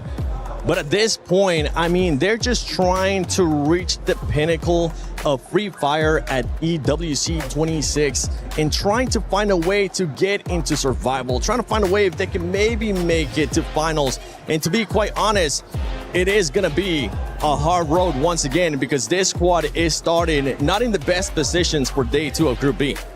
Yeah, it is definitely a hard climb for Mia Corp, but hearing what they have to go through, it is such a miracle for them to be here with us today. And of course, for them, it is also a milestone and something that they can forever be proud of. So this is just one of those stories that gets you thinking of how grateful and how easy you have it in life compared to others. Yeah, I mean, one thing is I personally saw their qualifiers into EWC. I was shoutcasting their games, and this is a team that really surprised everyone. We really didn't expect them to get in that champion rush condition, and I'm like, the story that they have, they fight through it, they manage to just go with what is needed for them, and they didn't have that much of booyah even from the group stage. It's only grand final, so it's just the effort that they put in to get here that is what we are looking forward to. Yeah, you can just see how much it means to these people. They're going through all this sort of, we talk about the mentality of performing on a stage like this, but also, you got to add the pressures of what's going on at home and everything around you. So just to be able to, we were saying before to the other guys, just to make it to Esports World Cup is a fantastic feat in itself, of course. But look, the battle's not over yet, Seven. It's not. Definitely not. Yeah, the battle's definitely not over yet. 33 points they're truly having to overcome to make it to the top 4. But as we saw in Group A, that's going to keep moving along the day. They just have to make sure they are consistent. And don't forget, those booyahs have to start coming, because we saw from Group A, everybody that was at the top, they needed to get some booyahs. A squad that was able to get the booyahs yesterday was none other than, remind me again who it was, because it was a team from Brazil, Neptune. Yes, MIBR lost. We're really looking forward to how they are going to continue this, because from what we've seen, especially comparison of Group A, Group B, we've already talked about like how Group A is a group of death. There's a lot of teams who might be able to go and get those booyah against Birmingham United, and this time around, I think MIBR loss will have an opportunity to continue their reign, because even from yesterday, once we switch it up to Group B, it was a slow game overall. It really was. It really was, Lace. I mean, we felt like the pace definitely slowed down in regards to what we were seeing in comparison to Group A. Yeah, I mean, even if we look at like the leaderboard at the end of the day, it was super close compared to our first lobby. So they can interchange and obviously work their way up to be secured in that top 4 position. But what I want to do, Seven, okay, is I want to give you a reason. All right, you saw me before saying team secret. Oh! And I want to tell you why. Why? Okay? I want to tell me why. Okay, so I want to tell you why. Sitting in 6, I'm always going to look at sort of that middle pack just under top 4. This team in 2025 was an entire brand new roster, right? Talk about storylines. they were not doing well. Okay, it was an incredibly rough start, and this generally can happen with like an interchangeable roster here. But on Free Fire Worlds in Southeast Asia, they won 4 games back to back. Damn. Okay, so this team, once the consistency hits, can actually put in the work for this. And now, in relation to our first lobby, they're actually sort of like rivals of AGAL. And if we saw how incredible they did, Team Secret were actually beating them in their series. So I'm expecting massive things from Team Secret. Okay. I've got the stats to back it up, baby, okay? All right, hit me with And them. there's about to be a power shift, baby. Team Secret underdog. Watch this space. So you have them finishing in top 4 directly to finals. I think they will just hit that top 4 mark, yes. Okay, I love that. That's exactly what I talked about yesterday because Team Secret won the FFWS Spring 2026 with a consecutive booyah, and that was amazing. But of course, speaking of rivalry, my eyes are drawn straight to Fluxo and Twisted Minds because they have the same amount of points, 90, and the same amount of elimination points, 55. Also, we still have Leon or Lion or whatever you pronounce it. However you want to say it. However you want to say it. Because this is actually one of the strongest team that did not perform well on the first day. I mean, just look at it. 7th with 72 total points. And this is not the Leon or the Lion that we knew, especially with all the great players they have. One of them is Games King, right? Yeah, I mean, I do agree. Games King will be able to bring the fire to Leon, but I'm looking at another team. We've seen how well Team Apex did in Group A. Now, another team. This is the blessing, by the way. This is the blessing. Blessing. Preface. Right. You're about to be blessed by none other than Neptune. Yeah. Total Gaming. Let's see. Total Gaming. They might be able to catch up. I mean, overtake Leon, overtake Team Secret, overtake RRQ. No, stop. We're blessing, remember? We're blessing. He's blessing all those teams as well. Blessing all those teams. One team that you were able to actually bless yesterday, Conchita, was RRQ, and it worked out perfectly how you mentioned it. Starting slow, maybe some jitters of day one, but they were able to turn that around. I do believe that the true challenge lies today because when we talk about RRQ, obviously, the well-known fact is that second day chokehold, second day jitters, and the pressure that sometimes they just cannot handle yet. This is the true test for RRQ, especially for Duts as the captain. This is where he should be performing well. He should be calling all the right calls. So yeah, I guess we're just gonna have to see 88 points sitting at the 5th position with 63 elimination points and 1 booyah. It's looking quite promising, but if I'm talking about the Indonesian team, of course, I am super proud once again to see how Vitality has been performing and has been doing so good in this group, Neptune. I want to say Vitality. Vitality with that voice, right? Yeah. The new strategy ended up working out for that squad, and hopefully will continue today, right? Because remind everybody that might have not been here yesterday, it's okay, we'll let it slide now that you're here with us. What was the new strat?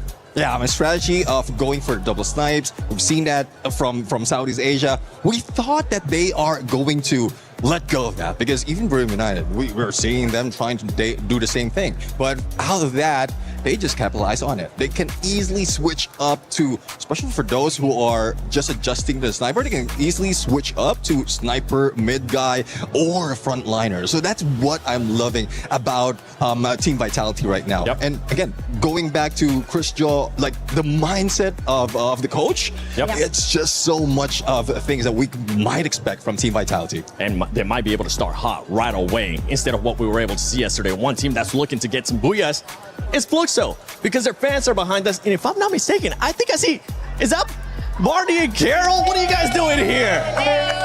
Oh, here we go. We are here with the Fluxo W7M. Incredible fans. It really is amazing. Oh, Salcinelli joining me here. Tell us about traveling here with these guys and, you know, what this team means to you in this competition. Like family, I can explain how important Fluxo is for me. It's really amazing to be here because it's my first time traveling abroad, and with the organization, it's like living a dream, and it's so perfect. I love We can't hear you, unfortunately, so I'm going to pass this. I'm going to use this. Talk to me again about this being the first time that you've traveled outside of the country and what it's like to travel with all of these guys to support your favorite team. Yeah, it's abroad, and I truly love. It's like we are really family. I love Fluxo. Fluxo is my family, and make me start doing live stream just because of the organization. So all that I am is because Fluxo. Saltinella exists because of the Fluxo. So it's awesome to be here, and I know that everyone has the same feeling. I love that. I'm going to take this mic back off you because we've got to learn some of these chants because they're absolutely incredible. Go on, let's go, Carol. Definitely. Amoroso. Okay, so yesterday we talked a lot about your travel here. It's probably the first time of most people here getting out of Brazil. And you guys share with me incredible stories. But I want to know if you guys have prepared any kind of song for this moment here. Cara, preparamos algo muito da hora para PwC para aproveitar bastante esse evento. Trouxemos várias bandeiras, inclusive uma música nova. Então, eu quero impressionar vocês. Okay, so basically they have prepared a special song for this moment. They create a special song for EWC, and even they bought a huge flag. So they are gonna show us the flag and teach us the new song. Come on, guys, I'm with you. Let's go. Ei, Spotify, puxa aí, tô aqui na EWC, que é a música da EWC, puxa aí. Bora. EWC song, let's go. Vai. Puxa aí. Oh, I love this. Oh, this is good.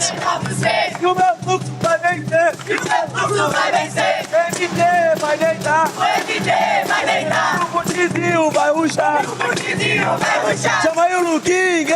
Chama aí o Luquingue. Chama aí o Luquingue. Chama aí o Luquingue. O Gil é muito bom. O Gil é muito bom. Pops vem pra ser campeão. Pops vem pra ser campeão. Brox completa a seleção. Brox completa a seleção. Chama aí o Bentinho! Chama aí o Bentinho! Chama aí o Bentinho! O Fluxo vai ser campeão! O Fluxo vai ser campeão! Fluxo absolutely popping off on the main stage, and we love it. For now, we're going to head back over to the studio, and we're going to head down to the main stage to kickstart the second part of Group B, Day 2. There we go. Oh yeah, let's go, Fluxo. Oh, I got distracted. We're back on us. Okay, Fluxo. I see you with the energy right there. Let's go. Let's go, Lace. This is a squad that, as I mentioned earlier, they're going to be looking to get their first booyahs. And it was none other than their Brazilian brothers actually stopping them from getting those booyahs, Neptune. Yeah, I do agree. I mean, well, it has been said already. Despite of not getting booyahs, they're still taking the top of board. So it really doesn't matter at this moment. As long as they can get to the top 4, then it's okay. No booyah, no problem for the moment. No, I want to see some booyahs out of them. Imagine how if they're crazy right now, if they're being loud right now, the Fluxo crowd, KsHiTiJoP, it's gonna go crazy. I know, but that's exactly what I'm waiting for, actually, Seven, because we have Buriram and AGAL in Group A, but we also have Lost and Fluxo in Group A, and that's gonna be interesting. All right, well, it's time for Group B, Free Fire at EWC 26. Let's get started. 6 more games to go.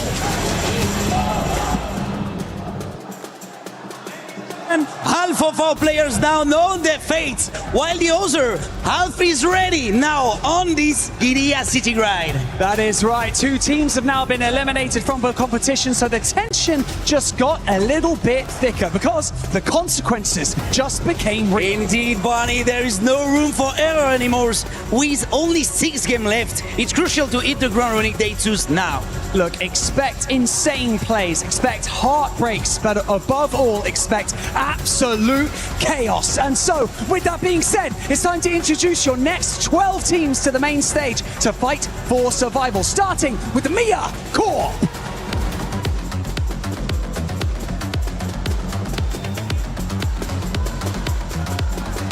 Al-Ali Esports.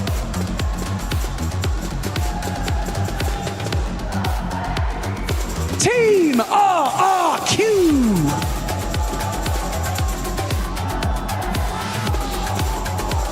Twisted Minds.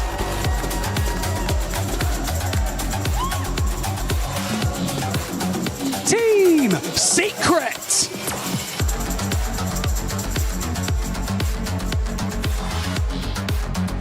Fluxo W7 aim.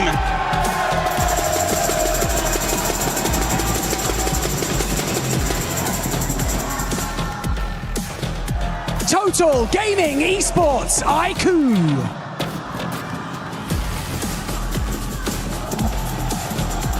Straw Hats.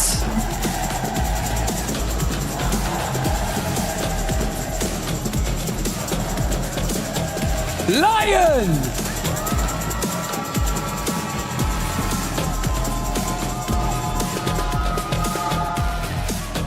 Emmy Bear Loss.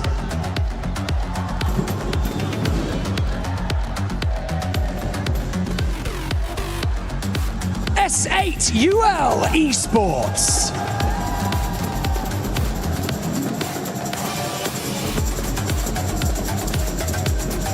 And finally, Team Vitality.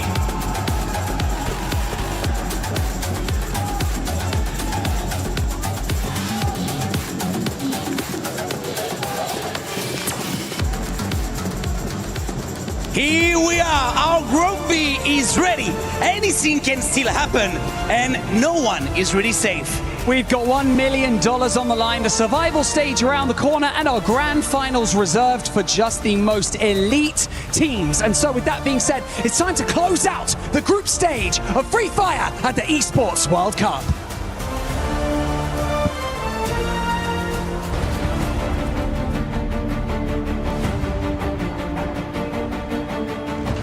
Four of the most dominant teams in the world will step onto the KsHiTi grid for the first time today. Teams who swept through their regions and left their opponents in the dust. But now they stand at the base of a mountain faced with an almost impossible climb. Well, let me take this opportunity to remind you that this is your chance to instill the fear of combat into your opponents. Don't hold back, don't hesitate, and trust in your teammates. Comes through and Loud, all they have to do is just rush forward and they're completely surrounded from every single angle, and Loud once again a booyah! MIB are lost, they turned it around, and Bobs is the last one standing. It's going to be very difficult, but also Bobs struggling unholy along with the help of MIB are lost, and it's going to be MIB are lost getting the very first booyah of Group B.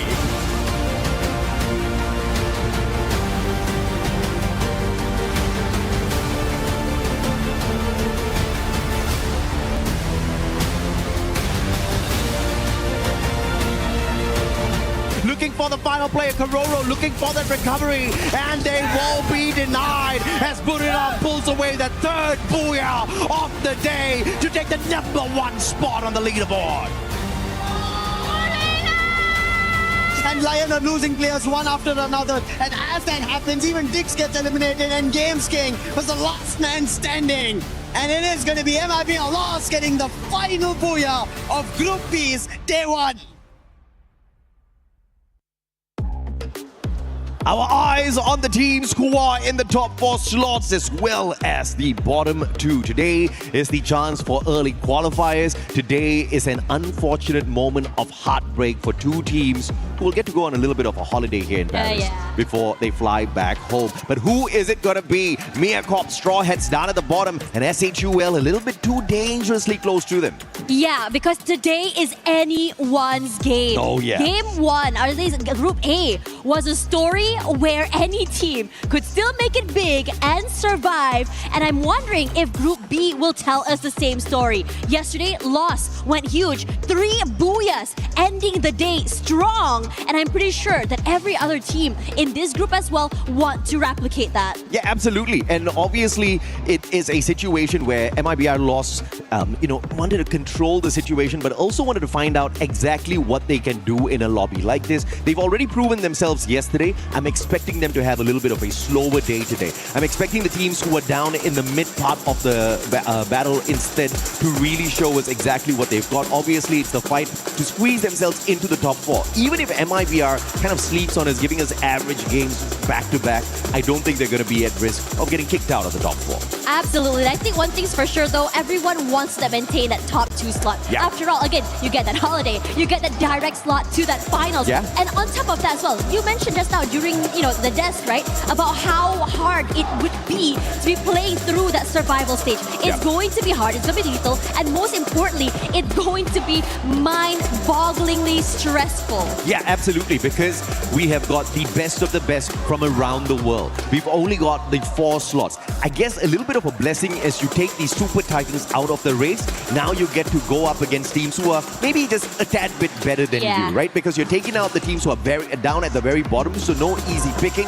I think it's going to be ruthless. It is going to be very challenging for the teams to maintain consistency when we get into the survival stage. But of course, beyond all of that, if any teams do manage to show us a constant streak throughout those 10 games, I mean, color me surprised for sure, but I'm looking forward to a situation like that. What's going to be the fate of the Indian teams? Now, we saw the support for Shoto. He's got his family members here, but for the rest of the Indian squads, I hope they are not going to be depending on the support, but they're going to be depending on all that they have conversed, all that they have prepared for before reaching this stage, because there's still a lot to prove, and more importantly, you got to save yourselves from Miracorp as well as Straw Hats, who are sure as hell going to be looking to climb up the leaderboard today. Yeah, and I think what's really important as well is that day 1 is the day that you get a feel of everything. You have an idea, you learn from your mistakes. You have that few hours before coming into today to really fix up your mistakes, whether it be changing your drop spots, whether it be figuring out which teams you'd rather go head-to-head with. And that is why, it's really scary today. Definitely, I think the heat is up. Everyone's playing a little bit more faster compared to cautious compared to yesterday, at least from Group A that what we've seen. I wouldn't be surprised to see it here too in Group B. Absolutely. Fluxo, the potential of them going all out today, I really don't see it, right? Because at the end of the day, this is a team that usually flies under the radar, and when it's definitely needed at the finals, that's exactly when they show you what they're truly capable of. That being said though, 2 years back to back, they haven't been able to grab that trophy. Not only were they not able to grab the trophy, they were nowhere close to walking away with the trophy here at the Esports World Cup for Free Fire. So perhaps they want to change their tactic up a tad bit this time round. They're currently sitting in the 3rd spot, not too far away from MIBR loss. I feel like 1 game can allow them to catch up. 2 games should allow them to overtake MIBR loss. But that is, of course, a question. Is MIBR going to allow such a thing to happen today as well? Yeah, because yesterday they were on a streak. They were taking advantage of the fact that everyone is going to be cautious. It was very high-risk play, but it worked out very well in their favor. And now today, after hearing about what's happening in Brazil, right? Them in the regular season, how they were the boogeyman, how they were always back-to-back-to-backing when it comes to those booyahs. Can they bring that happening here today? Because definitely they had changed their strats from yesterday till today, but that is why things get really interesting, because definitely all eyes are on this top 2.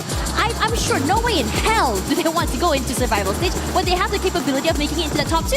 Yeah, and shout out to KsHiTiJoP as well. Vitality has been whooping some butt out there on the battlefield.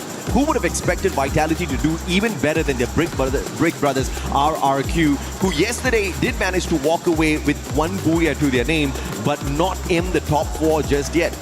Vitality, on the other hand, are doing better than Fluxo as well as Twisted Minds. This is a big factor. I feel like they definitely need the confidence boost. Seeing Vitality make that early access into the grand finals is definitely going to be fantastic for them. We've got the RRQ fans out here versus the Fluxo fans as well. Yeah. Who can be louder? Who will have these smiles on their faces by the end of these 6 games? And also, most importantly, who will be silenced by the end of the day as well? I'm really curious to see who it's going to be. But we all know who's the loudest of RRQ. Conchita in the backstage. She was screaming for them. I highly doubt Conchita only screams for RRQ. That woman is unbiased. She wants to scream for everyone, but she sees the potential in the kingdom of RRQ. But I have to tell you, the Fluxo fans are a tad bit more lively, right? I want to see that exact same energy from the opposite end as well. RRQ, y'all need to stand up. Y'all need to make some noise, baby. Y'all need to yell, that's for sure. Give your energy to your favorite team as we go into this game. Oh, they're starting to dance here.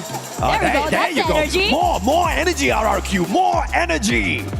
Yeah, I want to hear them sing. I mean, we hear a lot of the Fluxo chants, right? Yeah, so I need to hear them start singing, start yelling, because they do have a chant, by the way. Yeah, absolutely. I mean, we're eventually going to hear it.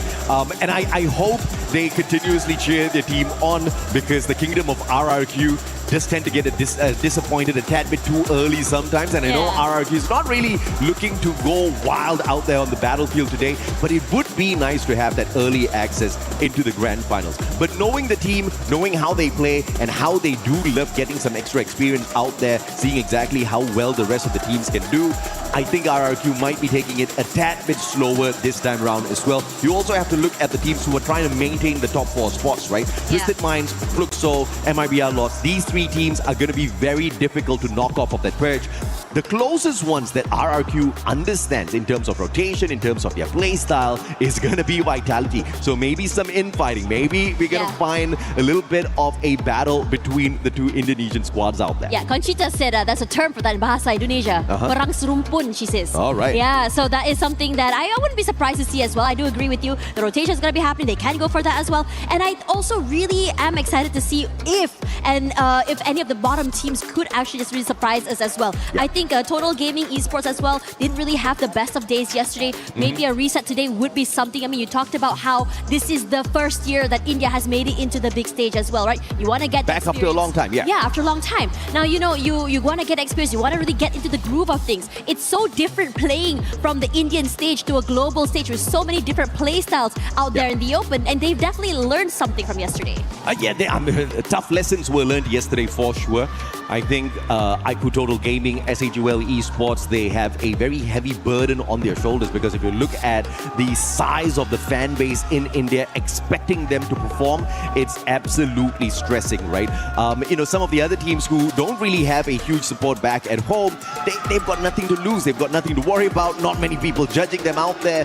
Every mistake that the Indian teams make, on the other hand, you're going to see some harsh comments on YouTube. You're going to see some harsh posts later on. So they need to avoid that. But of course, they need to play for themselves. This is something that they've been working for the past few years. And this is where you really have to go all out. Everything's on the table. But even if they do not do that, I'm not going to be tickled by it at all. As long as they avoid the bottom 2 spots. Because I do want to see more from the Indian squads. So having them at the survival stage, I think I'm going to be quite happy about it. Yeah, I think I'm also very excited to see this as well as we go into this later. I think one thing's for sure though, when you talk about so many of these teams, compared to say Group A, which means I would say a cutthroat group, Group B I think is something a little bit more anyone can be making anything happen, right? So that is where we really have to be paying attention. Yeah, absolutely right. If you look at whether or not Group A truly was cutthroat, yeah, you've got so many Titans in there, you see a lot of eliminations, but because you don't have as many Titans in here in Group B,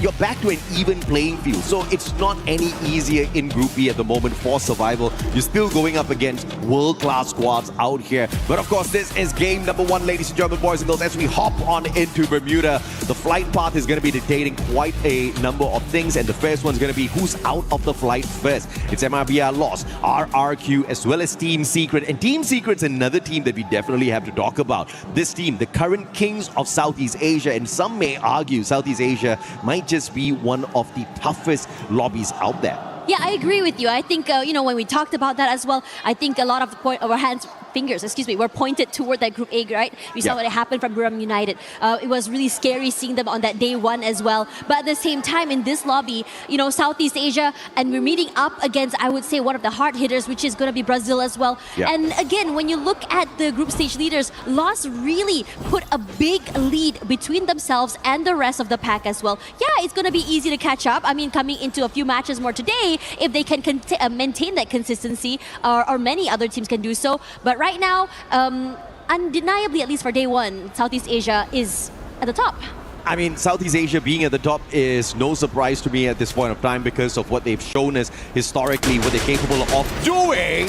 Al Ahly, on the other hand, yesterday, I feel like they had a decent enough run. Sifu was knocked down, but Simox is there to find the instant recovery for his buddy, and they will not have to waste their time going in for the revival. But it looks like Vitality wants a big fight. The launchpad is going to be putting them in the best spot to knock down Simox. Sifu, barely any health left on him. He's going in with the medkit, double Riptide Rhythm, breaks down his defenses though, exposing him, but Tiggs is just a tad bit too busy, patching himself up. On the opposite side, Vitality versus RRQ. This is an infighting. What was that? Serumpun you said earlier? Perang serumpun. Perang serumpun. That's exactly what we're having out here between the two brothers. Yeah, and now Dudes on the very top side here, putting in the damage from above, and Joel will be the... No, it's not, because Dix is there to make sure his teammate remains alive. Rans also falls, and Abai falls to reposition, finding a different way to bring his team back into the game. Oh, looks like this little battle between RRQ and Vitality might have to take a pause here as Straw Hats drops by to say hello. This is the survival battle for Straw Hats. Can they overwhelm RRQ, who are already hurt, already injured? They just need to take 2 players out of the equation, but that is easier said than done. Vitality's not abandoning the compound just yet. Straw Hats picking each other right back up, and they're sticking together. They do have a chance in here if they can continue with this level of aggression. This is exciting already. We already saw or anticipated what was going to be happening early. Now, Vitality waiting in the wings, hoping to see who shows their hand first. Straw Hats waiting. Who will be the one to show his first shot here? Dix takes a bit of jig damage, but never more than that. And for the rest of the team, Vitality, at least for Dix, he's gonna be completely crunched from multiple angles here. What are you gonna do when this collapse happens? Yeah, information comes on through, and Straw Hats flood in, getting their 5th elimination. This is what you gotta do if you're the Straw Hats. Kaizoku Oni, Orewa Naru, that's what they want to say as they rise up to the top. But unfortunately, only one can be the King of Pirates for the squad, so they'll have to figure it out between themselves exactly who's gonna be that Joy Boy, Joel, as well as C-Bank. Team Vitality taking quite a beating very early on in the game. They've got the coins to bring back their buddies though. But only one revival here. Joel still needs to hit those coin machines that are in the compound. Leon, on the other hand, in a little bit of a pickle here if KsHiTiJoP gets this vantage point and takes Della out of the equation, who's trying to put a little bit of distance between himself and KsHiTiJoP. That one shot finding the connection. Della still alive and kicking out there on the battlefield. Troll shut down by Joker. The flank around the right with the BSK allows Leon to take control of this compound. Yeah, crazy stuff coming from him as well. And it was almost like he was really undetected throughout the entire moment this was happening. KsHiTiJoP not going to be reacting off this though. They're just going to be chilling and waiting and biding for time as time goes. And I'm really curious to see what's happening on this side, because Huang has been already knocked out by Nyx here, by Mia. And this is another team that is really trying their best to keep themselves still in the game. Leon, yesterday, they had no placement points off of Bermuda and 5 eliminations. So they have to be really careful to not make that same mistake here. Once again, Straw Hats continues to pop up. This time, KsHiTiJoP loses yet another player to the Straw Hats. 6 eliminations strong. They're looking for more. Buddy will find his back to that Mag 7, and Shocked will shock the world as he overwhelms them. Straw Hats rising up to the occasion here. And KsHiTiJoP having their souls reaped away. It is incredible to see this coming from Straw Hats. Definitely motivated to move around the area. More proactive, in fact, compared to yesterday. Oh, yeah. Really eager to take these fights around the area. There were 2, 3 teams already they've gone head-to-head against. Straw Hats yesterday in Bermuda picked a total of 4 points. Now, just through the eliminations, they've got an 8 already. So they're double better than whatever they were yesterday. And we're just kicking this matchup off. And that's the kind of hunger that you see in the squad. How much more can they deliver on this battlefield? They need to keep their confidence at an all-time high, and clearly this first game helping them do exactly that. But if you are Straw Hats, you definitely want to calm down a tad bit and focus on those circles, focus on your rotations a tad bit more as well. You don't really want to be playing your luck with too many of these early engagements. Yeah, now toward Bima Sakti, we are going to be looking at a team. Oh no, looking here over on this side. Well, Jack already sniped to his death so quickly. Joker is on a rampage, doing so much damage with just the snipers. Yeah, Joker's just annihilating with the VSK. Beautiful stuff out of the guy. Once again, 5 eliminations out of the 7 that the squad has so far. We already said this is the meta of the snipers, and Joker clearly understands that, wanting to take maximum advantage of that. Della catching up with the rest of his buddies as now Straw Hats once again ends up in a very early battle. I am not liking this, but can they overwhelm Leon, who's just not the best at Bermuda in this lobby? Yeah, they just have to just move away here as well. So Shocked is going to try and find a vantage point forward. Della and also the rest of his team quickly finding time here. Who will get a double kill there somewhere? And even bringing his teammate back into the game, but Joker's not done quite yet. One more, and Game Sting down. But the shots from Joker is absolutely annoying. But thankfully, Leon does not have more numbers here alive to pressure Straw Hats. They back away. They call a truce for the time being, and Straw Hats will be able to pull nil back into the game as well. Look at this phenomenal performance from Straw Hats. 10 eliminations already. Crazy. This is their best run so far. Yesterday, they got nowhere close to 10 eliminations in any one of their games. Yeah, it's such a change in tune as RQ will be the one in trouble next. Pain from above as TG pressured them. Bullets upon bullets. A bit of a reprieve as they did manage to get the resets. And the collapse hasn't happened quite yet. Abe moves forward. Mal knocked down. And Abe is the last one alive. Has to survive this to bring his team back into the game. During an interview, Dutch said that yesterday was supposedly their warm-up day. But they're still facing so many problems by so many different teams in these rotations. Abe just trying to make some magic work out of this monster truck's gonna find that gravity is not gonna be on his side. So unfortunately for him, he cannot drive away. But even if he did try, Shanky would just snuff him out in an instant. You've got Aztec there as well with an AC-80, so it's just not gonna be possible for Abe to save himself at the moment. He's just gotta hope and pray that by some luck, IQ Total Gaming just walks away from this bridge, giving him a little bit of a leeway to escape this sticky situation. RRQ left with their final player, and potentially after that Vitality, what's the rumpun? Perang serumput. Perang serumput. Perhaps that put them in a tad bit of a pickle. And speaking of Vitality, you're going up against Meerkorp, and Meerkorp cannot afford to lose this battle.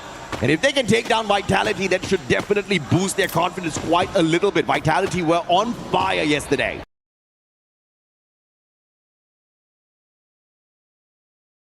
Yeah, and I think one thing's for sure that we wanted to see Mia just try their best to not only just survive, but also be able to bring themselves into more than just bottom two. Now, this shot by Diamond was just nasty as well that happened just now. In fact, he had moved around the area, got 2 snipes, and he was undetected throughout the entire time. Crown 98, definitely a weapon of choice for many of the players here because of the advantage it gives you out there on the battlefield with a little bit of an assistance. And you saw the deadly timing from the guy, but Sibank now. Trigger discipline is there. Straw Hats understands the situation, and they will secure the vending machine for themselves as well. Bangladesh still has got their dreams alive through Straw Hats. Yesterday was a disappointing run. Not a single match they managed to walk away with more than 5 points. Today, on the other hand, in this first game in itself, Straw Hats sitting on 10 eliminations. In fact, they are on fire with the eliminations. They're the best ones in this lobby so far. If they can keep this up at least for 3 games, they sure as hell will be able to escape doom from the bottom 2 spots. You know, I think we didn't really see too much from Lost, but finally they did show their hand just now. They got a pick up onto Abe, trying to bring his teammate back into the game. Yeah. They did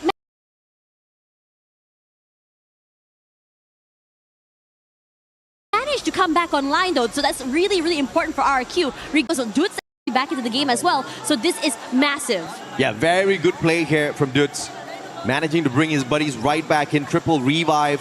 And they pick a great spot at the observatory with the tanks of the R1's binocular scan, spotting no players there. They'll have to tank a little bit of damage from the circle, but they do have a double team booster on their side. Dirt's in a little bit of trouble there.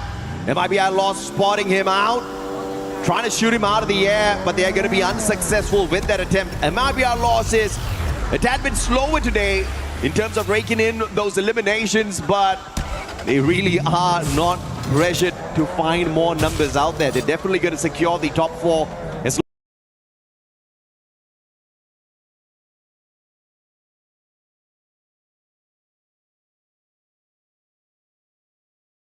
long as they can find the final circle game after game.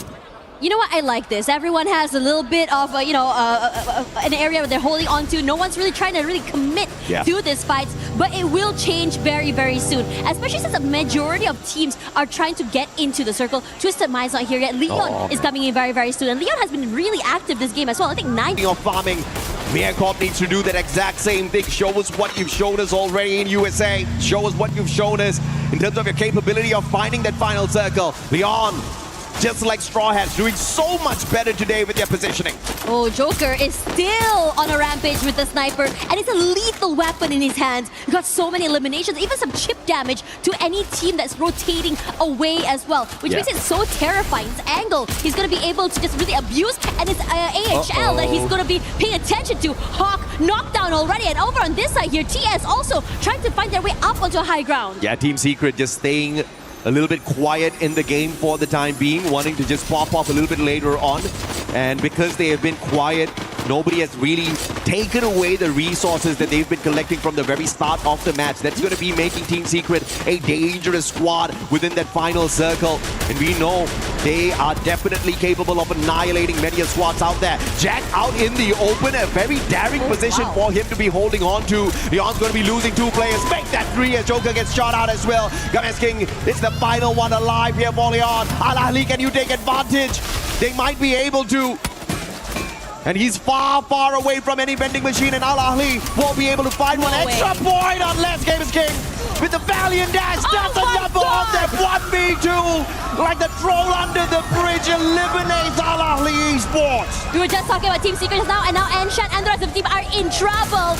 Gio rushes forward, and now knocked down by Bobs. They were very much ready for it. Fluxo is now here. Bobs barely alive, but somehow TS will be the team to pull themselves forward, but not for long, because Lost is close by. MIB Outlaws just taking advantage of that situation, but now it's a battle between SHUL as well as Lost. Round 1, knocking Jack down to the ground and taking him out of the equation. Noor's out as well. Aku Total Gaming, what can you do up against RRQ? They've already built up the solid walls on top of that monster truck just to keep the Indonesian monsters away from them, and Twisted Minds will land right behind. And this is that Riptide rhythm out of nowhere, courtesy of Vitality, courtesy of Straw Hats with some shots as well. And it looks like Twisted Minds is not going to be as lucky as they take the fight straight up to RRQ. But X-Bossy lighting up the battlefield, kicking RRQ out of the lobby. It is insane seeing how Twisted Minds just rush forward, destroy RRQ, who were sandwiched between these two teams. Now TG gonna way forward here, gonna take this fight head on against Twisted Minds. The rest of the team forced forward here. TG barely alive, surviving for that time being. But now with so many teams pressuring them, Aztec takes a lot of damage already. But they're doing their best, just really lock themselves in behind all those glue walls. Yeah, Aku Total Gaming has lost a ton of glue walls already in the battle. They need to take Twisted Minds out of the equation, loot them up so that they can continue to play this all the way down to the very end. But MIB are lost, closing in the distance, tossing out those nades as well. And the God Nade gets a double for them. Rigby with the double, and he goes in for the annihilation. And just like that, Aku Total Gaming out of the equation. Twisted Minds up against MIB Outlaws. What can Southeast Asia do against the racing Brazilians? Well, Diamond's already knocked down already and forced to move away. They have to go for this reset. Teammate brought back into the game, but the timing from Lost is too much to deal with. They're fast and they're furious. Knocked down already, but still have to worry about the rest of the team below, because General knocked down, Diamond still alive. Rigby should have no problem bringing General back into the game. Yeah, recovery is there. A cheeky nade here from Diamond. Can he get one? Round 1. It's all up to Rigby, and Rigby, an absolute solid player for MIB Outlaws in this lobby. 8 eliminations for him alone, and he was definitely cracking it as the Grenadier of the squad. But now trying to get off of that bridge is going to be a tad bit tough for Lost. SHUL Esports out as well, but placement points wise, they do manage to walk away with something decent here. MIB Outlaws out. As mentioned, the pressure from the circle just a tad bit too much, but Leon hanging on for their dear lives. A huge improvement from yesterday at Bermuda. Yeah, Vitality still healthy right now, knows where Games King is, and despite his best efforts, will be knocked down as well. A valiant effort by Leon, despite Games King being alone. That 1v2 win plus the multi-frags that he got before going out is insane. This is what I talked about. This is what I said on the stage. Today, what we expect is the teams at the very bottom to make it into that final circle. Eliminations or not, I don't care, but this is what we want to see. Straw Hats and Miakov showing us that they've got the fight in them. They take each other on, and Bangladesh shuts down Miakov, booking an appointment with Vitality. Vitality wants to go for more. Who knocked out already? Nil as well. The jump shots are good. Koja on a rampage, and they are chasing for the final member of Straw Hats. Team Wipeout, and a Vitality. At one point, they used to be known as the Falcon Hunters, and they were just purely disruptors of the lobby. No one expected them to dominate. We just expected that element of disruption out of them. But now, you can't expect them to walk away from lobbies consistently. Yesterday, they showed us that consistency. But I want to take the attention away from Vitality and their Booyah. They already got a lot of praises from the casters yesterday. Today, the ones that deserve the praises is Mia Corp as well as Straw Hat. The absolute determination to stay alive, and Straw Hat's actually walking away with 10 eliminations and surviving long enough to get into that final circle shows you that hunger. So SHUL, Ali, they better watch out because the two from the bottom are looking to rise up. Yeah, both SH and Mia making it to that top 3 as well, raking in a lot of points as well coming into this one. So the race is on right now because again, it can be anyone's game. Everyone was thinking the bottom 2 might not be able to come back today, and they are showing us otherwise. Eliminations coming in from SH as well as the tenacity to survive by Mia is something to be praised. And even then, we're seeing so many teams even individually pop off. Leon Joker just now was going crazy. I believe also Games King was able to not only win a 1v2, but before going down to Vitality, he got 5 eliminations. Absolutely. But of course, we got to bring the conversation back to Vitality at a certain point as well. KsHiTiJoP, the main reason why these guys turned from disruptors into absolute monsters out here on the battlefield. He has certainly guided them well to the top. But can they stay at the top? Can they hold on to those top 4 spots and find the early qualifier into the grand finals is going to be a big question, because the move that Vitality pulled off in the final battle sequence was exactly what got them the Booyah. They did not wait for Straw Hats to complete their battle first before taking advantage. They were already taking shots at them, whatever angles that they could find, trying to weaken the Straw Hats crew, and then with the proactive rush to take them out of the equation as well. This is a huge improvement from Vitality, and that is what the other teams need to fear. The fact that they've got a coach that is absolutely brilliant to tell them exactly what they need to fix. If you look at what Vitality did at Bermuda yesterday, just 4 placement points, 5 eliminations. They had a rough run in the first game of the day, but today they twist that around. But they have to make sure as well that they don't run out of gas because they are stepping on that pedal a tad bit too much. Now, Dash and I are going to take a tad bit of a breather. We'll be back with you in a bit. Human body was built to move, not trapped at a desk in one singular posture for 12 hours a day. It's time your chair evolved. This is Secret Lab Titan Evo. Ergonomically engineered for you, gamers, hybrid workers, artists, backing your every move. Thinks he can come in here and play my game. He knows nothing but go! Tyler 1, you're done.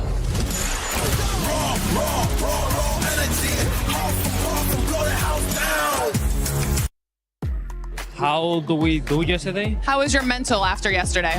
Oh, so we are going to try to do our best today. So we have all the hopes and trust that we are going to make very good than yesterday, so we are positive today.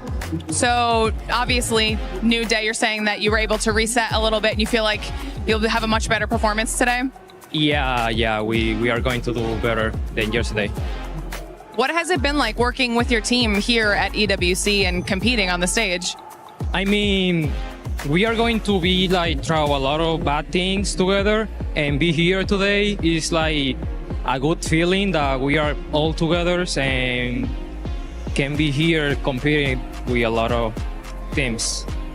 Well, I know that there's definitely a lot of people pulling for you guys as well. So obviously this is a quick chat, but thank you for taking the time to talk and best of luck today. Thank you.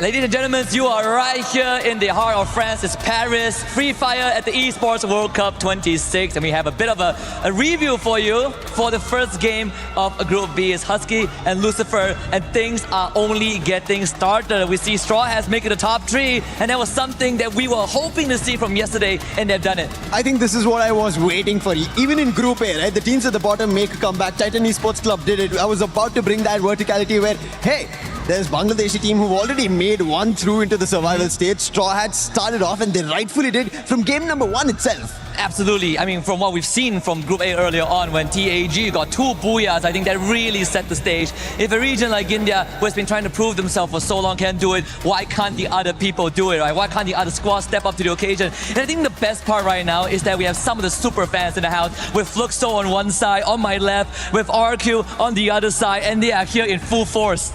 I think this is what we needed, especially Group B. We were with the vibe yesterday casting on the desk, but right now here, I can even feel it better. And I know this is going to be added on pressure for the players itself, especially a couple of early losses. RRQ, again, a similar stretch of what happened yesterday is being replicated today as well. I hope it changes for them. Yeah, and when we look at the standings, you can kind of see the separation, right? The first thing that comes to mind, MRBR lost, still the front runners, still the head of the pack. It really feels like no one can overtake them. Even in games that they don't get the booyah, they are still the predator, the apex predator. But I think you have to add it on to Team Vitality. They're picking up the pace. They understand, yes, MIB are lost at taking it away, but Team Vitality bringing it out, matching up with pace, toe-to-toe is what they're looking forward to, because they also be at the top 4, they make it to the final. Yeah, and I think at the end of the day, Team Vitality, RQ, the Indonesians, they have plenty of fans there, even though we saw RQ super fans in droves, but I can assure you Team Vitality is also on the support list, right? Because again, we talk about second places, heartbreaks, the super fans of the teams that have known heartbreak the most are actually here, and through the highs and lows, they have been with them. I think in this game, there's one more team that we have to talk about. It's going to be Twisted Minds. Yes, sir. Yesterday, later in the games, they started to make a comeback, but right now, they did put up a good performance. Unfortunate that MIB loss ended up taking a head-on fight right at the bridge. If it did change out, I think maybe Twisted Minds also had an opportunity for a booyah. Yeah, I want to try something, right? Since we have the super fans here. RQ fans, you see me? Yes, RQ fans. Kita cuba ya. Kita chant RQ, okay? Viva! Viva! Viva! Yeah, that's the spirit. You got the Fluxo people on your side. Fluxo, do I even need to start, or is it going to be your drums? Can we hear it from Fluxo? That's the spirit of Speed Fight. We love it so much. And this will only continue to electrify the arena as long as the games are going. We know that there's a lot of expectations. Then we're going to see Fluxo, we're going to see RQ, either in the survival stage or in the grand finals. And this rivalry has extended beyond boundaries. Well, that's it from us on the stage. I'm pretty sure the casters are ready to bring us more Free Fire action.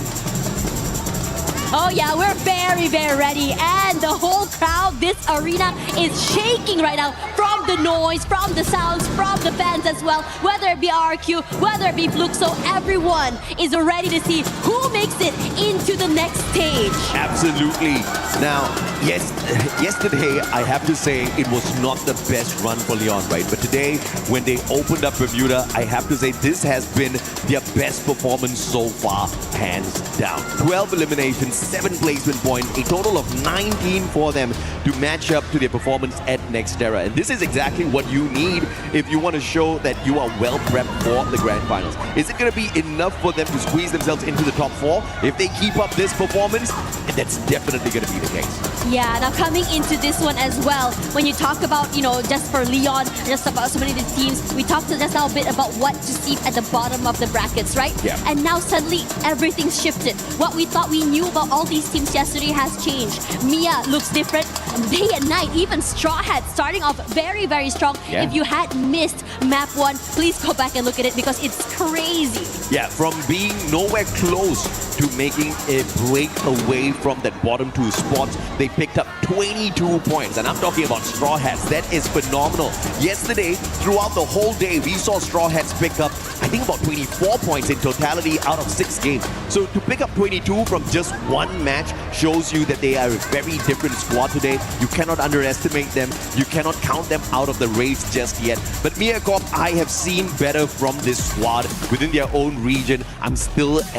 I'm unfortunately going to be Asian parenting them at this point of time. I'm expecting more, although they got into that final circle earlier. More consistency for sure. As we hop on into game number 2, this is going to be that battle at Solara. Yeah, Solara was very, very interesting yesterday as well. It was, I think one thing's for sure though, we saw a lot of not only just moments where people were like moving away and running away, but we are seeing on top of the rail fights, chases as well around the map, and it's going to be very exciting. Now, we saw a bit of a glimpse of what we could see from SH as well as Mia. I am wondering to see whether or not this momentum will continue into this map. Yeah, absolutely. Straw Hats down at the aquarium, but they have to be really careful. They've got a split drop, which means they do have a little bit of an insurance policy. But beside them, the other team that has got a split drop is the one and only Fluxo, who got taken out of the lobby a tad bit too early. I know they weren't too happy with their performance in Bermuda, which means they are the bleeding predators at this point of time. And a bleeding predator is a very dangerous predator. Miyakop, on the other hand, Beyblades already sustaining a shot to his chest. But they do manage to quickly reposition off of those slide rails, looking to find a little bit of extra loot here at Riders Club. MIBR lost up against Twisted Minds though in a very early encounter earlier, and Rigby taken out early, but of course the team's not really going to suffer bringing him back. That's just one. But IQ Total Gaming could just be taken down here by a good performing Leon. Games King down on the ground. Della for the instant pickup, and they want to put on that pressure. Shanky backing away, all alone now. Games King with the Mag 7 will take him out instantly. And this is trouble time. IQ Total Gaming left with one final survivor, but Mafia buying an insurance policy back for the squad. That one revival is going to keep them in for a little while more. I think it's super exciting to see this happening because we were talking about how Lion just now was having such a great game. They were very aggressive. Hold that thought, shot, instant kill, headshot, eliminating Abai so quickly. But now he is in trouble since all eyes are on him. Yeah, Rand's looking for a little bit of revenge shot, but great defense there with a double glue wall. Medkit's going to come in handy at this point of time. We'll catch up with Straw Hats later as we spot out the players on the side of Vitality doing battle with Twisted Minds. 2 eliminations in hand already for Twisted Minds, and they're looking to take Dix out of the equation. The Indonesian player, Valiant Dash, breaks down his defenses, and the pass with a sliver of health cannot sustain as Joel from behind the glue wall hits him with the M82B. Yeah, he's keeping his teammate alive as well. All eyes. And he's definitely noted jump as well. A lot of damage onto him, but cannot keep him alive and deny that point because Diamond is close by as well. He's going to try for more. Diamond's going to go in for the rush here. Gets tagged up by Joel. He's got the car 98, so Diamond can't mess around. M82B will find the access behind the glue wall as well. Diamond in a lot of trouble here. Joel with the advantage, and Koja with the flag. The VSK puts the guy down. And Twisted Minds will understand that they're not messing around with a small squad here. Vitality, do you go for the wipe? But there's Shanky interfering in the battle, and that forces the reposition out of Vitality. Yeah, they do not want to deal with this too early as well, but great work coming from them. They have so many high grounds and angles piled to be able to trade off one another. But meanwhile, for AHL, all eyes on the Fluxo side. They want to take this fight, but Fluxo, and you know how they play. They don't want to take this fight too early, putting a bit of space between each other. Let's see what will Al-Alhi do here up against one of the biggest monsters you can come across. The one and only Fluxo. Not powerful just because they've got a huge fan base behind them. They've got a huge fan base behind them because of what they can do out here in a lobby like this. Sifu tagged up, Butch is in, walking in, Valiant Dash breaks down the defenses, but could not go in for that instant shot. Sifu looking for that recovery and gets his own blue wall broken down here, but the backup from GU and the Cord will give him the advantage, and Butch is in, follows up with the M590 shot. Al-Ali now in a lot of trouble as Remind quickly tries to back away, Car 98 in hand, but there's nowhere to run. Fluxo's on the hunt. Yeah, and you know that while they are chasing, they are almost like a boa constrictor who does not want to let go of the prey. Shots to Remind, but he's managing to stay alive for the time being. But Bob's heavy on that pursuit. The Bobs should be able to find this elimination here, Remind. Outside, Bobs with the Woodpecker. Not finding the shots on connection, and Remind actually manages to scurry away. The vehicle on fire though. Remind, what an escape from Fluxo. Looks like the breeding predators were not very efficient in that battle. Aztec's going to be backstabbed here by X-Drop. And what a play. Still Straw Hats on another level, keeping the dream alive for Bangladesh once again.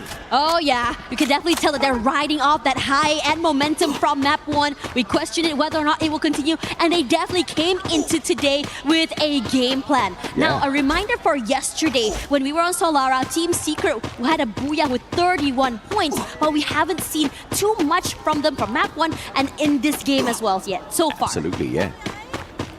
Titan Esports, they survived Group A, the group of death many people called it.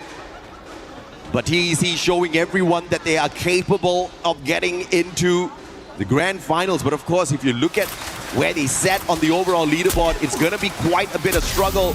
So more is going to be needed out of them. But if they play anything like what Straw Hats is showing us out there on the lobby, they're going to see Bangladesh in the grand finals for sure. Leon, on the other hand, on the hunt. Al Ahly, Hawk. But the Hawk's not up in the air. It's wounded. It's on the ground. It's running away. And birds should be flying. Unfortunately, Hawk can't do that all alone as he's hunted by a pack of lions. Yeah, they're very hungry as well. They love taking these fights. They don't want to let it go. There we go. That's the first shot onto Hawk. That's a lot of damage done.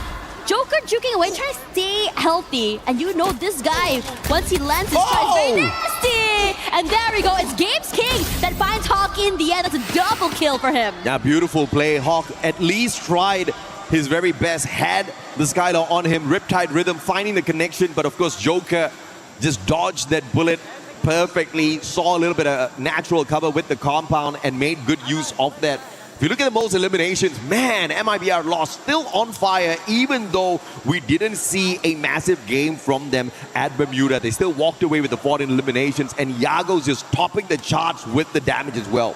Yeah, that circle, hard shift to the right as well, with S8UL being so comfortable in that middle area. And this is where things get super interesting, how the fights are going to be happening, and how many teams will be eyeing that compound. Absolutely. Now, the next circle will move towards S8UL as well as MIBR loss. Both of these teams will stay silent for the time being. But now, Team Secret up against Fluxo. The shot onto Dekui. He needs to recover. Wang Am on the other hand, M60 in hand already. Enhanced with the hammer. Looking for the reposition as well. Flanking towards the left. He does have the thrill of battle in hand, but he could just be the distraction here for Team Secret so that the rest of these players can get into position. RRQ looking for a straw hat, and they find who? That's not a question, that's a statement. Abe waiting in the wings as well here. Knows that close by. You also see Twisted Minds as well. Could overextend this. Move forward. It's here. Diamond takes quite a bit of damage from that corner here. Just is putting a lot of pressure onto him. Forced to move away. Forced out into the open. His teammates managing to rotate across. Dude's close by here. A jump shot forward means Diamond cannot survive longer and will be able to secure that point. As expected, Fluxo really not going all out just yet. The Boogeyman still choosing to fly under the radar. They've already gotten taken out. No placement points in this game. Barely any eliminations from their side. Twisted Minds on the other hand, still on the hunt. Ma'al, AWM in hand. Exposi does not know. Oh, he didn't check him. Ma'al, trigger discipline is there. He has the Morse. Both of them outside the circle. Exposi runs. Still does not check his corners. Still does not see him. How in the world? There is Ma'al, the ninja. Without the stealth bites, he's still stealthy. Yeah, that's just one corner unseen, survives, and the ability to be able to prolong RRQ's run on this map. When they said keep your head down, I never knew it would work like that. No, for real though, it worked out so well in their favor. And now we're going to be looking here at Vitality that's already repositioned themselves quite in the middle of the map as well. Yeah. And these early rotators would have a bit of an advantage in terms of positioning. Exposi needs to check his eyes, bro. Man. And Ma'al, that's the luckiest camp I've ever seen. He was hoping and praying he doesn't get spotted. I was so sure he'd be seen just now, especially to that large, big area that he was crossing. Yeah, Exposi was just too busy. He had a mission on his mind. He's like, we are out in the blue. We're tanking a tad bit of damage here. We need to look for the next circle because it's going to move yet again. And Ma'al just lucked out big time, and RRQ gets to have a little bit of fun there at Fun Fair, catching up with each other. But Abe, Twisted Minds just tied to RRQ fatally. IQ Total Gaming, on the other hand, unfortunately for them, they've been taken out of the equation a tad bit too early. It's definitely going to be a long journey for them to squeeze themselves into the top 4. But as long as they can keep themselves away from the bottom 2, I think India can rest easy. Oh, yeah. Abe waiting here, Twisted Minds. Diamond already knocked out so early there. Abe now positions noted. Still wants to go for that hunt. Jump will be seen. Breaks that with a valiant dash, but able to put the glue wall down for that second time. The Bass knocked down, and now it's a 2v1. His teammate's already back in the game as well. So the crunch is here, and Abe, a quad instantly doing damage to so many members of Twisted Minds. Come on, PLS1, show us what you got with that sniper. AWM time, baby. Exposy driving away, trying to juke. But the God lights the vehicle up in fire, and PLS1 with the AWM takes him out of the vehicle and the lobby. Unfortunate for Twisted Minds. RRQ did not show them the same courtesy Exposy showed Ma'al. Oh yeah. Now CMOX is in trouble as the rest of the Lions look to go for the hunt. Finds him in the corner. The Valiant Dash breaks it in the end. He's so quick to take him out of the game. Well, PLS1 stole that one away. Beautiful play! And Gabez King gets knocked down as well. That AWM from PLS1. Team Secret has got a nasty sniper on their side. And Jacquard's dealing with that instantly with the M82B. But of course, the recovery should be easy for Team Secret. We move on over to Vitality up against SHUL. I think this is a little bit of a peace treaty between them. They're not going to find the engagement between each other just yet. Looking to play it safe for the next circle. Yeah. Southern side here in control of the Lions. Well, meanwhile, close by, we also have Team Secret. I think they definitely had their eyes onto the members of RRQ here. Yeah. And meanwhile, for the Straw Hats, well, surviving this long and still at the very top of the lobby, it is terrifying seeing this team activated on the second day. Absolutely. Can we see yet another Bangladeshi squad survive the group stage? Unbelievable survival play from TEC. Titan Esports just showing everyone that the dream can be kept alive, and Straw Hats again, early game, 10 eliminations already. Yesterday, man, they were just down in the dumps, but today, Straw Hats just showing us they're awakening their conquerors hockey. This is knocking everyone out without even bumping into them. You just will have to find your way around the Straw Hats, because if you let them run away with this, I think they're going to be dominating the lobby eventually. Team Secret, 7 eliminations in hand. And PLS1 on fire earlier, but he slowed things down a tad bit here. They need to look for a way to get into the next circle, and RRQ stands in their way. Yeah, they put a lot of damage and pressure toward this team as well. The fact that the Lost is not able to really do anything either says a lot about how much space as well as power RRQ has. And speaking of power right now, Team Secret on a rampage, looking for this fight against the Lions. Not able to take up too much space. Kept out of the zone thanks to all of these glue walls. Leon, what can they do? A little bit of a panic here because the circle's looking for them, getting the damage in. Team Secret is trying to gatekeep Leon. RRQ, Straw Hats on the way, Bangladesh looking to sneak away the points as the third party. Y'all better wrap up your act right now, Straw Hat says, because we will not have a choice. Whoa, RRQ! God, nade from the master Grenadier Dudes himself. Beautifully done, and they had so many close calls in the beginning of the game, and they're looking to keep so many of these teams out here. Team Secret in trouble. The Lions taking in so much pressure from RRQ as well. Della knocked down and trying to be able to bring it brought back into the game, not able to do so. SHUL Esports taking out Vitality. Talk a little bit about the aggression from the Indian squads. Team Secret shut down as well. You can thank RRQ for that. Who would have expected them to step out of their own safe zone to take the fight up against two teams who were looking for their defensive spot? So a little bit of proactive action there from the Indonesian Titans. Leon's out of the equation already. We're left with 4 squads in here. RRQ, MIBR lost. Miakop and Straw Hats again getting towards that final circle. But Josh wearing a little bit of a boo-boo there, looking for the pickup from his buddies. Yeah, time is dwindling and no space to move because Lost is here pressuring the Straw Hats. The shot goes huge. Neil knocked down. Shocked is waiting to be the next one to fall, but they're able to recover. Who as well? Taking a lot of damage here, but RRQ on a hunt, getting active. Might be a loss. RRQ taking the fight straight up to them, which gives the big opportunity for the two underdogs down at the bottom to run away with the booyah. Straw Hats and Miyakov, they just need to stay silent for the time being. RRQ takes the fight to them. Round one, Yago taken down. Ma'al with a super snipe. Dunsto traded out. Shock taking advantage. This is Straw Hats hopping on in, trying to stab RRQ in the back.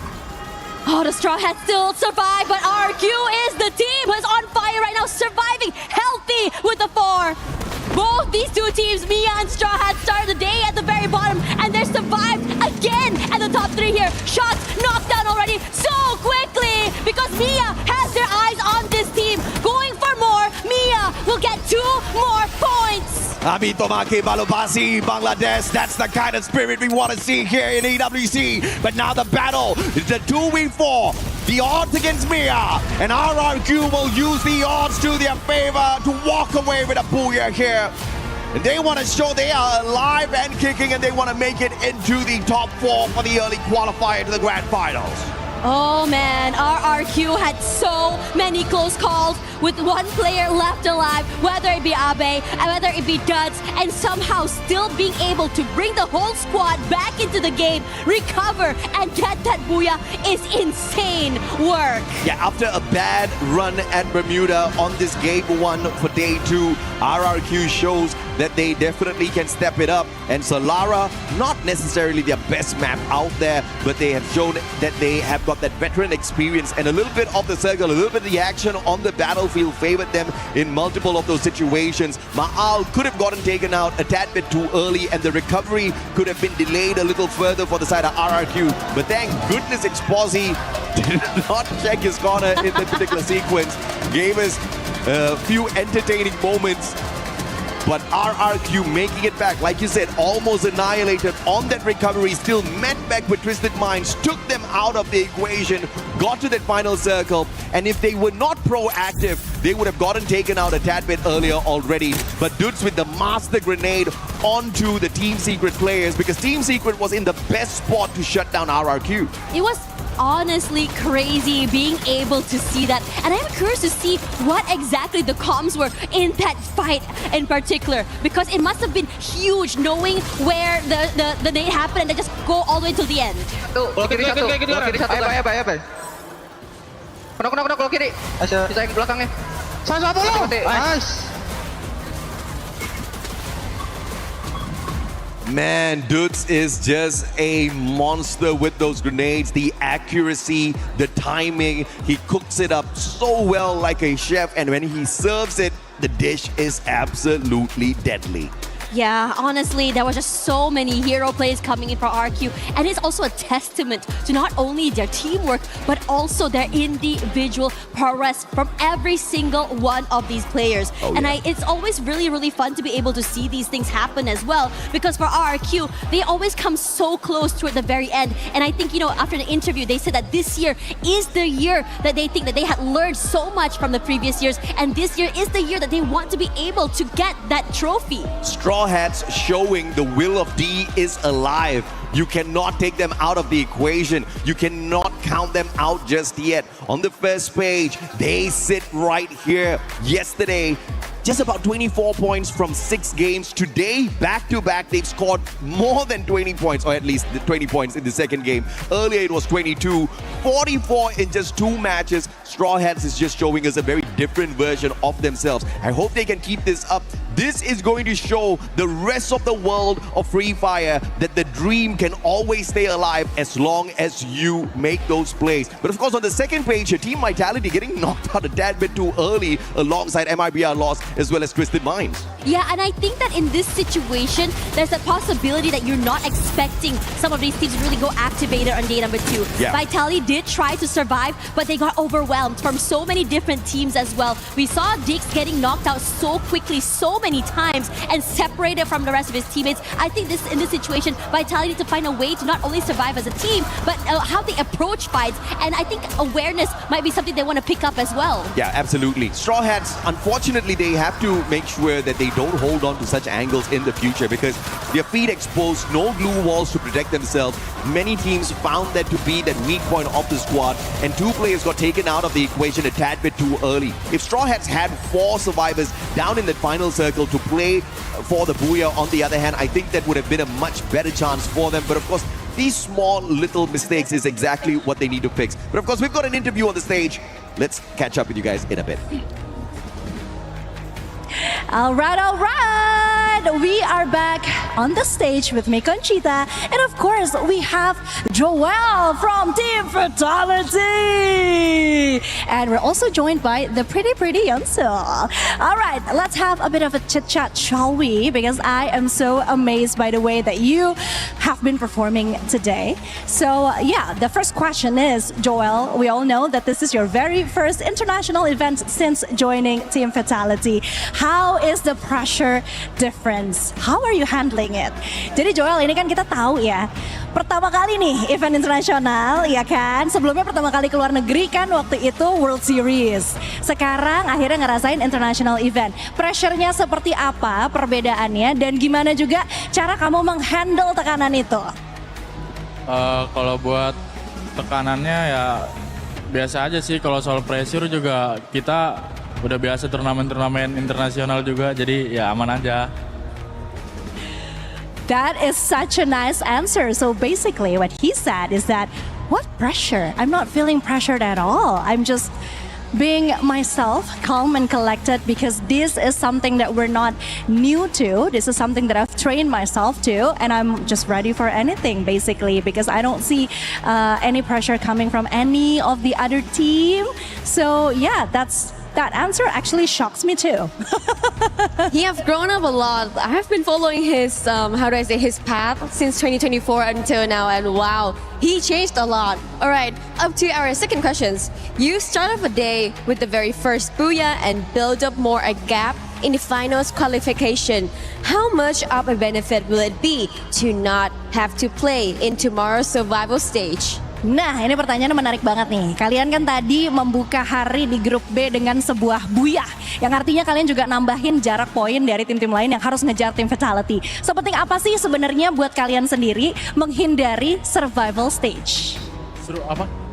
Apa pentingnya kalian menghindari babak survival? Karena kan kalau yang kita lihat di top atas itu bisa langsung melangkah ke babak selanjutnya. Sepenting apa untuk langsung catapulting diri kalian ke babak berikutnya dibanding harus lewatin survival stage? Kalau untuk ngelewatin survival itu menurut saya terlalu jauh lah. Ya kita pengen buru-buru lolos aja. Well, a very short answer and a very confident answer. Well, we don't want to waste our time. We just want to make it quick. We just want to make it to the next stage and not go through the survival stage, because again, it is a waste of our time. All right. Show us more. Yeah. We would love to see more from you guys. Yeah, I hope he can back up this answer seriously. Okay, so last question. We've seen a lot of teams start slowly this event. How important it is for you to show your best game in the group stage and build confidence heading deeper into the competition. Ini kan kita lihat beberapa tim tuh memulai perjalanan mereka agak sedikit slow nih. Apalagi kalau kita bicara di grup B gitu kan. Sementara kalian agak sedikit berbeda. Sebenarnya seberapa penting sih buat kalian tampil agresif dan tampil langsung meledak gitu di group stage dibandingkan dengan tampil konsisten memasuki babak-babak berikutnya di kompetisi yang sebenarnya bisa dibilang ini kan jatuhnya kayak maraton ya, bukan lomba lari cepat gitu. Situasional aja sih, kalau emang kita lagi pengen agresif ya kita agresif, cuman kalau kita pengen defense. Nggak ada penting-pentingnya juga, biasa aja. So of course, what he's saying is that, well, the teammates are also complaining behind you because of his answers. But basically what he said is that, well, it is important to play great, to perform well. But then again, when it comes to being aggressive, when it comes to getting as much points as possible. It is very strategic. It's something that they will adjust according to the gameplay. So yeah, right now they're just trying to give up their best and showing the best performance that they could. Awesome. At least we can see all of the Indonesian teams are on fire right now. They're keeping the track, getting more booyahs on today at Group B. Well, thank you, Conchita, for the translating. And of course, congratulate you as well for the first game, getting the booyah, Joel. And also, I hope that everyone will keep this fire and spirit and play the best in the next game. Thank you for your listening and stay tuned, get hydrated, and wait more from us.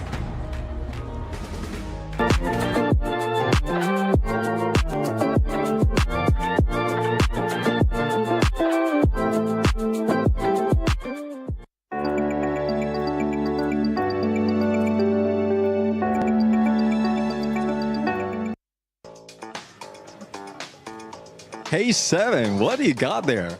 I got me a golf club. We're here at Quirilla City, and we accept your challenge. Glitter and Lace, you guys ended up getting very close there to first place, if not first place, but I think we got what it takes to beat it. So why don't we get started? Yeah, I mean, you start off. I'm going to start this. And let's see what you got. Gonna lie, I'm a little bit nervous here. Well, there's no need to be nervous because we got 7 woods. There goes for a swing. Is it in the green? Ooh, 89.4. You know what? I'll take it. It says too far, but I'll take it now. It's time for your turn, Mr. Neptune Happy Gilmore. Let's see what you got. Let's see if you got what it takes to beat 89.4 or maybe make it even better. As we'll get started here with playing golf. Let me press the start right here. Okay. All right. You got this. You got family watching back at home. Anything you want to tell them really quick? I got this. He's got this. Let's see that swing too. The prep is going to be up. That was a practice. Practice. Yeah, just a practice. He's got this. He's got this. Oh my goodness. Oh my. No. Don't break that just yet. Oh, 82.1. You know what? If you are in Paris, if you are at EWC 26, you can actually come check this out at Quirilla City. But for this one right now, I mean, I think it's actually time we challenge somebody. Yeah, let's go. Let's do this. So you know what, Husky, Lucifer, let's see if you got what it takes to beat our score. Hello everyone, it's Carol Bombshell again. I'm happy to be back here on stage close to Fluxo's crowd, Fluxo's fan. And I'm also happy to be here with the 2 influencers for Fluxo. I got Raja and Ale Mazy here with me. They have been done such a great job with the Fluxo's crowd. And I want to know, Raja, what's the feeling to be back here at the EWC with your team now? I'm really happy to be here today. I love EWC. It's just the best tournament ever, and it's really good to see my team playing, and they are doing really well, and we're about to win this tomorrow. Oh wow, such a great confidence. I like that, girl.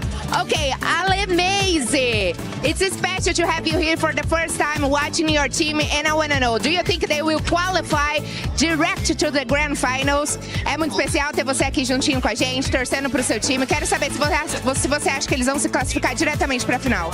Com certeza, vai dar tudo certo, se Deus quiser. Hoje a gente vai sair com essa classificação. E é isso, gente, vai dar certo sim. Segue o fluxo que os meninos estão preparados. E a torcida aqui tá preparada demais para essa festa. Of course, they will make it to the Grand Finals today, okay? So we are very happy to be here. We are very glad to support our team. And we're gonna see each one of you cheering for Fluxo in the Grand Finals. And follow the flow! Thank you! We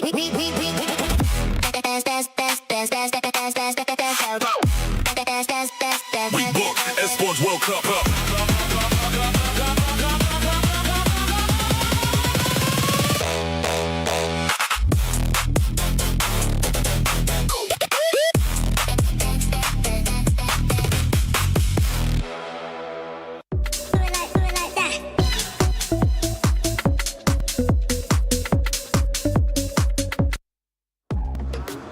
Neptune's swing was a little bit off. But don't worry about it, because hopefully Fluxo will be able to come back. But actually, Fluxo hasn't been performing that well. Sorry, Carol, don't worry. We'll get a chance to talk about that. By the way, Carol, Bombshell, Neptune, and Lace with us. But to recap the first 2 games of Group B, Vitality. Yeah, I mean, definitely.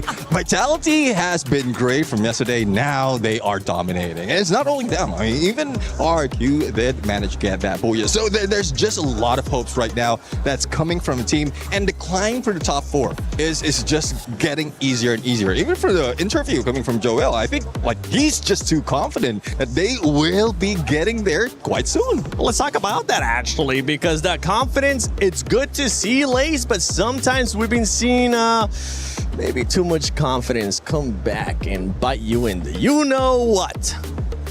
Well, all I know is that we beat you in golf, so I'm just going to hold that in my heart. But look, obviously I've been following the storyline of, Team Secret as my underdogs, okay?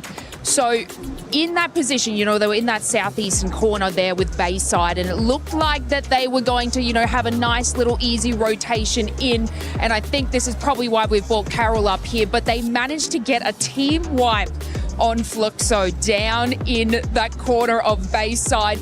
But it was a bit of a treacherous kind of rotation to that zone, because they got held out by the likes of RRQ and also, what was it? I think it was Team Lion as well. So it was a very tough trek for them. Obviously, we're talking about the pace and slow and steady, that sort of a situation, but they are not getting enough of those elims and placement to be able to beat these sorts of teams. Now, I want to bring into the conversation Lion. Yep. Okay. And, KsHiTiJoP obviously had a conversation about them too, but this is exceptional from them. They have absolutely dominated and moved up there. They are in the conversation. They are up in those top teams and battling it out in those final zones. Yeah, I do agree. I mean, there's a lot of history right now coming from Lion, especially Gamesking. He was left in there alone, but even solo, Lion. Gamesking can still get all those eliminations in. Like the fighting spirit coming from him and the team. I'm really loving it. They might be able to break through and bring down Twisted Minds. We're going to look at number 6, because Fluxo, this is a squad that everybody expects them to go directly to the grand finals, but right now that's not the case. They're 17 points away from top 4, Carol.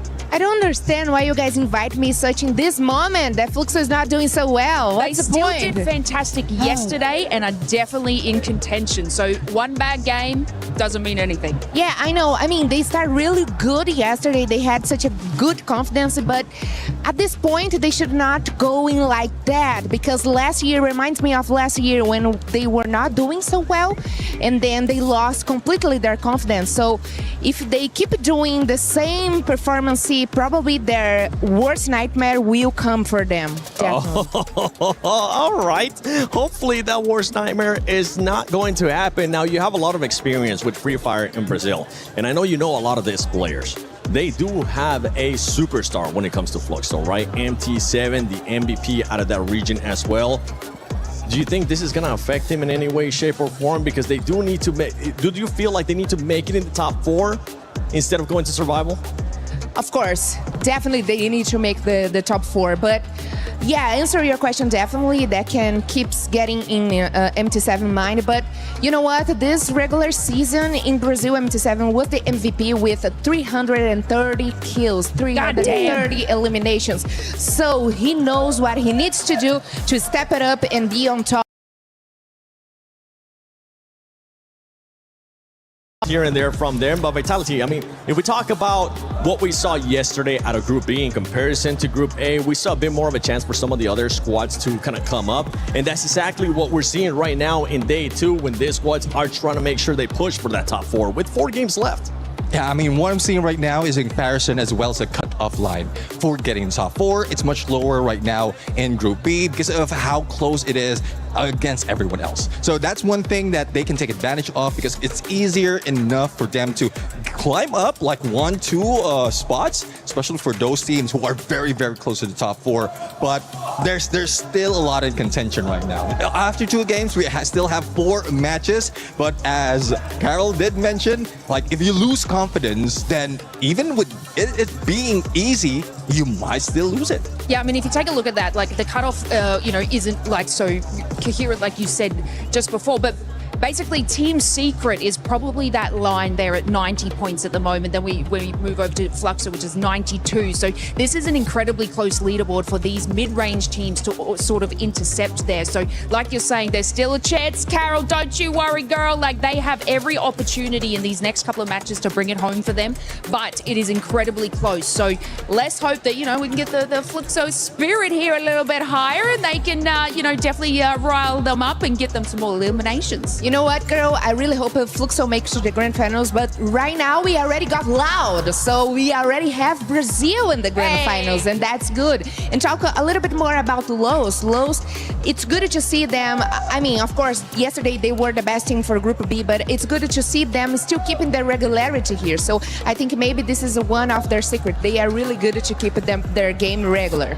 I know the fans want Fluxo to step it up and just start getting those booyahs because they have yet to win one. Let's see if that's going to happen with the 4 games left of Group B. AJ, Tash, take it away. Thank you very much, Seven. At this point of time, I just want Team Secret to get a booyah just so that Lace can smile a little bit more. Yes, I agree. Lace, this one's for you, maybe. Hopefully, we are praying for it as we go into our next map. The girl almost gave up. She's like, okay, I just want Fluxo to win. I mean, you guys are doing bad Do you too. believe in jinxes? I do. I believe in blessings. Do you believe in blessings? Yeah. Okay, bet. So Depends Lace, on who's the one dishing it out. So if it's Lace, If it's Lace, she's got a kind heart, so it's definitely a blessing. it's a blessing for sure. So that's high expectations for Team Secret in this particular one as we go into this next one. After all, this map is not going to be easy after all, since a lot of teams are starting to really amp up.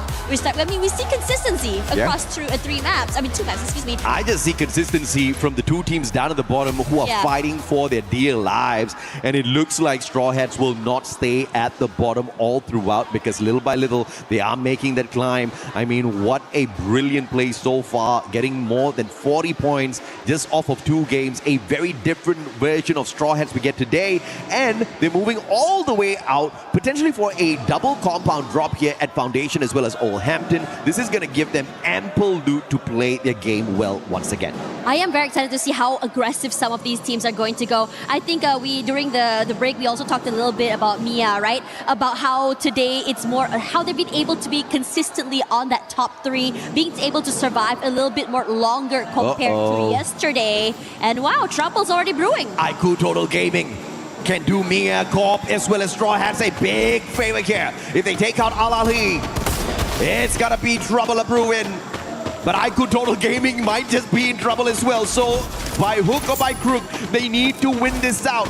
Perhaps the winner of this battle will stay alive in the competition. Looking at how Mia Corp and Straw Hats have woken up once again. Beautiful time turner off of Shanky. And the charge buster in his hands actually pops off. Zimox taken down. Shanky gets the win. 3 eliminations already. And Al-Ali, I think this is the end for them. Lions on the way in. And the Joker will not be messing around. Shock knocked down. MIBR lost. Will find the Straw Hats on another part of the map.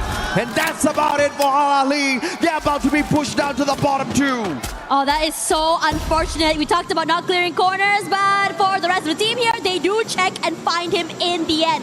Now, TG close by alongside the Lions, excuse me, and they're looking to see whether or not they can continue on this fight. Joker coming close. He had a really good game previously, especially with the long-range weapons. Puts a bit of chip damage onto Shanky, and they want to try and crunch them from 2 different angles. Joker just does not have his weapon of choice at this point of time, having to make work with the Woodpecker as best as possible. Shanky with the SKS also has got the time turner once again for the pop on his side, saving his life. Volta down on the ground though. The recovery needs to be strong here for IQ Total Gaming. Games King looking for circle around with the SKS in hand, looks at Mafia. With the M82B, Mafia is going to be deadly, even though Leon does have those blue walls on the other side. Games King will get shut down by Mafia up close and personal. 4 eliminations in hand, and India's looking hot. Yeah, TG looking really good, and I love to say that they are very active and want to take this fight head on. Aztec takes a lot of damage here. Backstab. Rushing forward. Oh, the backup! What a play by Mafia! Keeping his body in. And Lions, you may be the predators out there in the savannah, but not in this lobby, says Haiku Total Gaming. Crazy work coming from them as well. This proactivity and aggression is just something else. That isolated 1v1 somehow working so well in their favor. Ju up on top. Looking deadly. SKS. And Noor manages to pull off a quick finger, beautiful on the revive, brings Troll back in before getting knocked down to the ground. Man had barely any HP on him, and he was timing that perfectly, and he executed that revival perfect. And KsHiTiJoP will be able to thank him a tad bit more later on by reviving him. Obviously, the boys are going to be taking him out of the equation in a tad bit here. Miacorp, Kappa. It's the ice grenade to weaken him a tad bit here. 2v1, but Kappa will stand no chance. And Miacorp out early this time round. Oh, that's unfortunate for Mia, who are currently just running to just be able to stay alive in this game. Now moving over to Lace's favorite team here, TS at the bottom side, but Twisted Minds have a mind of their own to eliminate this team. And Shan keeping a bit of space between him and the rest of Twisted. Decides to play a little bit more further back instead. Being able to get support from his teammates is the priority here. Time for Lace to smile. This is Twisted Minds. They've got the high ground. Both teams calling out for the lightning zone, and it's Twisted Minds' lightning zone that was called out a tad bit later, which means Team Secret cannot get too cheeky out in the open just yet. That allows a perfect rotation from Diamond. The Bass M590, Wong Am, wrong gun. The sniper will get stabbed in the back. The Bass gets lucky with that ambush. Taking Wong Am out of the equation is just his first step. 9-7 now, up close and personal. The Bass once again with the M590 will conquer. The Mag 7 just not enough. Tikui, can you pull one back? PLS1 has the VSK, trying to turn the situation around. Jump taken down as well. And is this an interference from another squad? PLS1 trying his very best. Tikui down on the ground, explosive with the Car 98. Just trying his best to keep them contained. But it looks like Team Secret is about to win this out thanks to PLS1. Yeah, Hwang Am still very much healthy here, trying to find a way to find the final shot onto Exposy. Finally, in the end, cross and crunch from multiple angles, and Twisted Minds will be the one knocked out here somehow. Team Secret survived a little longer. Great recovery from this team. Kingdom of RRQ a tad bit sad. Some claps there for their squad. It got eliminated a tad bit too early. And like I told you, that it was definitely a blessing from Lace. Team Secret working off of that Lace energy at this point of time. But KsHiTiJoP though. Troll, wrong place, wrong time. MT7 spots him out, and MT7 has got the gun of preference. The AWM, Haiku Total Gaming on the other hand. Early exit in here. Straw Hat still alive and kicking down at the bottom, looking to climb up. KsHiTiJoP, what more do you have? Buddy shot from afar. Ju will punish with the Thompson Dude taken out of the equation. KsHiTiJoP might not make it out of this compound if they don't do something different. The rush forward is here. Fluxo going a bit more aggressive. Bunny getting hunted. That's it. Rushing away from his life. Jack is barely alive. Repositions, but out in the open, there's no way for him to run. Fluxo already 8 elims. They already got a revive, which means the squad will stay alive and kicking and Troll with the stealth bites. It's the heck out of there. Catching up in Noor. And Fluxo will overtake this compound. Bayfront belongs to them for the time being, but they'll have to move in a little bit as the blue zone catches up with them. But if you look at Fluxo's performance so far, this has been the best within the day. In the 2 past games, they only walked away with 2 points in each of those lobbies. Obviously not looking like the usual Fluxo. But like I anticipated, I just wasn't expecting them to go crazy here on day 2. I think they definitely want to play the survival game. You saw what Raja said yesterday. Our team will dominate tomorrow. Yeah, and definitely did. They're showing us the signs of life. Not only signs of life, they're starting to just go crazy. Now, speaking of that as well, in terms of positioning, we're looking at Lost very, very active, getting Refinery super, super early. And I think they're just trying to just move around, scout around, try and find some information about where everyone's going to be. TS, Lace's team also trying to move around the area. They're fairly healthy. They have 4 eliminations already. And in this situation, we're starting to see a slowdown for so many of these teams as they try to figure out not only where to position themselves in the circle, but also where to go next. Yeah, Leon needs to be careful a bit here. Thanks to the fact that Twisted Minds have been having a rough day out here today. They've been able to catch up and now overtake them on the leaderboard, but not through points just yet. They need one more point to equalize. But of course, if they can find the final circle for themselves, overtaking Twisted Minds will be a no-brainer, and I think that'll be a huge success for the organization. Can you imagine seeing Leon make it into the grand finals a tad bit earlier than expected? There we go. The reposition coming in from SAUL as well. Team Secret. Well, it looks like they're not going to be getting far enough. SHUL, though, no elimination so far there. Yeah, in this situation, again, the slowdown is here. Foundation very, very open for SAUL, just really hunker down, bide their time. Close by to Team Vitality, though, if they do decide they want to go take this fight, but have to be wary of Fluxo as well. We've seen how much damage they can do with those long-range weapons, and it's scary. The drums of liberation courtesy of Fluxo, but I think it's charging up Joy Boy on the side of these Straw Hats. Let's see exactly who it will be that unleashes their Gear 5 on the competition in a tad bit. 2 games back-to-back. Straw Hats have been phenomenal. But can they keep this streak up for themselves? Spending a tad bit of time outside the circle. 5 boosts activated off of those team boosters. Need a tad bit more coins before they can purchase the 6th one. Vitality keeping an eye on the rotation of Team Secret. There might be our loss making their way in, as well as Fluxo and squad sits pretty, waiting for the next contenders. This next circle is definitely going to be bringing a tad bit of chaos in here, because we are running out of space to play, and Fluxo will have to make that run out of their defensive space.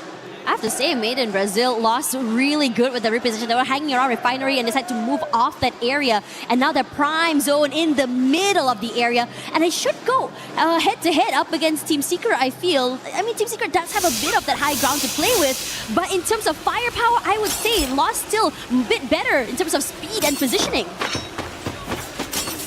RRQ out super early from this lobby. Did not expect that. The Booyaka still hunting down these teams. Regardless of the stage, regardless of the level of competition, you can improve. But running away from the Booyakas, on the other hand, is just something that's just totally up to luck. And RRQ just did not have that luck on their side this time.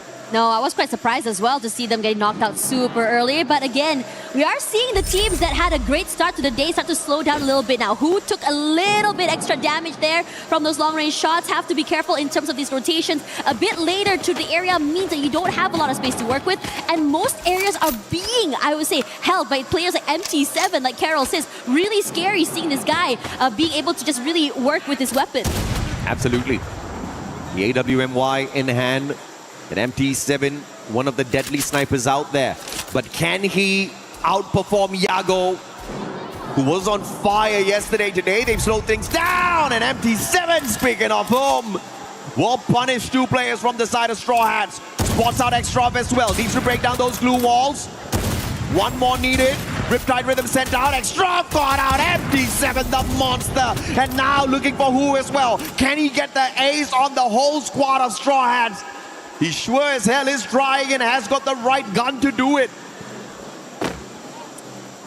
Not gonna be easy because Who isn't really showing his hand either, and so is been, I'm not gonna lie, MT7, the sound of the gun he's doing, just keeping every single player around the area's head down. No one is daring show their heads in case that the bullet goes up into their dome. But if anything right now, Vitality have a chance to take this fight up against SAUL, keep them away from this area, and this hard shift should be able to guarantee that fight. Big advantage here for Fluxo. Not a lot of rotations needed. They can still hold on to that high ground advantage here for MT7. All he needs to do is just inch a little bit closer to the circle, but the risk that he will have is playing those glue walls a little too much too early. Team Secret is keeping close to the very edge of this hill, making sure they stay out of the crosshairs of MIBR Lost. And since they will not be spotted out for the time being, survivability is there. They can sneak under the squad of MIBR and play survival. Yago has not hit those wild shots today just yet. PLS1 spots him, dropping down to the lower ground, but they will still stay hidden. SHUL, the Indian squad slowly rotating around. Perhaps this is where Team Secret falls. And on that replay, you see how MT7 with his high ground advantage was just making perfect work. Just dwindling down the chances of Straw Hats finding the final circle 3 times in a row. Yeah, and who hasn't moved at all since then here as SAUL, making a lot of noise as there well. You go. Trying to rush forward and take this fight, but Team Secret trying their best, inching their way forward, has to take this fight up against the Lions. Lost waiting, made in Brazil. Prime angle, just really pressured this team out of the zone. And I'm saying that Team Secret right now, just a terrible position to be in, but SAUL is here, perhaps giving a bit of space and respite for them. Yago versus PLS1, and SAUL moves on in. And MIBR Lost says, you can have it, baby. I do not want this platform. They quickly retreat, trying to look for that reposition. Is that a good move or a bad one? Straw Hats finally taken out of the equation already. Fluxo sending the shots to the spot of Vitality. Joel knocked down as well. SHUL aiming for the players on the side of Team Secret as Vitality finally bites the dust. Unfortunate run for the squad. 2 games back to back. They have not been able to find that final circle after hitting that booyah on Bermuda. Versus maybe a real, not too sure about that, but a team that's being blessed right now, maybe Team Secret. We'll see how it goes because they are currently being pressured. They don't have a lot of space to work with, forced to rotate forward, and Joker keeps a close eye on both these players. Barely alive, jumps forward, somehow surviving in terms of rotating here, but have to deal with SAUL. You gotta hit it when the window messes with your aim. PLS1 now trying to get away. Can he? Yes, he can. Beautiful jump pad reposition by PLS1. And the sniper of the squad gets caught out by Della. AC80 perfection from Leon. Once again, waking up in the competition to stay in contention for the early access into the grand finals. This is perfect from them. But Fluxo's still alive and kicking, and they are catching up. Look at the monstrous run. 14 eliminations strong for Fluxo. Tiku in trouble alone, somehow managing to get 2 players knocked down, but not able to secure those points. Bob somehow from far away also gone down to Tiku here, trying to find that final member left. A 2v1 in this corner, but the damage is too much to deal with. He heals up, and he's just waiting and biding for time as AUL forced to reposition. He does break one and goes for more! Tiku, how are you doing this? Finally going down to Fluxo! Tiku, you monster! Capped that valiant dash for the final moment and backstabbed them as they would try to run away, but MT7 is the biggest winner of that equation. And Fluxo looking to dominate. 2 Brazilian squads here. And it looks like Leon's going to be hopping on into play as well. What can they do? The LATAM squad up against 2 big Brazilian giants looking for the booyah. Jacon gets knocked down to the ground. Riptide Rhythm takes away his opportunity to be picked up. And MIBR Lost will shut down the opportunity for Leon to run away with this game. Fluxo on the other hand, alive and kicking up there with the high ground advantage. Joker versus MT7, this is going to be a good fight. Yeah, trying to rush forward here. Joker has to be careful not to get eliminated. He is, after all, alone, but not able to find the angle. Nice Jumps forward. That's the kind of patience play. Supremacy with the reposition. Now Leon staying alive for LATAM, but pushes in with the M590. Might be able to take him out of the equation a tad bit too early here. He jumps away from that high ground advantage now. Tagged up by the circle. This is just not the best situation for him. Barricades himself in. MIBR Lost spots his glue walls and looks for the annihilation. Grenade tossed behind the glue walls, and General taken out. Round 1 as well, and Fluxo cleans up house.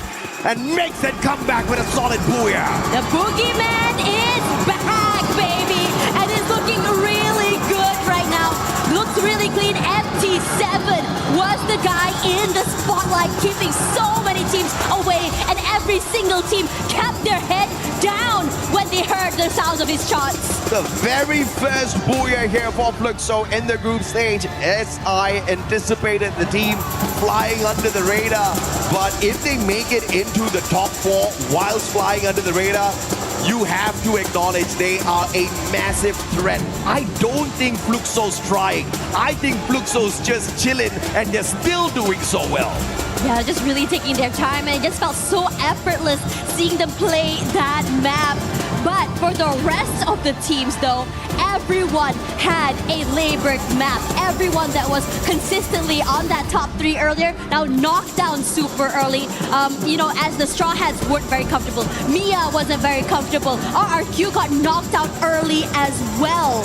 And it is impressive to see this shift from so many of these teams as we go into this third map already. Absolutely. And the teams that need to step it up, definitely your eyes are going to be on the teams who are looking for the early access into the grand finals. Twisted Minds, 3 games in a row, have gotten themselves twisted into a little bit of a confusion because they can't seem to find the big points. But one team that found big points, 33, the one and only Fluxo.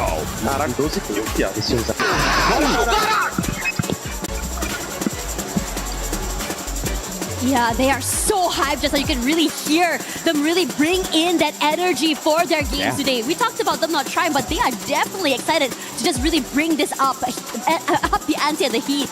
I mean, even without trying, Fluxo currently is in the top 4. How about that? How insane is that? And then you've got Leon on the other side who are struggling, who are trying their very best not just to survive but to find these elimination points, but they're still one step behind Brazil. This has always been the issue for the LATAM squads. Can they break that curse this time round at EWC 26?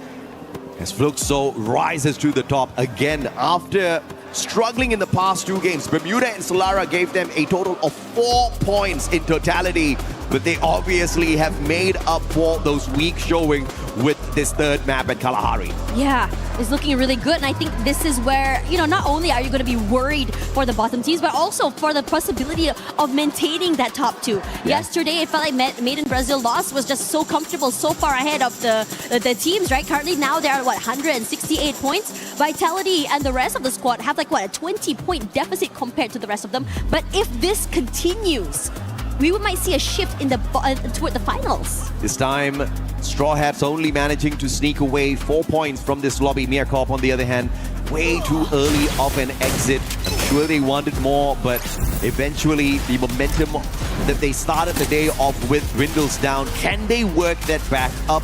That's going to be a big question. But MT7, you know, I asked a question, is he going to be able to show that he is a better sniper than Yago? And the number of eliminations that he pulled away in this game, I think answers that question. But I still haven't seen a clean 1v1 between these 2 phenomenal snipers. Yeah, Yago pulled away nothing as MT7 was cleaning up the lobby this time around.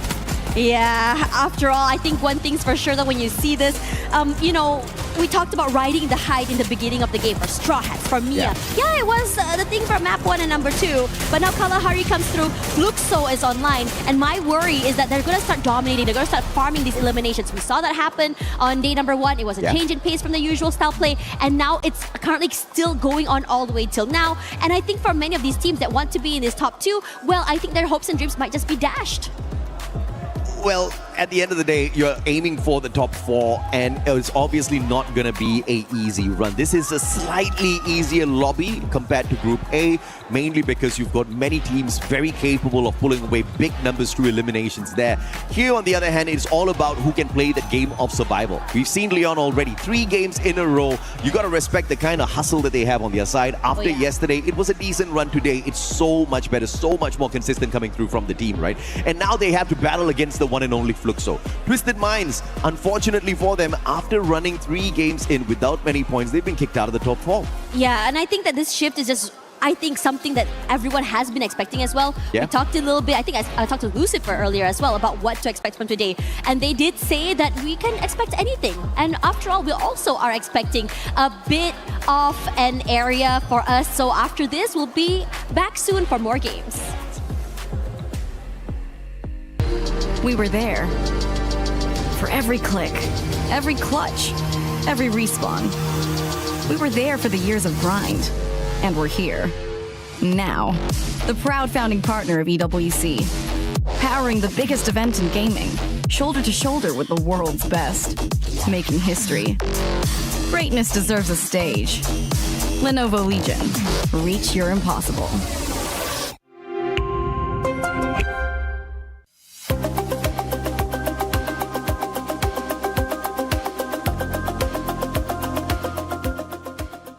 He can come in here and play my game. Let's go. He knows nothing. Let's go! Tyler 1, you're done. Raw energy. Blow the house down. Games 3 ended, and this is our stage hit. I'm Yusul, and right next to me is Conchita. And of course, hey, let's talk about my team today. I am so proud of them. Did you guys see the Kui in that moment with his gun M9590? And then after that, even he's alone, but he still got his 2 eliminations. Of course, we're gonna talk about your team. I mean, Yoon, so let's not forget who gets the booyah. Hello, it's Fluxo's first ever booyah. I know it is a little bit unexpected to see them only getting the booyah on the second day. But then again, hey, it's Fluxo. They're in no rush, no desperation. They have that level of calm that finally show us what Fluxo really is made of. And MT7, I mean, that shot from high up, that was so amazing, and it shows the power that they truly have and why they are one of the strongest, biggest team from Brazil. I agree. MT7 is one of the best sniper that Brazil has ever born. And of course, let's talk about our games. Only 3 games left too. And the last top 4 will go straight to the finals. Currently, we have Lost, Team Vitality, RRQ, and now Fluxo. Yes, Fluxo has successfully taken over the 4th spot from Leon from the booyah that they just secured. And what is even more amazing is the fact that they collected 21 elimination points in just 1 game. Now this is what I want to see, because this is what was missing yesterday. Going against Lost, I do feel like there is some brotherly rivalry going on between these two. But boy, oh boy, I am so proud to see Fluxo claiming the throne and claiming the booyah finally today. Well, finally today we can see Fluxo got the booyah, and I'm hoping for more because you can see the crowd. It's so crazy. I really love them. The energy here and the heat, it just keep making hot even though here is really cold, you know? And let's talk about our top 11 and top 12. What do you think about them? I do think that seeing how the group is doing right now, I do agree that Group B somehow has it a little, just a little though, a little easier compared to the Group of Death, aka Group A. But hey, anything can still happen. We still have a couple of games left. And seeing how Fluxo is bouncing back, I don't think the top 4 that we have right now is truly secured. Don't you think? I do, but not yet. Because we only have like 3 games and 3 games left to go. So I think this Group 4 still got some change to it. But I'm not sure because Lion is so crazy. You know, come on, Games King, he is on fire. Like a youth, a very young youth, a really young energy, come to the stage and destroy everything that is like cover his way up. Man, I'm totally his fan. Yeah, actually we talked about this at the desk earlier because we do believe that Leon actually has some more power, something that they haven't really got the chance to show on this stage yet. And yes, speaking of Games King, we know how passionate he is and how great he is. But then again, I do remember one of his posts on social media. He was apologizing to the fans because he wasn't really giving his all, even though we know how hard it could be at the EWC, right? Yes. Again, it is the World Cup, so the tension, the pressure, it is obviously higher and it's so difficult for them. So yeah, I'm just waiting actually for Leon to making a comeback. I mean, if Fluxo can do it, I'm pretty sure that Leon can do it as well? Well, we only have the left top 4 because in the Group A, we already have top 4 and this will be another top 4 and then 8 teams will go straight to the finals.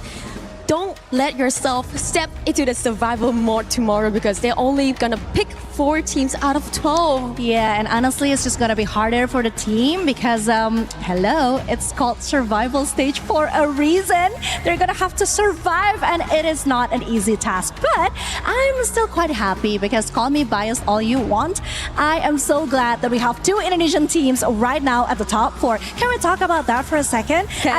We have Team Fatality. Sorry, I gotta say that one more time. Team Fatality, as Neptune would say, and RRQ. I mean, they are doing good. They are consistent, and yeah, I just can't wait to see the rest of the games today and who are advancing to the next stage. Well, I'm happy for you. Guess I have to wait for my team. So, Conchita? Yes, I think it is it from now. But let's go back to the caster and see what do they have to talk about. Take it away, casters.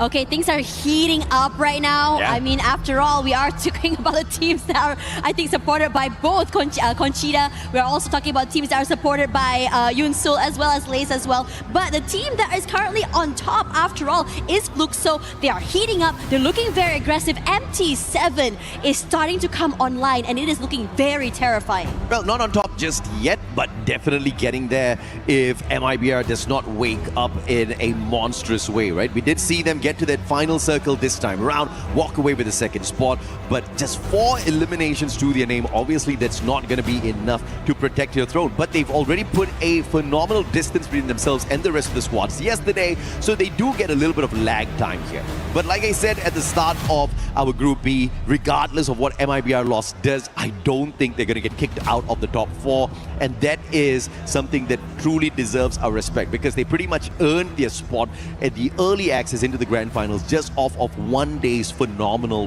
run with the 3 Booyahs to their name. But of course, I am expecting some other teams to wake up. Right. We have been talking about Straw Hats, we have been talking about Meerkorp, and I have to say the amount of hustle that we have seen Straw Hats do in that first and second game, I think they definitely deserve to survive. But it's not up to us. It's up to them, and it's up to the other teams who want to survive or not, right? Al Ahly, they knew that they were in a pressured situation. They needed to wake up in that third game, but Kalahari brought them absolutely nothing. And yet, the team of Straw Hats could not take advantage of that. They got kicked out a tad bit too early with barely any eliminations. Yeah, and I think in this situation, you could start to see what they were trying to go for. They wanted to try and go for eliminations. They want to move around the map and go for these fights. But somehow, sometimes, when you play in this situation, you have to be ready to be dealing with these high-risk situations. Yeah. And for them, that high-risk situation did not give them any rewards. But we still have another few maps to go, and it's still another 3 more chances for them to play catch-up.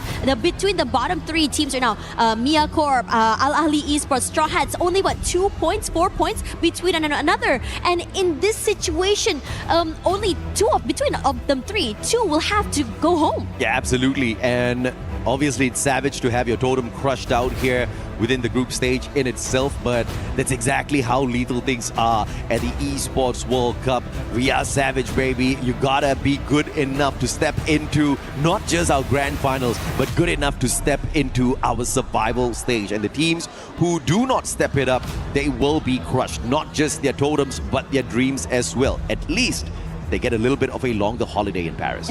Yeah, for sure.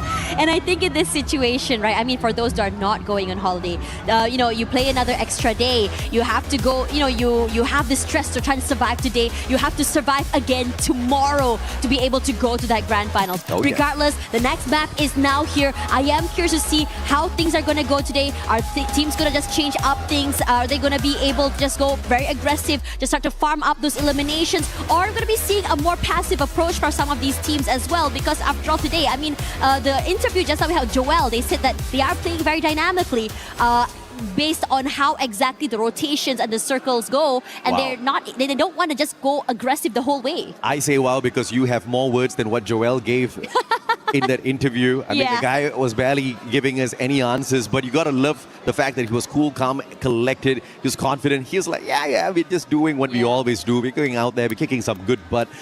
But this time, they'll have to watch out, though, because if they don't start stepping it up, they might have their spot ripped away. Leon is way too close. Although they do have about a 20-point gap up at the top in that second spot, Vitality cannot let their guard down. We have got 3 more maps to go, and anything can happen in these 3 games. Leon's going to be dropping straight up into Brasilia, and this is going to be very close to the Indian squad. KsHiTotal Gaming, they have to find a way to make sure they don't get caught up in terms of survival only, right? Because let's say in the final 3 games, MiaCorp, Al Ahly, Straw Hats, they wake up, KsHiTotal Gaming is going to be on the chopping block. Oh yeah, for real as well. Now coming into this, I like the fact that, you saw Koja get that first pick already, and he's going for a nice separated, I would say, play compared to the rest of his team here. Could just keep SAUL busy for the time being. And now Koja getting his 1 pick off already means that he's going to be able to just rendezvous with his teammate, or he could go to a Brasilia, get a bit of a vantage point, an idea what's going on, wait out the initial fights, and then, I don't know, third party. Oh, the drums have started. The drums of liberation that woke up Fluxo in that game number 3. Nice shot. But KsHiTotal Gaming, Riptide Rhythm, perfect combo for Mafia. The VSK will not find elimination, but Water follows it up with a P90. The knock from afar, Mafia taken down. Hax has got the VSS with the rate of fire and the damage to keep the numbers equal here. And it looks like Leon's not going to be stepping away from that battle. But Della, with a tiny mistake there with the ice grenade, puts himself out of the equation. Aztec gets knocked out by Joker. Joker holding the squad of Leon together. And he has to find some way to get out of this sticky situation alongside Hax. Yeah, Hax should be able to get out of there, I think, fairly safely. TG doesn't look like they're going to be putting in that chase as we go toward Twisted Minds here. They have an idea toward where Mia is going to be. Dry Tech takes a lot of damage quickly and so far away before even the Bass was able to just really fully push forward there. That's 1 more point in the bag. But for the rest of the team here, they've already vacated the area. They want nothing to do this early fight. Well, Twisted Minds want their top 4 spots back. But what's the odds that we get 3 Southeast Asian teams qualifying from Group B as well? I think that's too much. 2 is a lot already. It is a lot. I Yeah. agree with you. I mean, this is the Esports World Cup. We want to see some diversity and representation from so many different countries if we can. And Shanky already knocked down Ahly Esports here, showing a bit more aggression and a little bit more, I would say, proactivity, because Wota is going to be shot out of the sky. Takes a bit of chip damage, but able to get away with his life. Al Ahly stepping it up as well. They understand exactly what's at stake here. The totems and their hopes being crushed. KsHiTotal Gaming out of the ban into the fire potentially. Wota making sure he lets go off the zip line. It just hit that U-turn a tad bit here, because moving on forth was just not gonna have any bit of advantage for him whatsoever. Would have got it taken out of the equation there early. Mafia crawling around looking for more coins. Rigby will find RRQ's dudes. And the battle between MIBR Lost and RRQ breaking off right now. Vitality is going to find themselves a victim as well in MiaCorp. And MiaCorp getting crushed. Not just their players, but their hopes as well. They need to step it up. They need to pull those revives back in. You really want to be able to do that as well. Vitality want to make up for their early exit in that previous map. And as we move over here, Noor out in the open, in trouble. There's only so much time before that glue wall goes down here. The Bass will be pressured, but it doesn't stop him from trying to reposition himself away. But he is, after all, the one being pressured and gate kept away from that zone. Jump rushes forward here to Who. Somehow on the other end gets knocked down. Straw Hats getting involved in this battle, but it's supposed to be between Twisted Minds and KsHiTotal. We don't even spot out the players on the side of Straw Hats, but they're trading blows with Twisted Minds, and that pulls the attention of the Thai squad a tad bit too long. And KsHiTotal, they take advantage of that situation. Jump's gonna get overwhelmed here. Twisted Minds might not see the early access into the grand finals if this continues to happen, but Diamond's just keeping the team alive. In fact, going in here with the revive one after the other. Twisted Minds right back in here as a full squad, but scrambled on the battlefield. Yeah, we're starting to see like a slowdown, at least for some of these fights. They come through, they go away, they go and revive the whole team once again here. The Lions have been hanging out in this area for quite some time. I mean, yeah, we see those little skirmishes that they go ahead and have, but never really full commits onto fights, and they definitely do not want to go and overextend and chase a bit too early either. The lack of information about crossfires and where other teams might be is just, the question marks is just a bit too much for them to deal with. Straw Hats, 3 eliminations already. They are off to a fantastic start. But Al Ahly keeping themselves alive and kicking, making sure they don't get kicked out of the competition too early.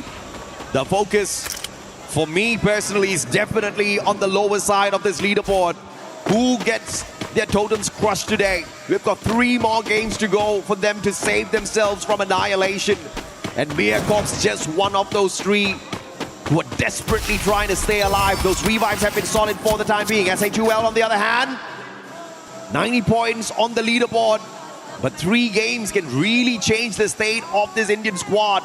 IQ Total Gaming, a little bit of a civil war between the Indian teams. And SHUL will be allowed to survive a little bit longer by the looks of it. I am very excited to see how it's going on toward this southern side of the map there. RQ and Made in Brazil loss has been kind of hanging around there for quite some time, but never a full commit quite yet. Maybe you see pickoffs, but never really a situation where they want to go on a full 4v4. And we see some pressure coming in from Team Vitality as well. Team Secret taking the bridge, crossing over. 1 into play. A little bit of interference between the battle of 2 titans, MIBR lost as well as RRQ. You better wrap this up quick because Team Secret wants to party. Abe with the Max 7 gets the knock, but PLS1! The shots from afar takes the sniper of MIBR out of the equation first. Yadaral as well as round 1-7. Desperately trying to look for survival. Ma'al, can he find the angle as General scurries towards the compound to find the vending machine? 700 coins in his pocket, he can afford 1 revive. But can he get there? Wangam says, hell no! As MIBR loses their 3rd player, and Team Secret the biggest winner of the battle at Central. They had such good timing getting into the area as well. Finding General, adding another 1 point to the board for them as well. Full control of the side. Now Fluxo is coming close into the area, and this is interesting. 1-7, he's going out surfing. Boy's got his priorities right. He's trying to find the rotation outside the circle. Battle between SHUL and Twisted Minds. Not looking too good for the Indian squad. But they still do have some viability here. No, stabbed in the back by Diamond, but he pulls off a double revive before being annihilated with that VSK up close and personal, which keeps the hopes and dreams of SHUL pulling more points in this lobby alive. Here we go. Definitely heard the sounds of the rotations coming in here. Looks so close by, but over on this side, the Lions are starting to just find the members of the Al Ahly squad. Moves away into a corner, but cannot break into the compound quite yet here. Hacks is close, jumps forward, decides to move away. Oh, can they get away? Al Ahly will allow them to back away. Just too afraid to go all out in that battle because they understand the 3 past games where they have tried, they have been snuffed out, and they just chose the safer route this time round. Team Secret up against Fluxo on the other hand. Who's going to be the mighty one? PLS1 up against Yago. Here comes the weight as well, trying to find a perfect angle and opportunity to strike. MT7, apologies. Yago's going to be pissed. I left the team a long time ago. I'm not going back there, Mustachio. Wangam backing away. PLS1 understands that the lightning zone is not one that you mess around with. That forces them back into a little bit of hiding, opening up a little bit of space for Fluxo to rotate away, looking for the circle a little bit earlier than Team Secret at the very least. And this is a great situation because they are closer. They can also pressure Team Secret since they do have to find a different way to get into the zone. And they do just that. Instead of going for a full-on fight up against Fluxo, they're going to rotate toward that southern side there. That bridge is, I think, right from the cross either as well, excuse me. As we look at the rest of Team Secret here, have a bit of a top-up as well for their supplies, but Fluxo already close to the zone, and it's curiously enough, this fight against Vitality is about to get really hot after this. I'm sure they definitely have a launch pad here, so they're not too worried about the position outside the safe zone at this point of time. Probably going to be laying it out at the beach and taking a quick jump in. Those binoculars need to be used first. Yago brings back two of his buddies on the side of MIBR loss. And the hope is not lost just yet for them to hold on to the #1 spot by the time we bring Group B to an end. Purgatory is a huge map, and that's why you've seen a lot of these touch-and-go eliminations coming on through. And we're almost back to a full lobby as we approach the 12-minute mark.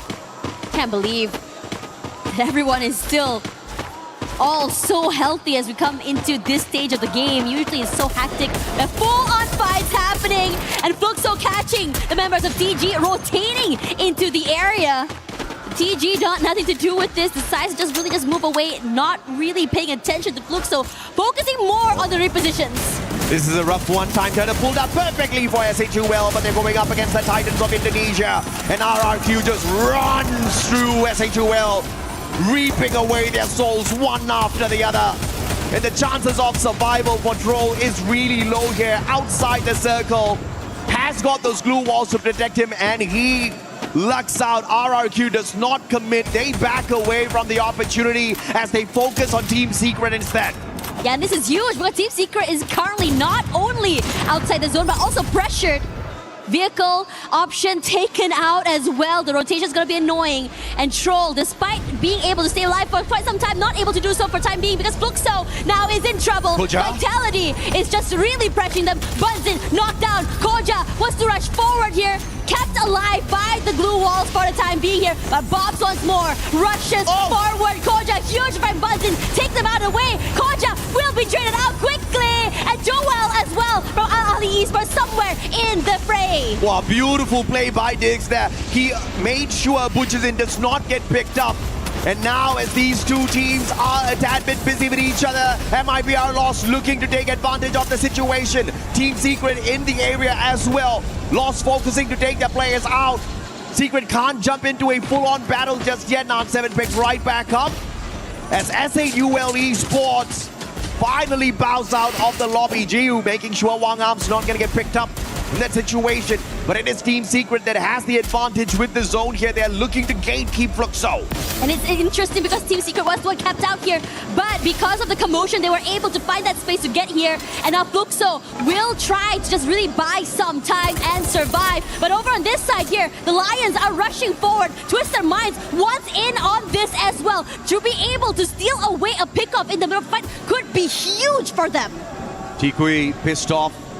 He's trying to punish Fluxo as they drive away, but it's not going to find those perfect connections. And Team Secret damaged severely, not just their players, but their chances of a booyah and a phenomenal comeback here as well on this Game 4. Secret hasn't had the best of run today. The best has been 12 points from a lobby, and that was at Solara. But now the battle, RRQ versus MIBR Lost. Look at Abego, Max 7 in hand, has the Valiant dash, but gets locked down by the thrill of battle. And that's what the A124 gives you.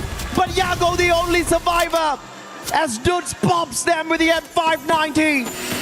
And the sniper can't do much but to disengage and look for a vehicle, to look for a vending machine. But Team Secret bows out before MIBR Lost gets taken out.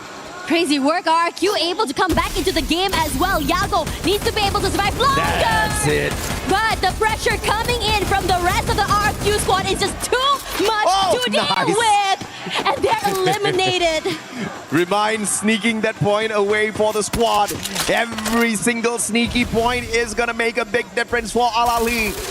Not just to survive, but to make sure they keep their hopes alive within themselves. Who knocked down to the ground. MD7 sharp shot straight to the head. Riptide Rhythm's going to be breaking down the defenses, opening up the house here for Fluxo as well. But they refuse to step on in. Miakov right behind the squad, so Straw Hats can't go anywhere. Stuck between a rock and a hard place. And Mia can take advantage, but it is the Straw Hats that turns things around. Bobs catches out a player from the side of Mia as well.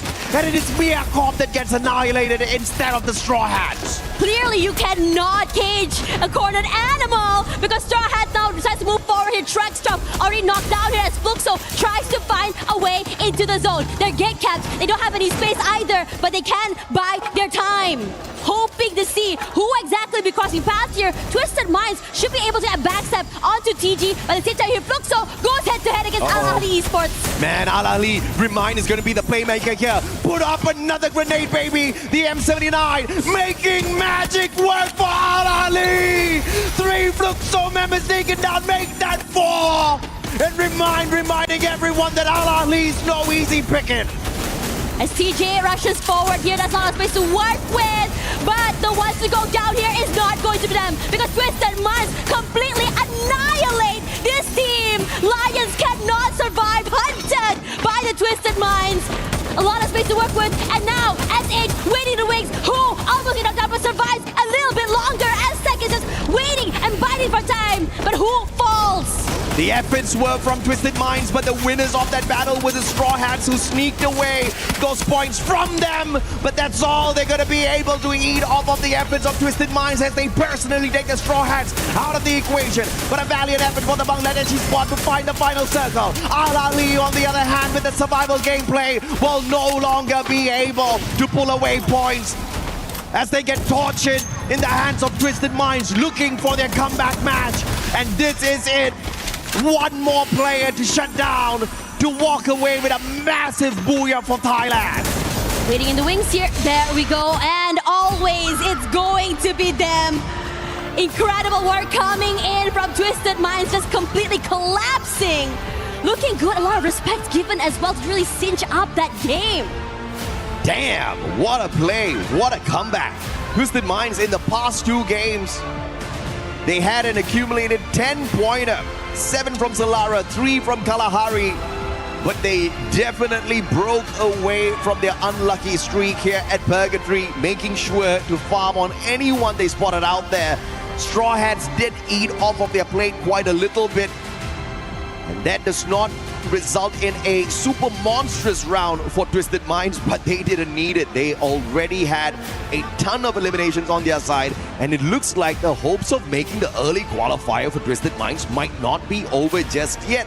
But it is exciting. It is absolutely exciting because they flunked out in the first 3 games. The rest of the teams have managed to catch up. Fluxo has caught up, Leon has caught up, and they are all now so close to each other at the top of the leaderboard. But from down the bottom, Straw Hats as well as Al Ahly making a great run this time in this Purgatory map.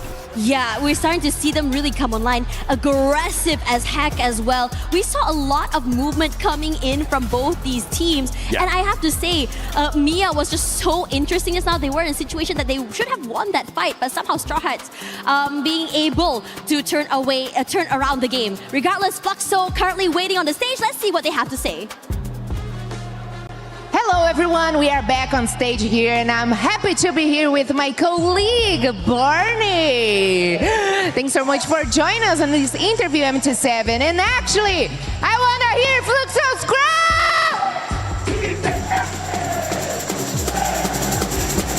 Such great support for you, MT7, definitely. That's super fans. Okay, so yesterday you guys had such a great, amazing debut here. Was so nice to watch you guys, even though you guys didn't get a booyah. But today you had a slow start. What went wrong those first couple of games? Ontem vocês conseguiram fazer uma estreia muito boa, mesmo que vocês não tenham conseguido um booyah.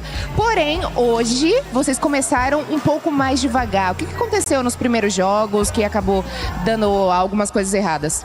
Bom, a gente teve alguns erros coletivos nossos. Então, acho que foi por isso que a gente começou jogando mal. Depois a gente saiu para conversar. E conversamos legal, apontamos erros para consertar e acabamos consertando para a terceira queda e consegui meu booyah. Okay, so actually it was some mistakes that each one of us did, like the whole group, the whole team.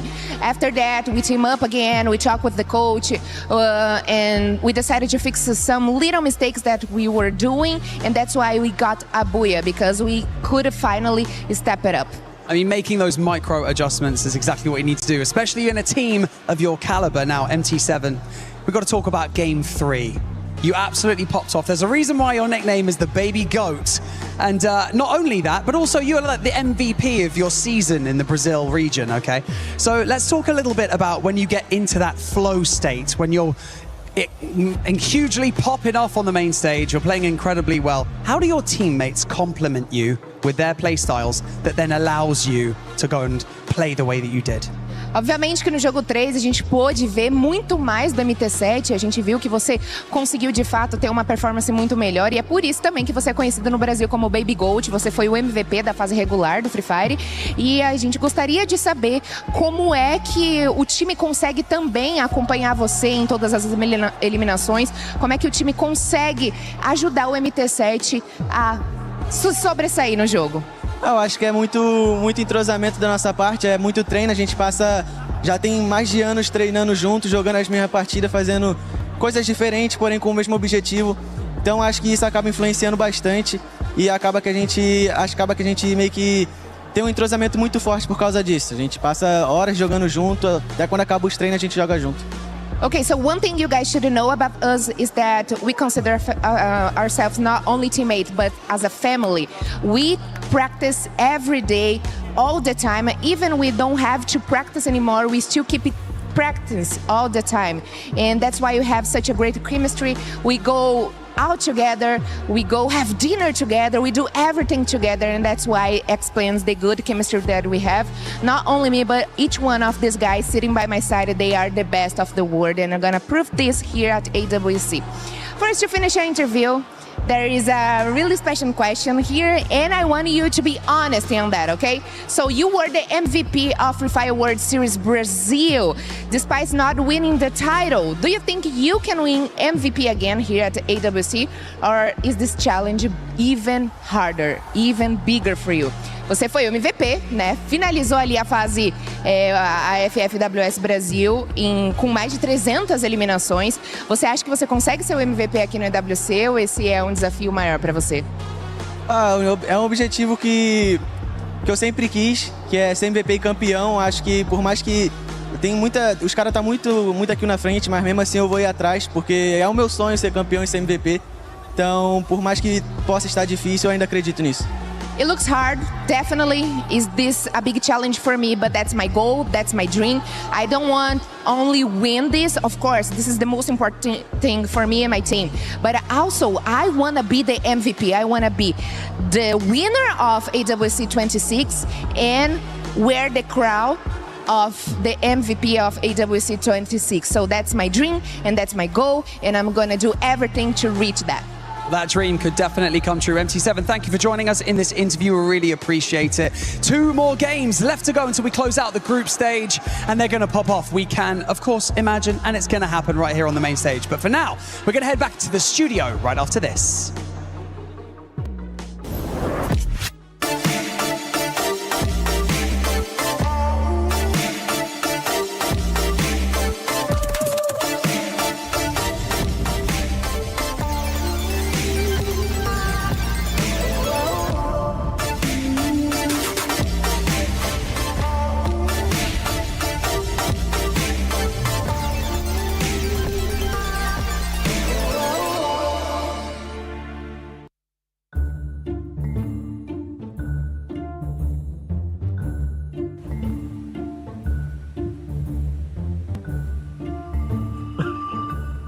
Montanha, mano. Torre Eiffel. Escada. Viver. Escada.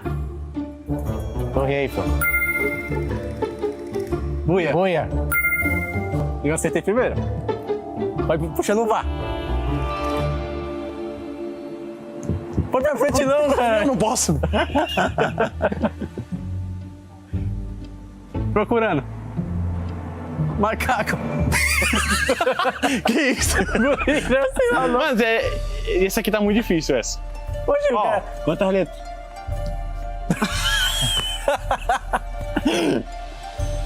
Uma palavra. Uma letra. Uma letra. Comer. Um hambúrguer. Não, velho. Um croissant. Uma maçã. Banana. Banana, cara. Hambúrguer. Eu amo hambúrguer. Hambúrguer. Pão. Um pão. Complicou a folha. Pão. Um pão. Pão de queijo. Pão de queijo. Um pão. É um pão. Você correu. Você corre. Correu. O pão. Você correu. Você correu o pão. Você correu. Ah, vai. Você correu. Você correu para pegar o pão. O pão. Correu. Isso aí, o que é? Isso não. Ah, tá, o pão. Aham.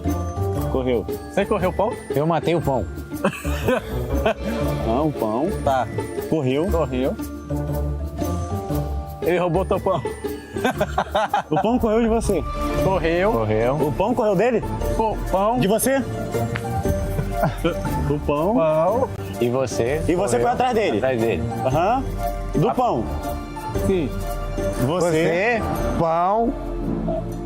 Correu atrás dele. Você correu atrás de mim com o pão. Correu atrás dele. Isso, cara! Okay, it might be our loss. It might take you a little bit longer to figure out your miming skills. And today's taking a little bit longer to get a booyah too, because this squad has not been able to get one. If we actually rewind it, though, we're going to talk about the Brazilian squad that was able to get a booyah, and that's none other than Flux. So don't worry, we'll be able to break down a little bit more of the game that just happened. But I want to go back to Flux, though, because this is the one thing that they were missing out on, Lace. Yeah, I mean, if you had to look at that like final zone and that split hold that they had, I thought that it was going to be like a little bit of a difficult feat after how many eliminations they had under their belt going into that match as well. But of course, they needed this. This is the booyah that they needed, because on day one, they were sitting at like a 9.2 average elims and what was it, 5.9 placement.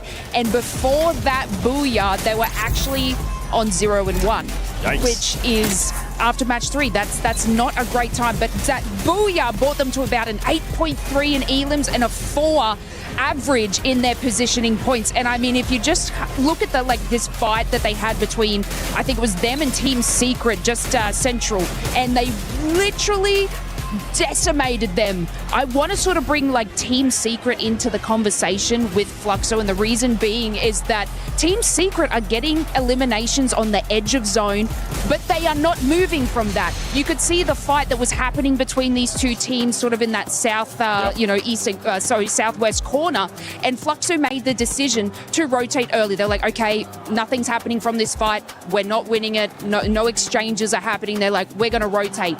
And they did. And then you saw, if you like, Team Secret try to follow suit, but they were decimated at that end of zone. So these decisions from the likes of Team Fluxo, and, you know, we heard it from MT7 as well, saying that they saw that first match. Yep. They didn't want a bar of that anymore. So they made a decision to do that. And that's exactly what is showcased. Yeah, for Fluxo, this is something that they needed. Not only the booyah, but we need to start seeing them being a little bit more consistent, because at one point, and I mean, when we end up seeing that overall, you'll see how tight everything is within this group. It's not decided just quite yet.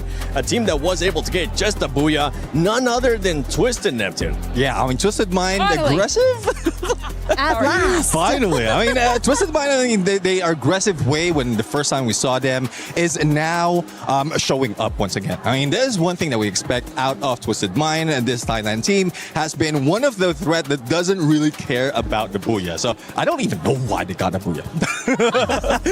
I guess they're only getting up on the elimination, just getting on the board right now. That's the aggression of Twisted Mind. Just different from what we've seen in other teams from Thailand. But now they're going strategical. They're not going aggressive right now. Half, if not like 3/4 of the game, they were just hanging tight, just waiting for the opportunity and getting all those eliminations. I know why they got the booyah. I was following them yesterday, Neptune, okay?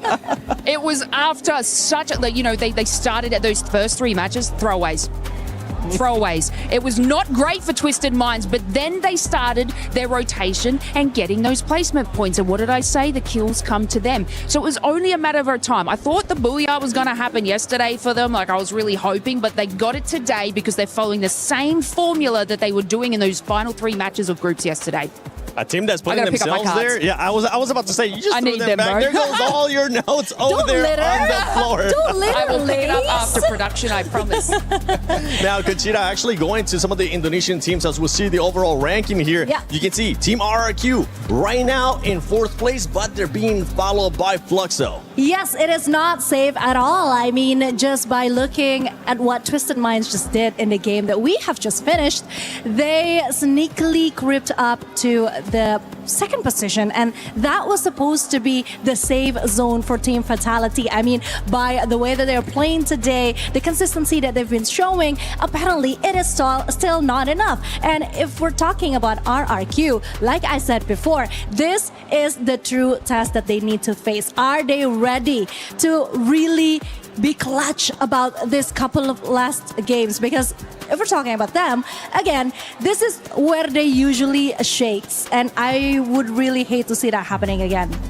Gotta be looking at the teams that are currently in contention to just make it to survival or end up going home, because this race is actually tight as well. You got Al Ali there with 92 points. Straw Hats trying to chase them down with 85, and it's a bit of a toss-up, Neptune, on who's gonna be going home and who's gonna be going to survival. Even Mia, if they ended up having a good game here with 2 games left, they could put themselves in contention for that last game to make it to survival. And what's making it difficult for me, Corp, as well as Straw Hats, to really move up is they're going against each other. I mean, they're going passive approach to just buying their time, making sure that they go into final circle, and then that's when they meet up. They're not even getting that a lot of elimination, so that would be difficult for them. And we also saw on that last match in Purgatory, we're in Al Ali. They He was practicing that backstage, by the way, guys. Al Ali. It's the same boys making a comeback. The Neptune special. Oh yeah, I mean, M79 coming from Remind. That grenade launcher was just deadly, and he timed it well. Everyone's in a compound, everyone is one space, and he just wrecked them with that M79 grenade launcher. Yeah, we just wish that we could have seen this sooner. You know what I mean? Oh, yeah. This is something that we need them to show from yesterday, day one. This type of hunger that they are finally wanting to fight for their place. I mean, the next game, Nextera, this should be interesting. It should be interesting. And looking at Nextera, looking at Purgatory too, I'm going to go with you, Neptune, for this one. Which team do you think will be stepping it up here in Game 5? Well, I have 2 teams that managed to get a booyah already. We have MIBR Loss as well as RRQ. But in terms of numbers, especially in terms of placement point, MIBR Loss has been consistent in this map. There's also Lion who might be able to catch up, because in terms of when it comes to elimination, it's quite even across the 3. It is very even across those 3. With Loss, I mean, if they do end up getting points, this squad is just going to keep propelling themselves even higher to 1st place, because nobody's going to be catching them unless we see something crazy. Well, did I just curse them? Hopefully that's not the case. But for some of the other squads, right, RRQ, we're talking about Vitali as well. They need to make sure they come in clutch, as you've been saying. This is the time for those Indonesian teams. I swear, we're not biased here, especially with Cheetah. We're not. Well, they need to be clutch. They need to be clutch, and this is something that Fatality has actually proven that they can be. But again, if we're talking about RRQ, this is where the true testament really comes, because I really do want them to exceed. I really want them to finally overcome whatever it is, whatever curse or whatever jinx that they have right now. But that is not what I've been seeing on the last couple of matches, because again, I feel like they are slightly declining, and that is not good. So this better be a wake-up call. I mean, the way Al Ahly came out of nowhere and really performed well on that last game, that should be something that could wake, RRQ from the deep slumber that they're in right now. Now, we'll see though. I mean, RQ, when it comes to the map, Nextera is their 2nd best. Only 2-point difference when it comes to Solara as well as Nextera. Their averages is also high in there. So I have confidence. I'm with you here, KsHiTiJoP, about RQ getting this, but I just don't want any surprises come from the other teams. And the thing that happens when we end up going to the final 2 games is that we usually end up getting surprises. And I'm excited to see which team will be surprising us here in Game 5 and later on in Game 6, because this is Group B and these are the last matches. We'll be finding out who's going to be going to the Global Finals Survival and the last 2 going home. Casters, take it away. Thank you very much, Seven. And I think Al Ahly's definitely feeling the pressure, right? And although they did make a phenomenal comeback here at Purgatory with a total of 20 points, they are still going to be in trouble if they don't continue this kind of a point hunt, because the only thing still keeping them alive, keeping them away from the final 2 spots down at the bottom, is the fact that they performed decently yesterday. 61 points for both MiaCorp as well as Straw Hats from the first 4 games played. They're both hustling big time today, and Al Ahly has only pulled away 31. So you can already see who's more hungry, who's more consistent. Yeah, we start to see the urgency come online as well for so many of these different teams. Again, we talk a lot about Al Ahly being at 92 right now, a bit uncomfortable, but at the same time, SAUL as well with 94, also in with the possibility of getting knocked out of contention if, say, both Straw Hats and MiaCorp decide to get a little bit more active this game. Straw Hats has showed us the capability of them to go a bit aggressive, to farm up those eliminations, to move around the map and take these fights head on. And as for Mia, survivability has been key for them, surviving into these very, very deep runs. It honestly would be insane to see 3 teams from Southeast Asia make it out of Group B as well, right? We saw that phenomenal run from SEA in Group A, and to see it here in Group B as well will definitely be stunning. But obviously, Fluxo, Lion, these 2 teams have got a good chance to ruin the party here for one of the 3 Southeast Asian teams. And Twisted Minds, after that phenomenal victory that they just showed us in the previous matchup for their comeback game, they've jumped into that 2nd spot. And right behind them is Team Vitality as well as RRQ. Indonesia needs to step it up a tad bit as well. Yeah, and no one is even comfortable at all in this lobby because anything can happen, either be at the top or at the very bottom, as Dix takes a bit of damage from that bottom side of the terrain. But no full fights quite yet, as Diamond does keep his eyes onto Koja. They want to go for this fight. Nah, Diamond said, I will just put in the shots, but not really go for this full-on fight. See what they can pull away from this battle here. Vitality. Fair fight 2v2, but Diamond's gonna get caught out, as his partner was just a tad bit too far. The Bears catching up finally, and Exposy with a punisher off their M24. They lose 1, but they pull away 2. Math-wise, let's check it out for Team Twisted Minds. Very patient on that as well, allowing Diamond to go down and leave them into this false sense of security. Regardless, Vitality easily being able to bring the 2 back into the game. But the fights are happening all around the map. If you see that kill feed, a lot of things are going on right now, as Mia does go for 1, but trades out Wota, brings back Mia, his teammate, back into the game. So Verity right now, Mia looking really good, starting off with 2 points, and should be a big step to just really climb that mountain. Ico Total Gaming's not at risk of being relegated here based on how they've performed so far. But they can't let their guard down. Anything can happen in Nextera and Purgatory. If they literally pull away nothing from these games, then perhaps that relegation might just be a possibility. Obviously, they don't want that for themselves. They just need to put up an average performance, and that should be good enough to get them into our survival stage. A lot of rotations coming in for so many of these teams here. Mia just now holding on the area, also being able to be chucked down there by the Twisted Minds player. But for now, for the rest of Twisted Minds here, very, very healthy and happy in Frontopia. Meanwhile, for Team Secret here, want to take this fight against Mia. They weren't able to get a few eliminations earlier onto this team, but the rest of Mia hunkering down, taking their time as well, hoping they don't get discovered by the rest of the team. As Nyx puts in a bit more pressure to Anshan 7. None of the damage actually clipping onto him, allowing him a bit of space to reposition for not so long. Hwang Am tries to do something and even trades out his teammate, looking really good, which Biblix tries to come forward and try to do something to make it happen, not happening. The crossfire from Team Secret looking solid, but PLS1 now knocked down. Twisted Minds might just drop by to say hello. MiaCorp bumping into Straw Hats at the wrong time, wrong spot. Kappa all alone. Straw Hats looking for the hunt. The vending machine camped at by Shock. And Kappa's not going to be able to get there. Or a sliver of El Kappa allowed to bring in the revive, and Mia Corp will survive a little longer. Right in the nick of time as Nick's finally back into that game. Just need to survive. As for SAUL, TG had been hunting them for quite some time. Water waiting for his teammates to be able to just move in together with him, so that he's not able to give him this isolated 1v1s. Don't even need it. So quick with that Valiant dash. Beautiful stuff from Water. Feeling a bit thirsty now. Mia Corp, ay. Out way too early here, not looking good for the team that qualified through the Free Fire World Series USA. Team Secret versus Twisted Minds this time round. Will the Vietnamese squad be able to wake up and shake down Twisted Minds after their phenomenal game earlier on? Valiant Dash missed by Bass, but it still fights Not7, who could not get away in time. And the backstab is perfect. Twisted Minds dismantling Team Secret. And PLS1 left all alone. No stealth bites this time around off of that Morse. Has got the Skylar, but the Skylar's not going to be useful for survival.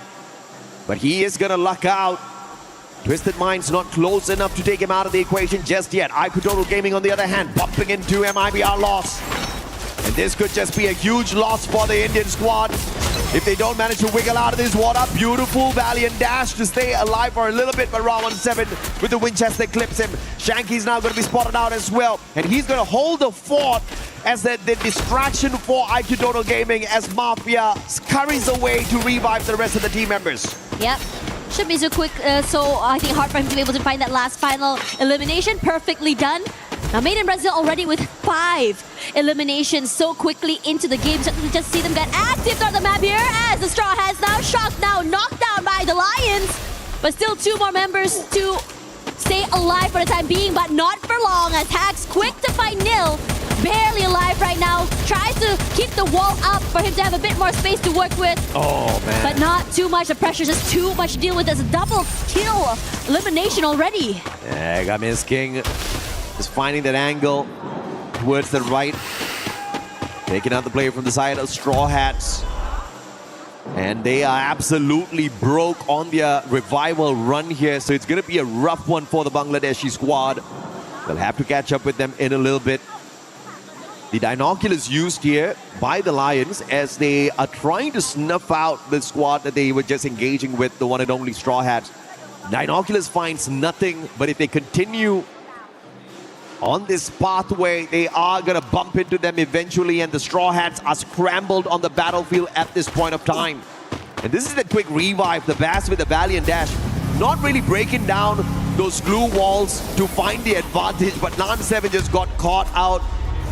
Wrong place, wrong time, could not get away. And Twisted Minds did a number on their Vitality, on the other hand, is going to get caught out here by Al Ali. Yeah, taking a lot of damage, but Ali also being able to take the Hawk back into the game. Numbers advantage because RRQ decides to join in on this fight. Ran steals away 1 member of Vitality here. C-Box as well taken, despite the valiant efforts of this team, and RRQ is the one that is reaping the benefits.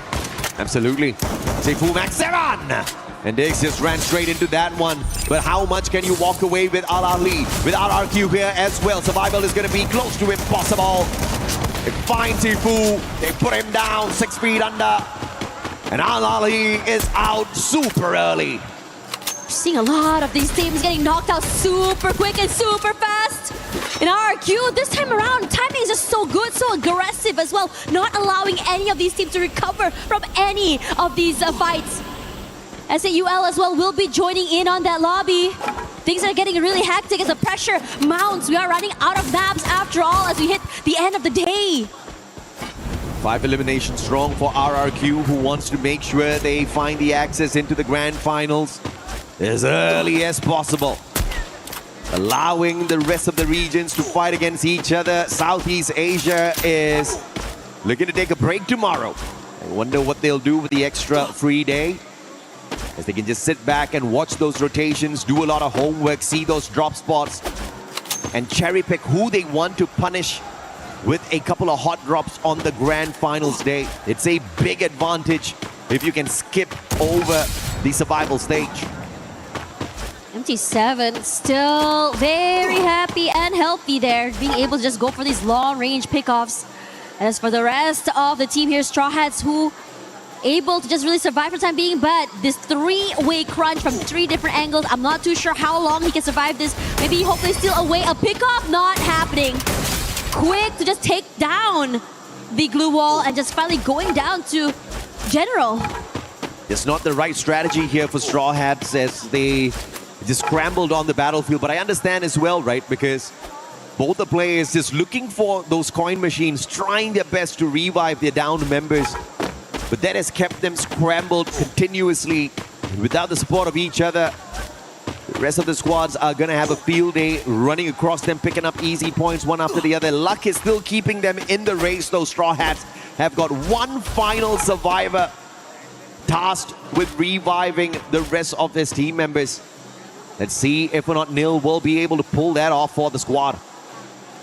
Looking over toward the southern side here, Twisted Minds and Lost as well is about to get super hectic there as the rotations are happening. RQ looking very comfortable just over toward the Deca Square. They have compounds in their control. But as for the rest of the Straw Hats, survivability is going to be a problem. So does General, gets knocked down here. The Bass leading the charge early in this fight. And it's looking very, very terrible for this team. The Bats knocked down, stolen away. 11 eliminations already for Twisted Minds here as Lost tries their best to keep themselves in this game. Barely alive, knocked down there. Rahone tries to find a different angle to work with. Not able to do so. Finally find one in the end. No, it's Diamond with the long range pickups to really just knock them out of this map. Absolutely dominant battle from the Thai squad. Twisted Minds twisting MIBR Lost inside out on that fight, and Team Secret using the high ground vantage point to take down a player from the side of IQ Total Gaming. The pickup is instantaneous. No doubt at all, they definitely have a Tiba on their side, and they will drive out of the confines, and Team Secret will not be able to continuously punish the squad. Great rotation by the Indian squad to disengage. Looking to just really wrestle away this compound from RQ. But kept at bay for the time being thanks to these blue walls. He has to find a different way into the area instead. What nothing to do with it, but Twisted Minds are here as well. Nil just got shot out of the equation here. The reason why Straw Hats are still alive and kicking in this lobby is because of him. A phenomenal triple revival, and Straw Hats stand a chance to overtake Al Ahly as well as SHUL in this game in itself if they can get to that final circle and pull away some solid eliminations. They've got 3 survivors to complete that run. IQ Total Gaming losing Mafia. Vitality spotting him out. The Lions are saving themselves as Team Secret send that Riptide Rhythm their way. PLS1 deadly with that shot, but the active skill will not give them the elimination points as the Lions quickly reposition. Yeah, and Team Secret is running quickly out of space as well. Like it or not, you're gonna have to go down this terrain and take this fight. But it's had to be a bit more patient, hoping that the Lions just move away. After all, the circle is to the southern side here. A bit of space to work with for them, so the rotation should come through. But have to be careful because over on the other side of TG and Vitality just hogging on to that area. Whose Dinoculus was that? Either way, IQ Total Gaming and Vitality looking at each other out. Vitality spotting out Straw Hats as well. They don't care who they shoot at as long as they can pull away some extra points before getting into the thick of the action. Thinning down the numbers of your opponents regardless of who they are. That's the game plan here for Team Vitality. RRQ versus Twisted Minds. Great rotation by the Thai squad. Those glue walls used perfectly. And Straw Hats being dismantled by Team Secret. One final survivor. The game where they could overtake Al Ahly as well as SAUL. Both those squads can thank Team Secret for giving them a huge advantage now. And it looks like it might be over with extra. What a phenomenal play, but that would not continue. 2 knockdowns. But he's eliminated from the lobby before he can find the confirmation. And IQ Total Gaming faces the same fate as well. Yeah, MT7 online as well, all eyes and so aware of the rotations coming in from the different parts of that map. Anyone crosses the peripheral vision immediately has the dome of their head popped here. But Team Secret finally into the circle and into the waiting arms of the them. Apex Predator, RRQ putting in a damage and stealing away these eliminations before they even hit the ground. Yeah, too good. Unfortunately, Team Secret did not pick the right spot to jump away to. But shot out of the air and annihilated by two squads through those shots. Twisted Minds looking to make a back-to-back super bomber of games. Stitched together Purgatory and Nextera. Can they go for the back-to-back Booyah after avoiding the Booyah like a plague, focusing just purely on eliminations on the first 8 games they played through 2 days? Southeast Asia looking for the dominance, but Brazil and LATAM still having some representation here. The Lions as well as Fluxo both have got great defensive spots. But the Lions are going to be pressured here with the movement of this circle.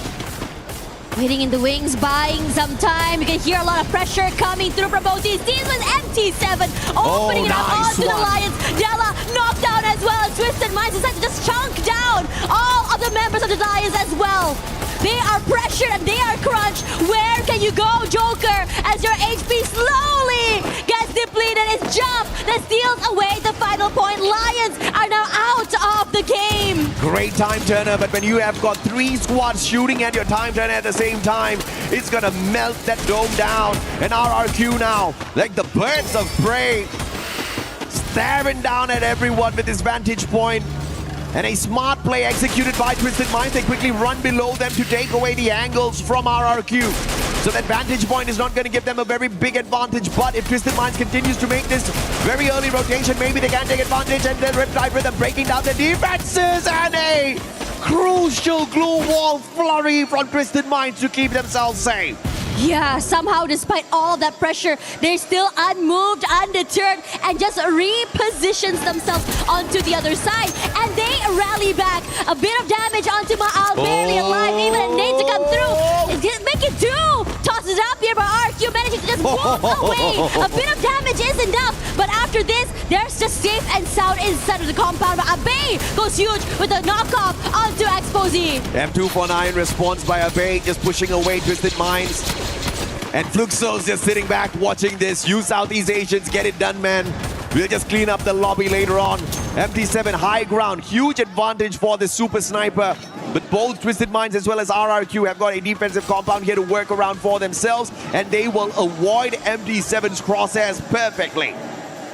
Look at the space that Fluxo has, the high ground, also the lower side completely in their control. So many terrains, angles, and crossfire set. And Twisted Minds wants to wrestle the space away from them. Beautiful jump pad use here by Twisted Minds, just keeping the angle low to not give MT7 a very big advantage there. Not taking too much of airtime gives them that survivability. But now MT7, are you going to break an ankle when you try to get off this roof? That's going to be a big question here. But the AWM might just be able to give the Brazilian squad some extra advantage. Dudes now spotted out, and a beautiful connection. Ran stacked up, and the Riptide Rhythm breaking down their defenses. But MT7 can't put anyone down just yet, and RRQ makes a perfect rotation right behind the wall. And as that's happening, Twisted Minds rush forward as well to steal away that space. But Dude's head is out there in the open. He's knocked down, but the glue wall keeps him alive for quite some time. RRQ hunkered down, waits off all of this pressure. They're not gone quite yet. Twisted Minds, though, decide to just wait this out. Fluxo forced out in the open and decide to just really pressure out the members of RRQ since they have no more space to work with. A lot of damage done. Maal knocked down. Abe barely alive. Survival play, you see everybody drop their coins. I think it was Maal that picked it up. But you got to respect what RRQ did in that sequence. Although they were getting pummeled by all of those shots, they quickly patched each other right back up. But Bobs is going to be deadly. He's got the Winchester level 2, but more importantly, the M79. The grenade launcher should be able to dismantle RRQ, but he's keeping that for the very final moment. And MT7 making great work off of this vantage point. Switching between the AWM as well as the M82B. For the great big advantage, Maal's going to get taken out of the equation as well. As Twisted Minds now books a fair fight up against Fluxo with one final survivor on the side of RRQ. Can't do more than that here, just really cleaning up the house. The team wipeout, and even Fluxo will be able to get this Booyah finally again. aggressive and sharp. A lot of space control as well. This team is looking to dominate and kill some dreams. MT7 vantage point on a double sniper setup with the Skylar. The Riptide Rhythm definitely caused RRQ a lot of problems, but you see the veteran survival skills out of the Indonesian squad. You can knock them down, but you can't keep them down. They had the time turner, they had those glue walls, but more importantly, they had the teamwork, the communication, and the speed. But towards the end of that battle sequence, it was the circle that pressured the Indonesian squad a tad bit too late. And Abe just showing up strong as the final survivor, but overwhelmed by the players on the side of Twisted Minds and Fluxo. Honestly, incredible seeing so many of these teams just pull off what they're doing today. Fluxo back-to-back once again. The Boogeyman, as Carol mentioned, now back, showing us in this very last day what Brazil is able to deliver. Regardless, as we look at the rest of the team here, the bottom three is the one that intrigues me the most after all, because some of them did get knocked out a bit too early. They runs a bit too quickly as we only have one more map to go. And of course, the superhero in that final battle was Butchizin, the M590 in this monster's hands. He was unstoppable. The mechanical supremacy of Butchizin up close and personal is going to be the threat for the other squads. Whether or not they get the early access into the grand finals, you can bet you're going to see them there if they keep this up. Riding the high, and the fans definitely love it. Throughout the entirety of this game, they were loud. The energy definitely felt by this team. But as for the rest of the teams, we talk about the top, where right now the Thai team, Twisted Minds, looking very comfortable. I think about 13 points ahead of Fluxo right now. Should definitely be able to catch up if they do have another standout map, especially since we do have one more coming soon. This battle sequence definitely should push Vitality out of the top four, but we will see exactly where they stand as we catch up with you guys in a minute. Play is in our DNA. Whenever we let it out, it becomes our superpower. Now imagine an entire city being built to supercharge it. KsHiTiJoP, powered by Play. Well, my God, if that didn't get you pumped, then I don't know what will. It's Lace and Neptune here to bring you that match recap. And my God, Fluxo, holy moly, I consider me impressed there. Not only did they have that height position, Neptune, but they managed to get so many eliminations within that final zone. Yeah, I mean, it's just difficult to get away from that. We've seen Twisted Mind, we've seen RRQ try to get close to them, but the elevation, especially with MT7, it's just difficult to tag him. And with the zones pushing them in, forcing them in, they couldn't even get an angle to snipe him down. I mean, and when you have like Twisted Minds and their rotation that they had to go through, it kind of looked like they might have been the next one out. But Fluxo, you know, having that eyes on top of RRQ is something that, you know, Twisted Minds are probably like, thank you, because they were able to position themselves into that. But obviously we want to talk about those sorts of teams in that mid-range there and who might be going to have to work a little bit harder in this next game. And of course, Lion, you know, we want to sit in that top 4 position. Yeah, I mean, it's getting tougher and tougher for Lion right now because earlier, before that game, like there's 3 teams above them. And now that they got eliminated a little bit early, those fights or those teams are still alive. They managed to get a few more points, but there's a little bit of switcheroo in terms of the order, and we might be seeing something being forced down once we see the overall. I mean, this leaderboard is very close. And of course, you know, we talk about that last game in RRQ and how they were sort of sitting in a nice position early on in that stage. But obviously having Fluxo on that height in contention, it didn't really pan out for them to be able to push them way in. And the fact that, you know, they need to be making these proper calls and making these rotations early because they need it. Yeah, exactly. I mean, Fluxo right now, especially with how they got their booyah, the consistency they have, the elimination that they had as well, I think it will work for them and it will work for their favor. They might have pushed Team Vitality away from the top 4. But what's difficult at this point in the last game is they're still very close. I mean, they can smell the teams that's following them. Yeah, and we got to look at these sort of top 4 bubbles, but I do want to draw your attention maybe down to the bottom of the leaderboard with Straw Hats, because I mean, a couple of the teams that were going out, I think it was AHL, we're looking at the SAULs being knocked out early in those matches, may have paved the way for Straw Hats to sort of move up and get out of those bottom 2 eliminations, but was it enough, Neptune? I don't think it's enough. I mean, it's very, very close, especially with performance at Al Ahly. They had managed to pull off the match before that. So that's already a huge run that Straw Hats need to do, and who did eliminate them? It's Team Fluxo. So it's getting tougher and tougher for those at the bottom too. It's just unfortunate as well that even MediaCorp couldn't get a point or a few more than points, and that's enough to catch up to Straw Hats. And it's just unfortunate that they keep beating up against each other. Wherein they should have been splitting away from the rest of the squad, trying to keep it safe, final circle. But if that's the same intention for everyone, then eventually you end up meeting. Yeah, and I mean, if we have a look at like MIA, missing in action or what is happening there, obviously they are sort of going in that bottom spot, but I don't believe that they're going to have enough run in this last game to push them out of that bottom 2. I mean, unless they pull off some sort of crazy action like Fluxo with these eliminations, but it looks like, it's going to be a little bit difficult for them to be able to just get out of those elimination spots so deeply down. But of course, I'm always an optimistic Neptune. I'm always like, someone could do something crazy here. Might not happen for MIA, but for Straw Hats, it could be something where they can bop them out of that bottom 2. And I mean, we're rearing and ready to go for match number 6. Let's find out exactly where these teams are going to hit. Casters, take it away. Wow, you can see how loud the RQ fans are down there, AJ. It's dangerously close. Dash up at the top, down at the bottom. You can count these points up at the top with just one hand. Down at the bottom, you may need 2, but it's still under double digits.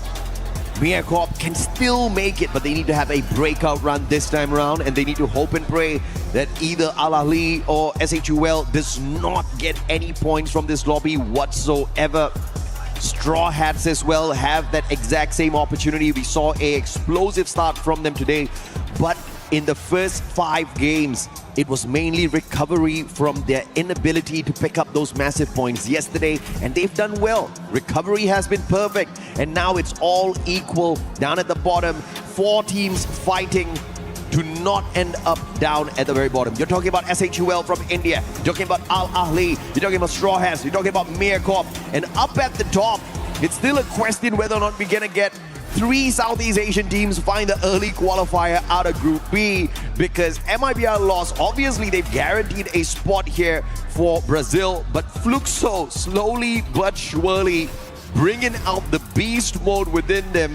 98 eliminations so far in their group stage run, and I don't think they're done just yet. No, they are definitely a team that really wants to ride off that high as well.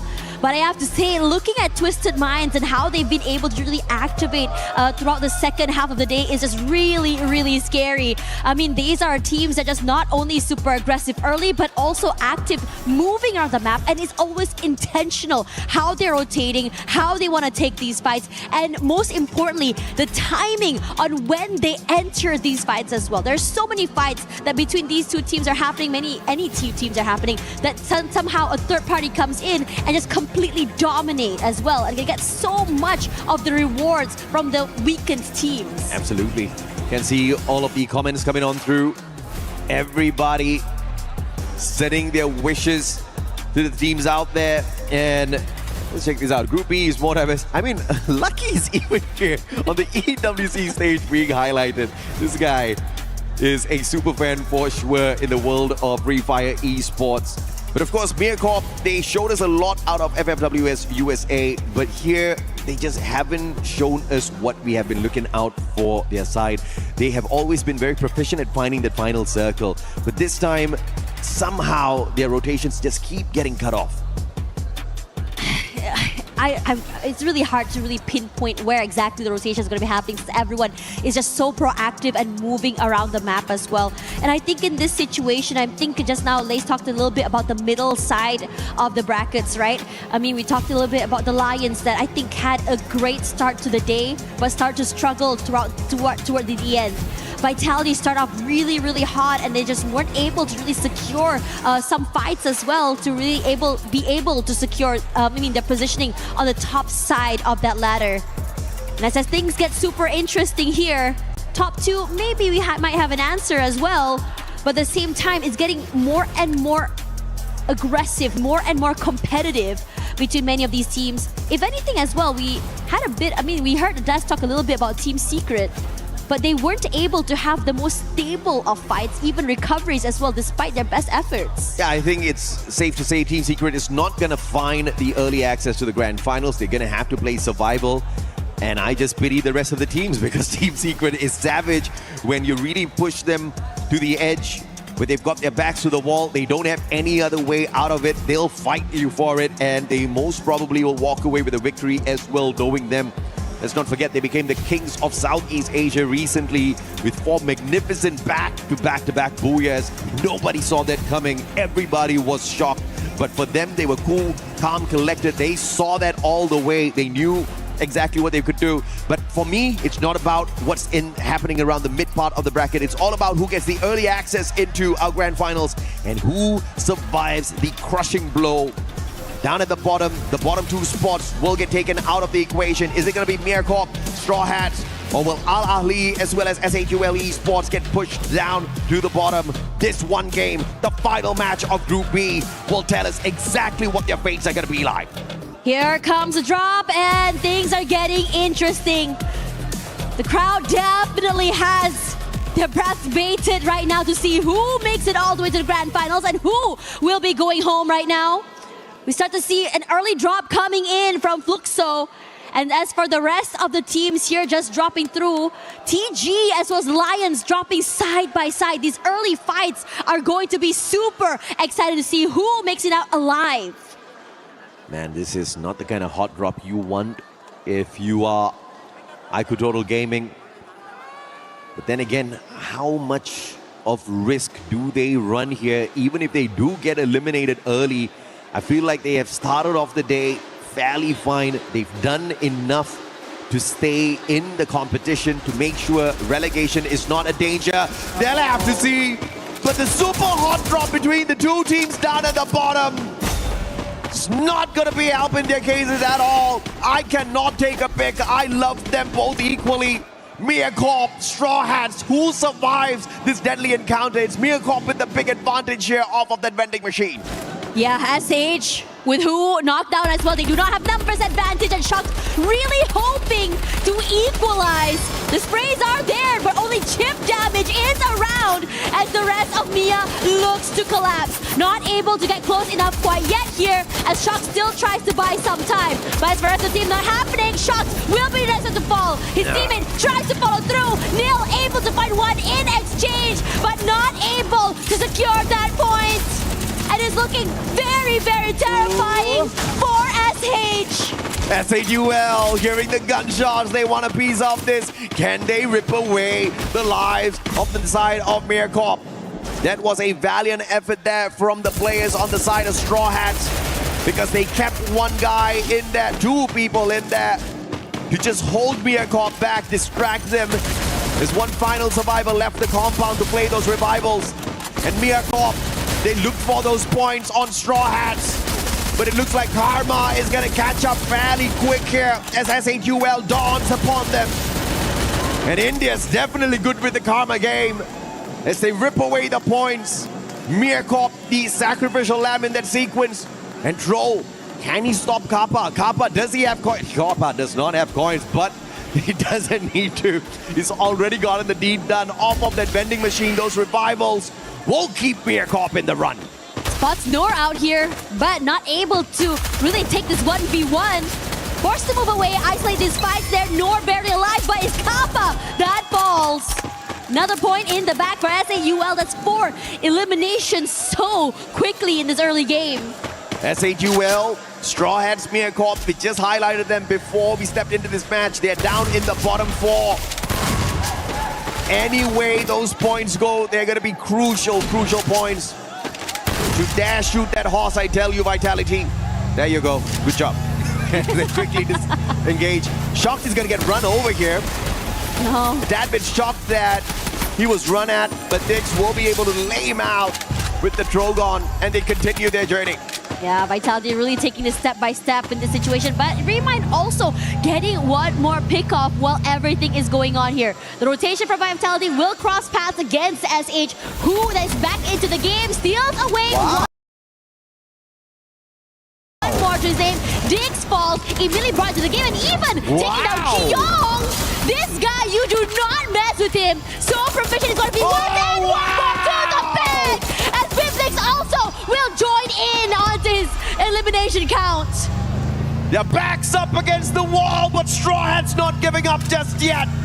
Who pulls a triple to survive those encounters, and 2 Titans on the side of Vitality snuffed out with the Max 7.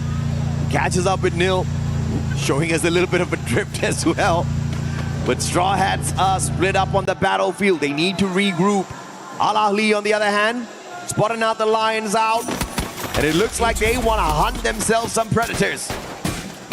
Mind waiting here, being pressured somewhat, but very undeterred, being able to just really get a rendezvous once again with his teammates. As the rest of Lions weren't able to get any pickups from there, they too decide to just move away from the area, perhaps looking for a better area to just really hold on to as the circle shifts. MIBR Lost just pulled in a triple revival. I wonder what happened to them. Who bumped into the monstrous Brazilians who are currently topping the leaderboard of Group B to bring them down to such state? But either way, they survive. They're right back in it. On those revivals, Straw Hats now, high ground advantage. Eagle has to be abandoned. No sniper in the hands of Nil. They miss an opportunity of getting an extra elimination off of the squad. Now 4 on their side.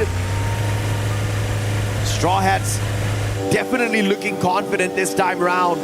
With 90 points on the leaderboard, 4 points behind Al Ahly. They'll need to stay alive. They'll need to pull away a lot more if they want to make sure their totems and dreams don't get crushed. We need to see them really go and start getting a bit more hungry like we saw them in the beginning of the game. Unfortunately for them, a bit slowed down toward these last few maps regardless. But as for the rest of the team here, barely alive and also barely surviving as a team, could be able to just really come in and rendezvous with the rest of their teammates here. We've seen their power, their teamwork as well when they move as a unit together, being able to overwhelm 1 to 2 teams in the beginning of the day.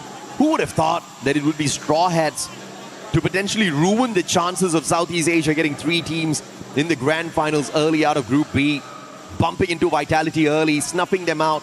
And because of that, Vitality is at a massive disadvantage up against Twisted Minds now, who have been cool, calm, collected, picking up all of that loot. And now they bump into them. There is a vending machine at Ski Lodge, but it is not camped upon by the Vitality player. As I say that, they do manage to snuff out the aggressor from the side of Twisted Minds, and you see Twisted Minds quickly retreating from the compound. Straw Hats, on the other hand, a full squad recovery as they spend their time outside the zone. They've all gathered right back up. There we go. More importantly, this is that play where we saw Who shine earlier. Yeah, really good coming in from Who as well. And I feel like in so many of these, I would say, rounds as well, I mean, Who has been such a big standout for Straw Hats, just really kind of rally the team and just get them super aggressive into today. Multiple, I think, multi-frags he was able to pick off. Team Secret, do you pop off in this game, or do you just chill and not show up strong at all and keep whatever you can show for the survival stage? Regardless of how you slice it, Team Secret is not going to find that early access, and they're not going to get relegated too far away from the bottom, too far away from the top. Team Secret in limbo right now, but I think that is intentional from the Vietnamese squad. Really just take their time. Nice shot coming in, runs in there. A lot of damage onto Rahone. But for the rest of the team here, they're just really being super cautious. They don't want to go into this full fight quite yet. Made in Brazil lost, decides to just really find a different angle, a different area into the zone. Yeah, on the hunt though. Total Gaming with a survivor outside the circle, trying to see if he can survive the whole Brazilian squad from annihilating him and causing the squad a little bit more points, more coins. Shanky brings Aztec back in. The play's looking solid, but S8UL cannot rest on their laurels just yet. As you can see, if Straw Hats catch up, if Al Ahly gets to that final circle with decent eliminations, S8UL, they'll be on the chopping block. Oh yeah. This circle shift toward the southern side, it doesn't make it easier for many of these northern side teams either. TG still very far out there in the wild. A lot of late rotations coming in. There's a lot of caution. But at the same time, when you are coming into the zone this late, you just have to be so wary when you're rotating. We saw so many long-range snipes from teams that are already so comfortable having these areas, these zones, these high grounds fully in their control. MD7 with some wild snipes, and this is definitely one of the slower games of the day, and it's courtesy of Purgatory. You've got a lot of compounds to rotate around, to focus on the loot, avoid engagements. Those vehicles are littered all around for you to quickly reposition. And that has resulted in many of these teams still surviving, but if you have too many survive to the next circle, all of chaos will break loose. As regardless of whoever you focus on, you can sure as hell bet either your knocks are going to get stolen away or somebody else is going to end up shooting at you. Because as we approach the 11-minute mark, we have a full stacked lobby. Starting to feel very reminiscent of that previous map as well, right? With Which the map? only team, 5, where only one player had been knocked out here. Now these rotations come through as well, as Twisted Minds should be able to come through, and this full 4-on-4 is happening. The Lions taking a lot of damage. Mia on the side that was winning for a second there, but will turn the tides around. Yeah. Game King knocked out Hacks as well. Oh no! Al Ahly spoiling the party here for Miracor from afar. But the Lions, one final survivor. Joker has to abandon mission. He will not continue to pressure Miracor. But Al Ahly with the sneaky shots from across, calling out the lightning zone as well on Miracor. And Mia almost got annihilated there. Barely alive right now, but still able to prolong their run. Lions are just running for their lives, and once again, it's Joker all alone. Hasn't been spotted quite yet, but still taking some chip damage from so many different angles. Vitality out here on the hunt. And finally taken away by the Twisted Minds players. Joker wasn't laughing in that situation, but he'll definitely go down smiling. Valiant effort by the Lions. They will not get the early access into our grand finals, and we will see them play that survival stage. Twisted Minds, on the other hand, geared up to rest tomorrow after hustling all throughout the day. But out of the 11 games played so far, Twisted Minds have only gotten one booyah. Do they want to end their run with a 2-0 on their side, or will they just drop the efforts right here, right now? They're going to take the fight straight up to Vitality. Vitality, if they can get a massive game off of this, perhaps they stand a chance to make the early access. But Twisted Mind says, not for you. And one Southeast Asian squad made sure another does not get that early access, which means 2 Brazilian teams will stand a big chance to do so. And the crowd goes wild right now as we all look at Fluxo taking this fight up against their other teammates. But Yago will be knocked down here as well as MT7 doing the most. Movement is just so good and so proficient with the weapon. But RQ is here to stop the party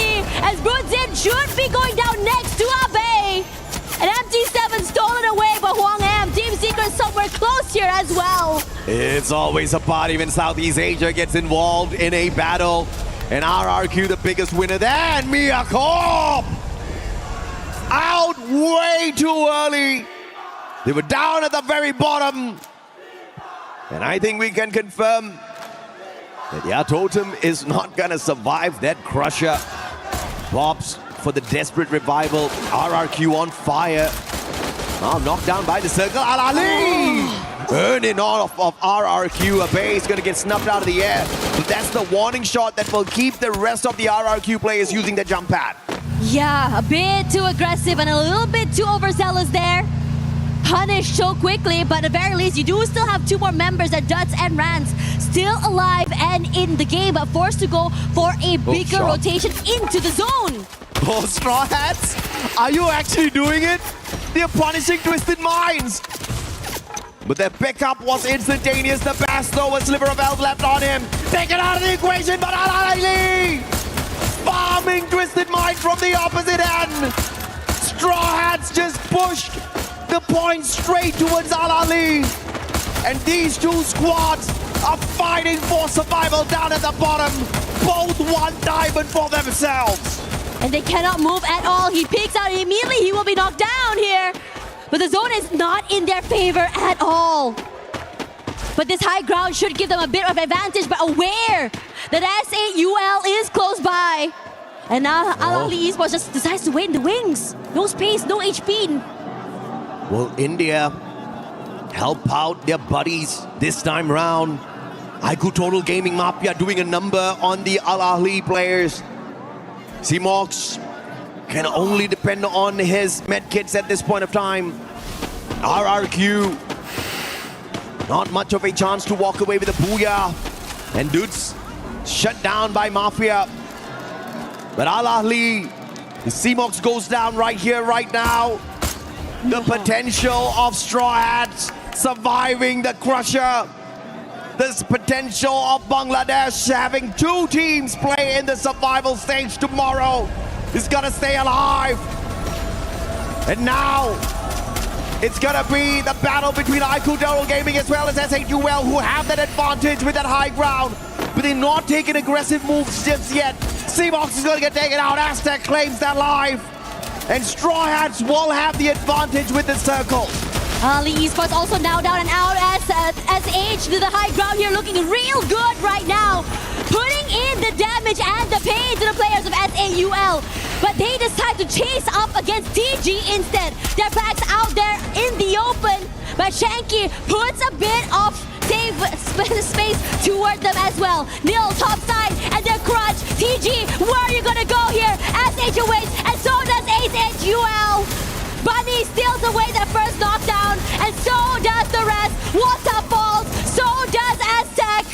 And eliminated already here is TG. They desperately need this. Can they do it? Bangladesh, they get it done. Ami Tomaki Paramasi, Bangladesh, you all can rejoice. Both the teams have successfully survived the group stage.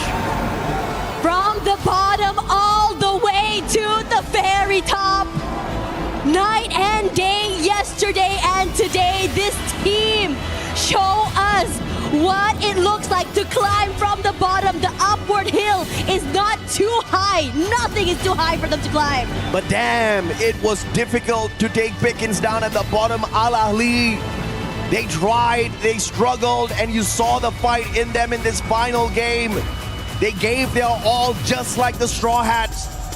But sometimes luck comes into play.